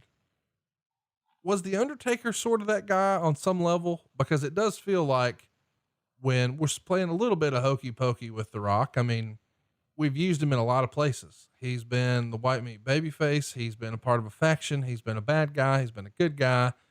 He's been a mid-card guy. He's been a top guy. There ain't no doubt in 99, The Undertaker is the main event. He's a top guy. If you have a bad match with The Undertaker, does that necessarily bring your future into question a little bit? Or is everybody quick to say, maybe they just don't click? No, you have to judge the individuals on their own merit. So from that perspective, I think that a lot of people saw that, you know what? I mean, not everybody's going to jive, and they just didn't jive. Next month, it's Fully Loaded. The Rock is going to wrestle Triple H in a number 1 contender strap match. Lord, there's a lot of stipulations here this year. Oh yeah, Russo. The winner is going to go to SummerSlam and get a world title match. Ultimately, it's not The Rock. Triple H beats The Rock to earn a title shot in a strap match, 19 minutes and 21 seconds. It gets 3.25 stars. We should mention that The Rock really steals the show with an interview before the match. And this is the era where we saw in the same time frame, Triple H do the old sit down interviews with JR, I guess about a year prior. And now he is sort of trying to separate himself from some of the DX stuff and some of the silliness and become the main event and become the game. And it's interesting that we've got so many guys sort of leveling up here, specifically Hunter and Rock. Maybe Rock beat him there the prior year, but now it feels like it's Hunter's time. Not without a little bit of help. Of course, China's there. And believe it or not, Billy Gunn gets involved. And Rock's going to give Billy Gunn the rock bottom, but that allows Triple H to hit the pedigree. Triple H wins. And now Triple H is on to work in the main event for the world title. And the Rock's going to work with Billy Gunn. Now, Lord knows I'm not disparaging Billy Gunn. Big jacked up dude, great pedigree, great wrestler, etc., etc. But you got to wonder, coming off the heels of the main event of Wrestlemania with Steve Austin, and now I'm not in the title picture for SummerSlam. Instead, I've lost at a couple of pay-per-views in a row. And now I'm working with, admittedly, the new king of the ring, Billy Gunn. Does Rock see this as a demotion? Or instead, does he see it as a vote of confidence of, hey, the office really needs me to help get this guy over as a single? Rock hated it.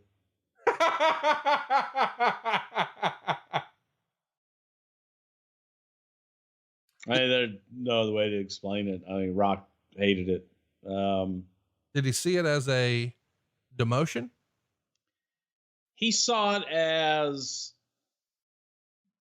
not a demotion, but okay, I'm the guy that has to get this guy over. Right. And not like I'm over, go put me on top. And instead I'm putting the role of trying to get this guy over. And I don't know that Rock really had the confidence in Billy.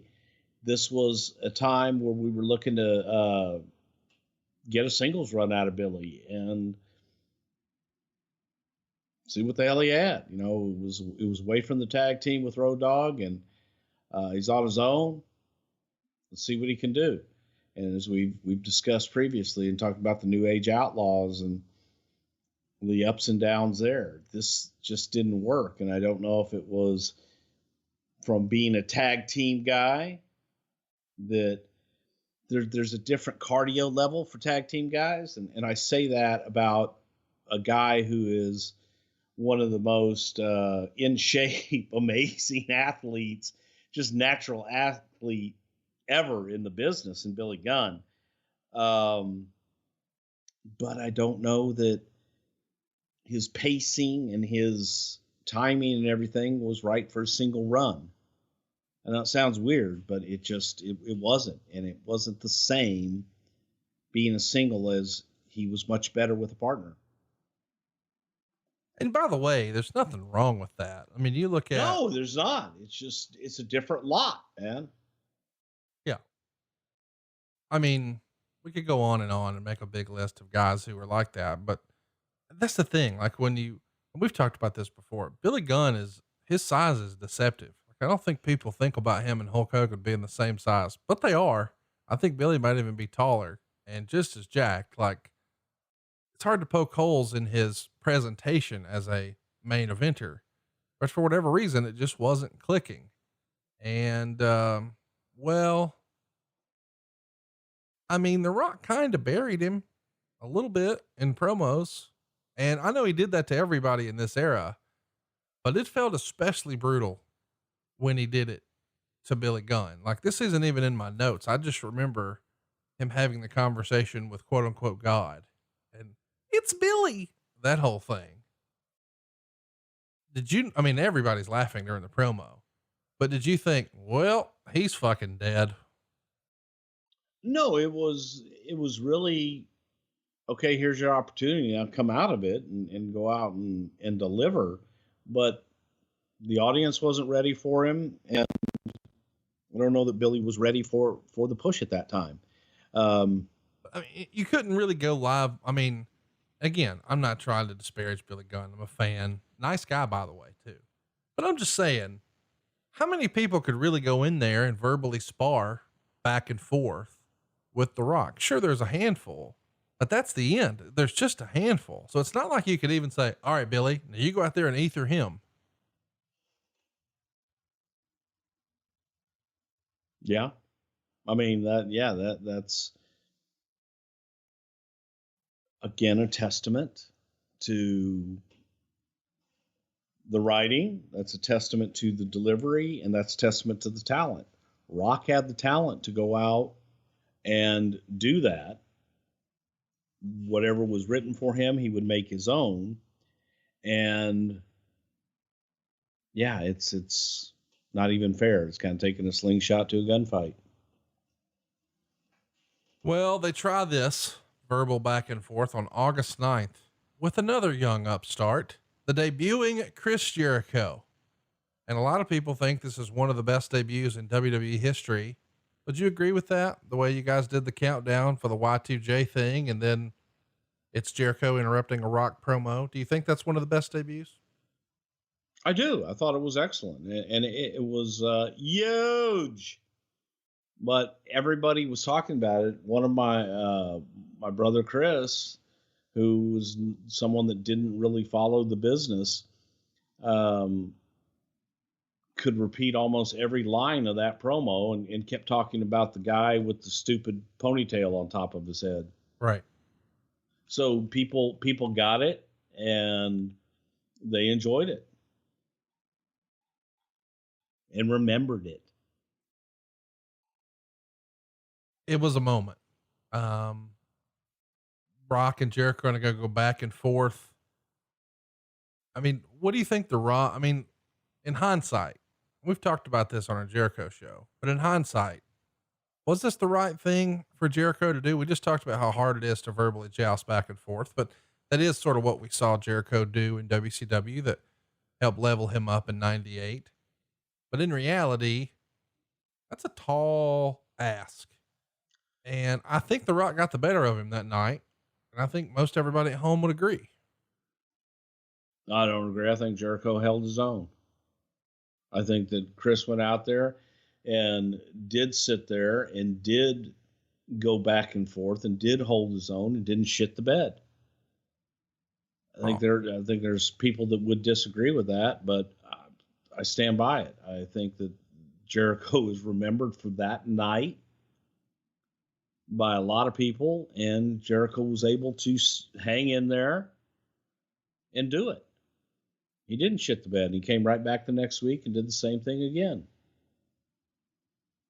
Let's talk about SummerSlam 99, where The Rock is going to officially bury Billy Gunn forever. I'm sorry. The Rock wrestles Billy Gunn in a kiss my ass match, or as it was referred to, in some commercials that weren't as liberal as the USA Network, a kiss my backside match. And Billy Gunn comes out with this is directly from the Observer. Billy Gunn comes out with a short, very large woman under a sheet and said when he won, Rock would have to kiss her ass and not his. They brawl some on the outside of the ring. Gunn hits Rock with the ring bell. Gunn counters a rock bottom and uses a neck breaker. Rock winds up with a bloody nose and makes a comeback with a float over DDT. Gunn finally uses his famouser and went to rub Rock's mouth on the woman's ass as she lifted up a fairly short dress and showed these huge panties. And during the match, Lawler and Ross kept speculating what kind of underwear this large, scary woman was wearing. Rock reverses things and shoves Gunn's face in her ass and then hits the rock bottom and the people's elbow for the pin. Quote, reports are that Rock was very upset working with Gunn midway through the match, and this contributed to a somewhat disappointing match. A fact he pretty much made well clear on television the next night, and when he tried to categorize Gunn with Gangrel and even Brooklyn Brawler as wrestlers at the level that he should never be booked with. 2 3/4 stars. My God, what a moment in time. Not only are you not winning, hey, congratulations. You're the king of the ring. So glad we're getting you this big singles push. I know you're a very decorated tag team wrestler, but now you're the man. You're the king of the ring. And we're putting you with a top guy. Hey, look, there's The Rock. And you're the ass man. Well, we're going to get that over. We're going to put you in a kiss my ass match. Oh, by the way, you're losing and we're going to shove your head in this lady's ass. And then tomorrow we're going to compare you to the fucking Brooklyn Brawler. Yeah. Congratulations. Help me understand how this happens. It didn't work. I mean, it just didn't work. And I think that the confidence in Billy's single run quickly diminished. It wasn't, and it wasn't just this match. It was leading up to it as well. And when you look at the two talents, where are you going to invest? And you're going to invest in Rock. And unfortunately for Billy at that point, that's where it laid. I think that was a lot of times a shortcoming of Russo of let's, if you book it, they will come. It just didn't, not everybody, just because you book them in that position should be in that position. And I think for Billy to succeed, that maybe after King of the Ring, he probably should have worked with someone else and built to that. But being put right in with Rock and being put right into that position of not just top guy, but mega top guy and not being able to run with him, it's a tough crowd. Does Vince have his own opinion? I mean, does Vince form the opinion all on his own? I mean, as to who's the top guy and who's not, or does he have guys that are sort of in his cabinet, if you will, and say, oh man, this guy, this, or that guy, that? Can he be influenced? I guess my question is, clearly he saw something in Billy Gunn, or we wouldn't have gotten this far. When Rock comes back through the curtain, is he in Vince's ear say, God damn it, don't fucking make me do this again. The guy bloodied my nose. The match fucking sucked. I shouldn't be working with him. I don't know if he did or not, but I think that anybody that watched it could have seen that. Right. So, Vince is always going to make the final decision. And yes, people are going to give their opinions on it, but a blind man could have seen it. Well, I'm not arguing that, but I guess, I'm not putting all the blame on Billy. I think that, of course not. A lot of it goes to the booking and a lot of it goes to the creative from the standpoint of, could we have done this differently? And the answer is yes. And we should have taken Billy and built him and taken our time with it before just saying, all right, Billy's going to be a single. He's going to be Mr. Ass. We're going to give him a push, but by God, let's put him in there with the top guy right away. And now you're automatically comparing him to, number 1A and 1B in the company. I think he had a little bit more growing to do to be put in that position. So it's poor booking on our part. I guess what I'm fascinated by is, anybody could see that watching the match. Why didn't we think that about The Rock when he had a bad match with The Undertaker? I guess that's my point. The Rock can go have a bad match with The Undertaker and it's like, oh, well, those guys just don't click. But because The Rock and Undertaker had proven themselves previously with a lot of other people. But Billy Gunn had as a tag wrestler for over a decade. As a tag wrestler, not as a single. No. Not over a decade. Absolutely but a long not. Time. Okay. Absolutely not. And even after that proved that, maybe he's better off in a tag. Oh man, we got to do another show on this sometime soon. By the way, the next night on Raw, Rock does pin Gangrel. And then during the Mankind Triple H title match, he comes out and does commentary and he's asking, who's booking this crap regarding his recent matches. Triple H winds up hitting The Rock with a chair while Rock is at the commentary table. And then Triple H ends up pinning Mankind to win his first world title. It's a big deal for Triple H. He's the world champ and The Rock's on commentary. So he's at least in the game. On the first episode of the new weekly show SmackDown on August 26th, Triple H is going to beat The Rock to retain the world title when guest referee Shawn Michaels is going to super kick The Rock, allowing Triple H to get the win. And after this, we saw the unlikely team of Rock and Mankind form, and they end up becoming known as the Rock and Sock Connection. And on the August 30th Raw, they win the World Tag Team titles from Undertaker and Big Show. But before we talk about Rock and Sock, I want to talk about The Rock and Shawn Michaels. This has become a legendary story through a series of shoot interviews, and I think Rock's own dad, Rocky Johnson, told a little bit of a story of how once upon a time, Shawn Michaels and The Rock didn't exactly see eye to eye backstage, maybe over some political wrangling, if you believe the rumor and innuendo. Do you remember there being any sort of disagreement or agreeing to disagree between the two? They didn't like each other. Why do you think that is? Ego, just they're especially, back then, completely different people. Right. So it was, I don't think that Shawn saw a whole lot in Rock at the time, and Rock didn't really like Shawn. So it was just oil and water at the time. They did not mesh. Some people just didn't like each other.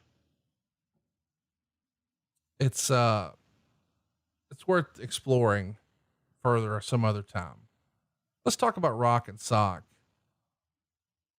I don't know that there's a bigger utility player, maybe in the history of wrestling, maybe Bobby Heenan, but God, whatever you need Mick Foley to do, he's in it and he's going to make it work. We just tried this with 2 years prior with Steve Austin. It was Steve Austin and Dude Love. And now here we are doing the same thing again with the Rock and Sock connection. Whose idea is this? All Russo's creative, and do both of the guys love it right away? I assume they've got whatever sort of hurt feelings there was in January patched up by this point. I don't know 100%. I think it was Mick Foley's idea, or, the German Mick's idea to say, hey, what if? And kind of it's very similar to what we did with Steve and Mick way back when, and the Mankind thing. But this was something that was going to hopefully have a little bit longer shelf life. And both guys, that they had a chemistry. They had shown that they had a chemistry working against each other. So the Rock and Sock connection became, here's the other side of that coin. These two guys had chemistry and made magic together, whether they were against one another or working with each other. Always highly entertaining and always ready to step up to the plate. Pretty remarkable that this hit as well as it did. We should mention, even though they won the titles on the 30th, they're going to lose them on September 7th on SmackDown in a buried alive match. Back to Undertaker and Big Show. Triple H is going to interfere. By the way, if you haven't already, check it out on YouTube. Mick Foley on the Inside the Ropes channel tells a hilarious story about the very first buried alive match, and how, while the pay-per-view went off with the lightning strike from the scoreboard and the Undertaker's hand coming up from the grave, that is how the pay-per-view ended, but the show didn't end. They kept other matches for the live crowd, which is just hysterical. You've got to go see Mick Foley tell that story. I laughed out loud this week watching it on YouTube. So shout out to Foley and friend of the show, from Inside the Ropes, our main man. Come on. On the September 20th Raw, the Rock and Sock Connection won the titles back in a Dark Side Rules match against Big Show, Viscera, and Mideon. 3 days later on SmackDown, what do you know? The New Age Outlaws have reunited, and they beat Rock and Mankind to win the tag titles. Thank God.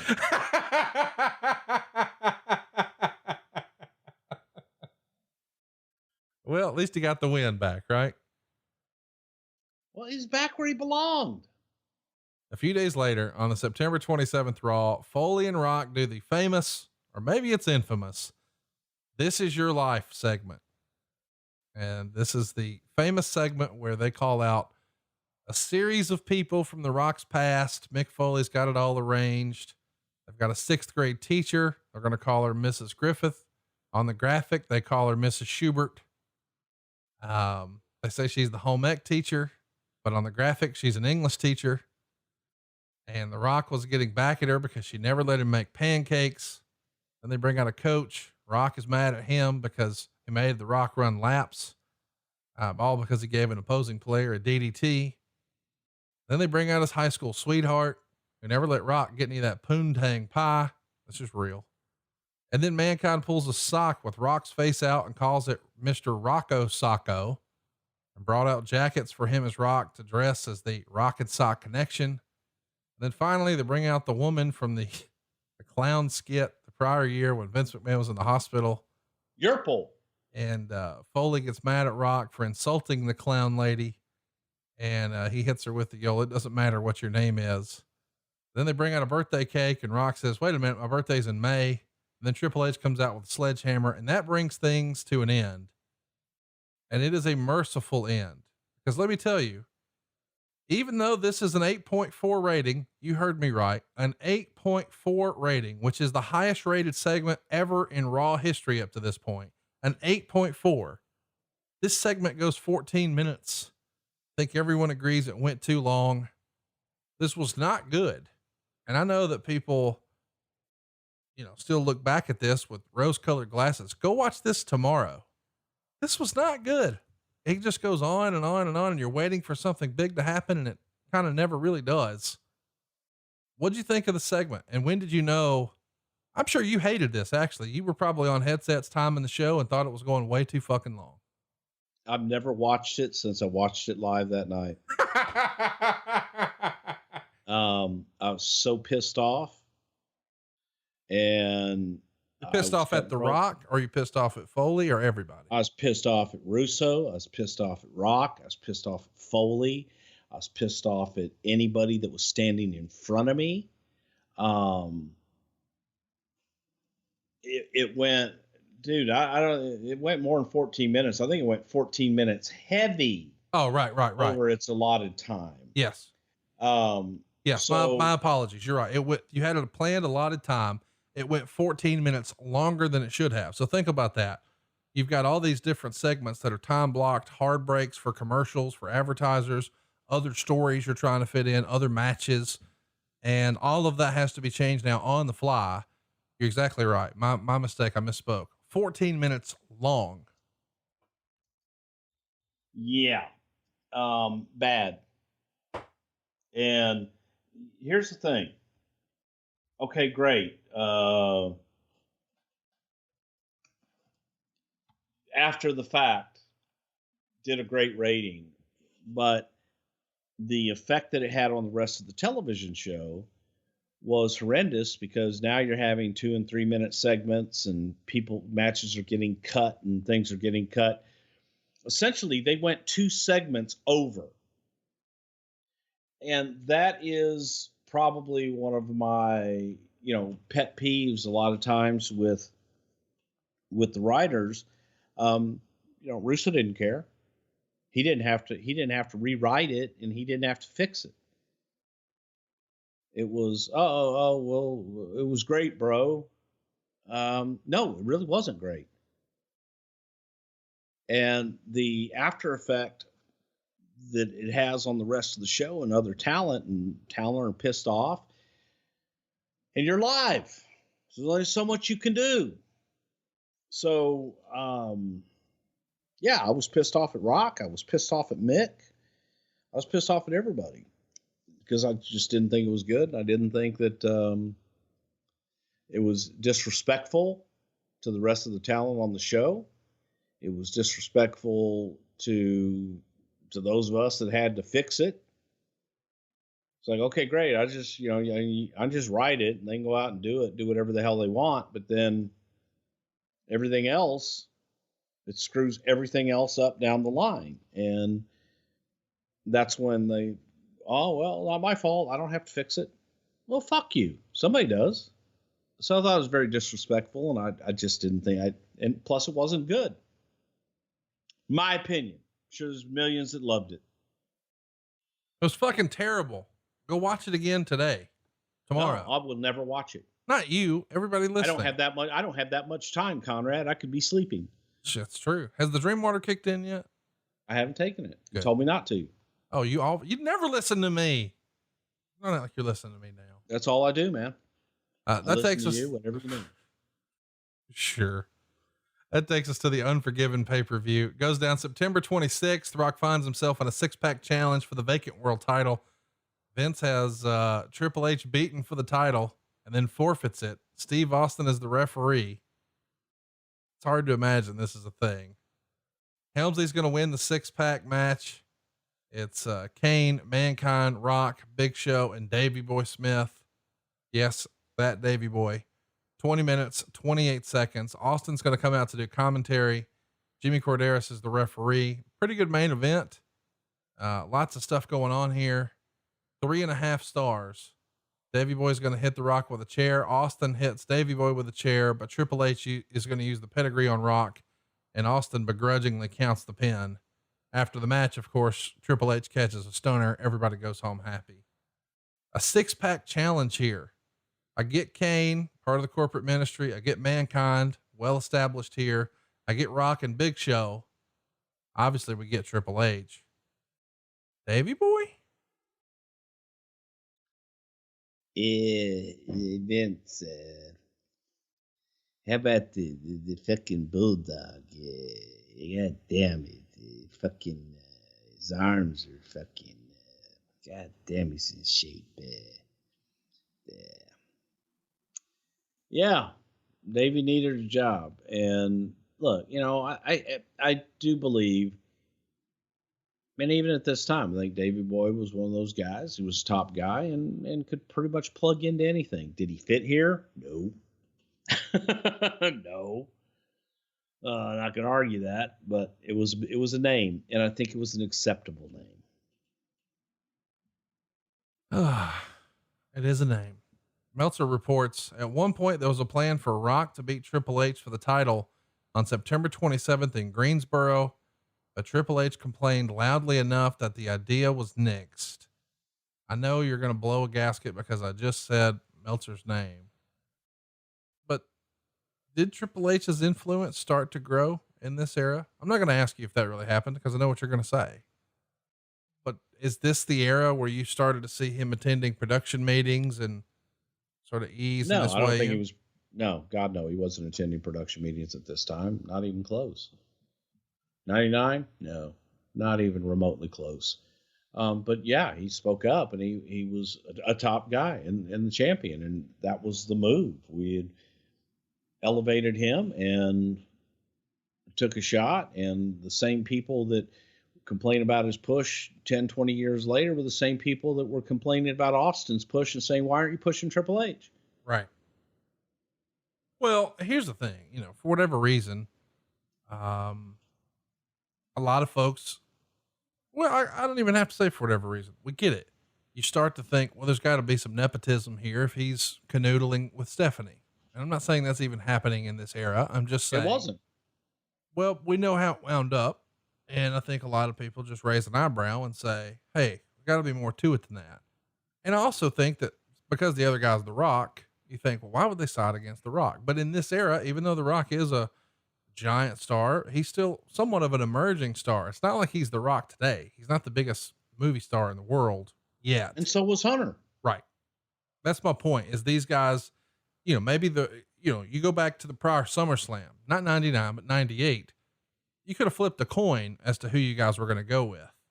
Are you going to go with The Rock or are you going to go with Triple H? You went with The Rock first, but now it is very much Triple H's turn. And we get more of that on October 2nd in Birmingham, England. You guys run the Rebellion pay-per-view. It's Rock and Triple H in a world title cage match. And Triple H is going to retain 20 minutes and 33 seconds. Rock gets a huge ovation, tons of interference in the match, along with some juice. 3 3/4 stars. Vince is involved. Davey Boy Smith's involved because, you're in Birmingham. Fucking A, Davey Boy.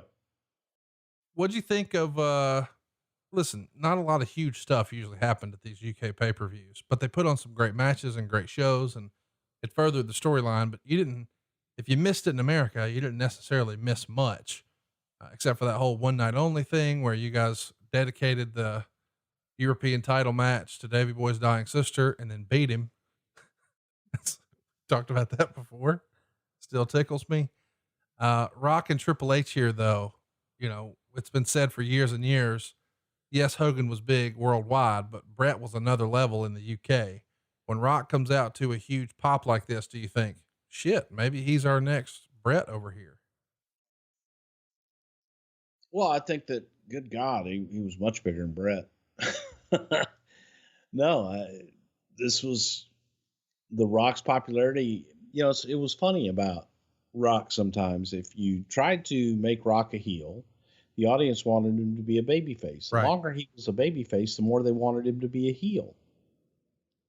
Now I think that I really do believe that for the most part, he's universally loved just because he's The Rock and he's genuine and has an unbelievable work ethic. We didn't know that then. And he was just entertaining and just had a way about him that audiences dug. They just entertain me. They didn't care whether they loved him or hated him. They were entertained by him. Let's keep it moving here and let's talk about what's next. The October 4th Raw, we see The Rock pin Jericho with the People's Elbow. Fast forward a little bit. He's going to team up with Mankind to win the tag titles for the third and final time after beating the New Age Outlaws on the October 12th SmackDown. They lose them to the Hollies on October 18th. This is the era where belts are changing hands on a somewhat weekly basis. Fucking all over the place. But every time Rock and Mankind had the tag belts, 3 times, by the way, very brief, short reigns. Is it just because Russo felt like this crash TV? You know, they won't call it, bro. Is that sort of the thinking? It's not like there's okay. Not really a lot of rhyme or reason to it. Bro, the Hollies, they'll think it's a squash. Yeah. And, that kind of shit. Which they sure as hell didn't think that. Well, from there, oh, wait a minute. Let's talk about that. I just realized what happened here.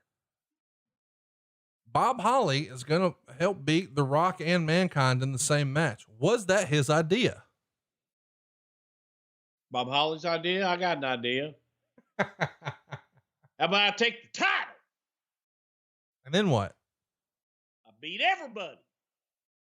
From now, but thankfully Rock is back in the world title picture. He's scheduled to wrestle the world champion Triple H and Steve Austin in a triple threat match at Survivor Series for the title. Of course, we know what's coming. Austin, since he's bald and has a goatee, they hit that motherfucker with a car. And he's going to be out of the match and out of the ring until October of 2000. He's out getting a neck surgery. Big Show is put into Austin's place in the match. So you know what that means. He's going to win the world heavyweight title. 16 minutes and 15 seconds, 2.5 stars.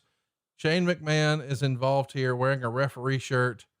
Vince is going to show up looking stern to save the day after DX attacks The Rock, but he hits Triple H with the belt, missing the first time as a tease, connecting the second, and then Show chokeslams Triple H and gets the pin. Is the thinking here, and you've told us some old school wrestling theories before, that if you have to have a replacement, it needs to be better than the original. Well, that's impossible here because it was Steve Austin. So you have to go with the next best thing and let whoever the replacement is go over, right? Yeah, it's yes. The answer is yes. And not always, but in this particular situation, because no one thinks that's going to happen for the most part. So you go with the shock and awe of it all, and always try to have a better replacement, and always try to give them something that they can't call in that replacement. And that was the idea here. Well, they were in awe.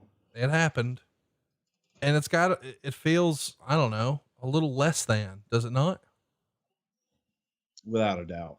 I don't know that we could have done anything that would have been holy shit in replacing Austin. That's just, especially in this era, that was hard to do. Talk to me a little bit about Big Show here. He came in with and I know we're going to do way more on him some other time, but it does feel like for his first big world title win like this, I don't know, just feels like a missed opportunity. And I realize, everybody's scrambling, looking for I shouldn't say I realize. Let me ask. You got to be scrambling, looking for something when you realize, God damn, our meal ticket's out and we don't know when he's coming back. We got all these other guys, but we need to hurry up and fucking make another motherfucker. You just referred to the pillars, so to speak, as The Undertaker, Triple H, The Rock, Stone Cold, and Mankind. And now you're down one. So we got to move somebody up, right? Sure. And you've got a hell of an investment in this giant. Literally. And to make the giant an attraction and to make Big Show an attraction, you've got to do something with him.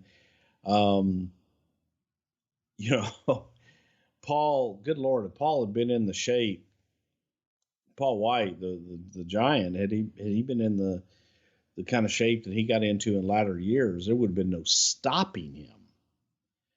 And I think that during this time, Big Show was still smoking and not in the best shape. So the jury was still out, but you needed to do something different, needed to at least attempt it. It's pretty crazy, man, that this all went down the way it did. Let's talk about the decision here did you know before you got to the building that day, y'all were going with Big Show?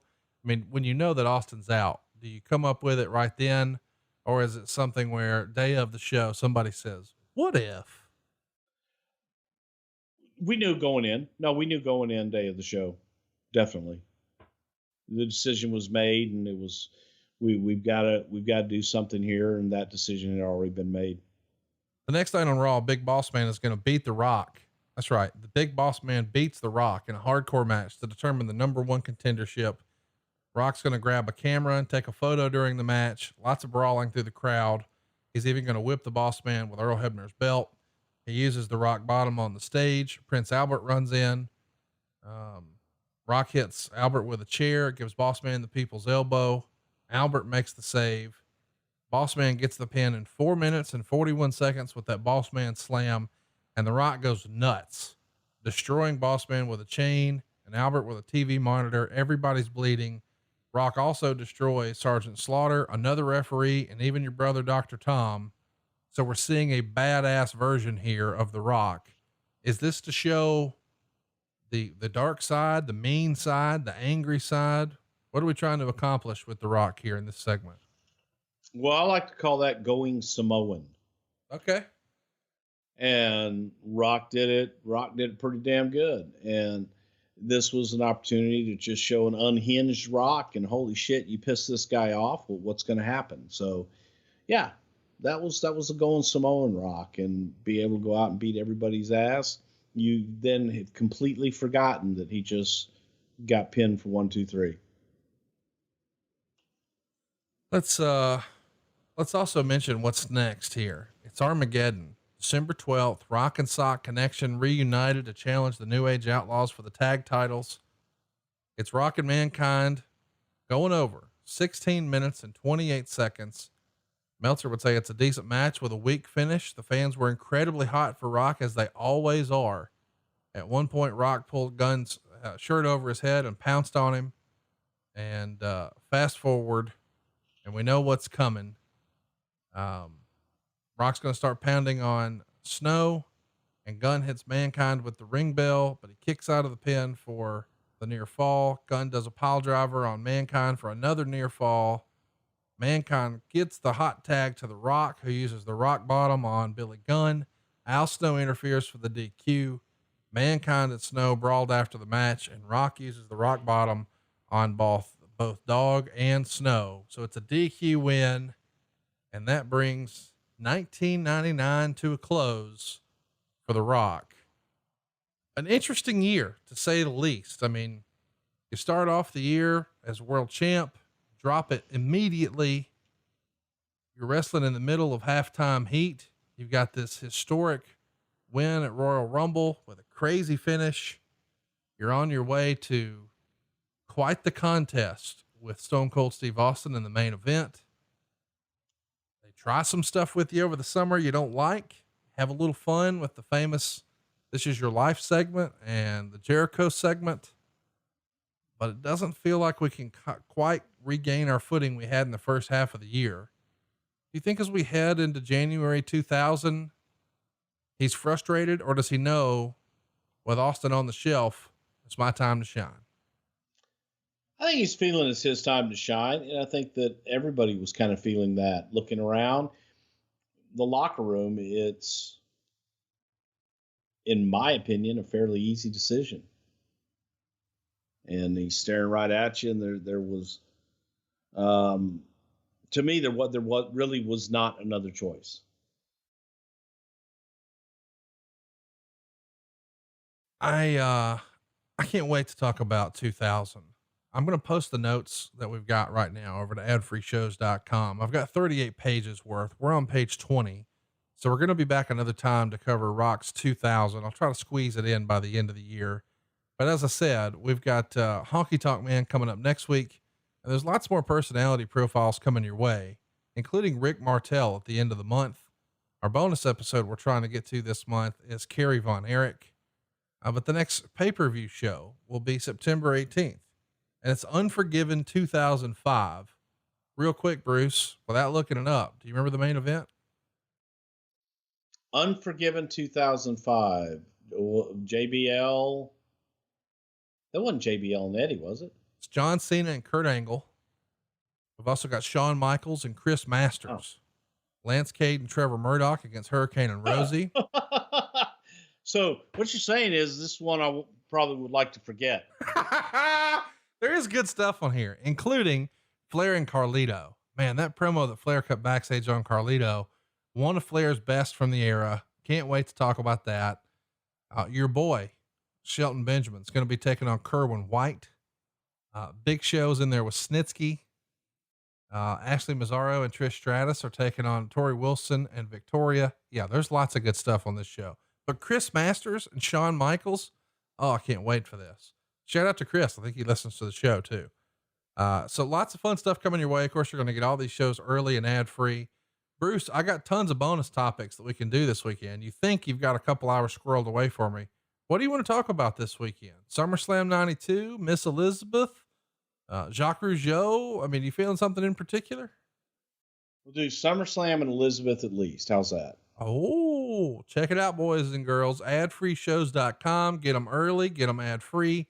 And SummerSlam 92 and Miss Elizabeth are adfreeshows.com exclusives. We'll be back next week with Honky Tonk Man 2000. Easy for me to say. Honky Tonk Man. And another time we'll get to The Rock 2000. I'll find where we can squeeze it in. It'll happen sooner rather than later. Until next time, he is at Bruce Prichard. I am at Hey, it's Conrad, and we are out of time. We'll see you next week right here with the Honky Tonk Man on Something to Wrestle With. Bruce Prichard. Rock on. Now you're going to have some dream water. Now I'm going to have some dream water. Nighty night, Bruce. Good night.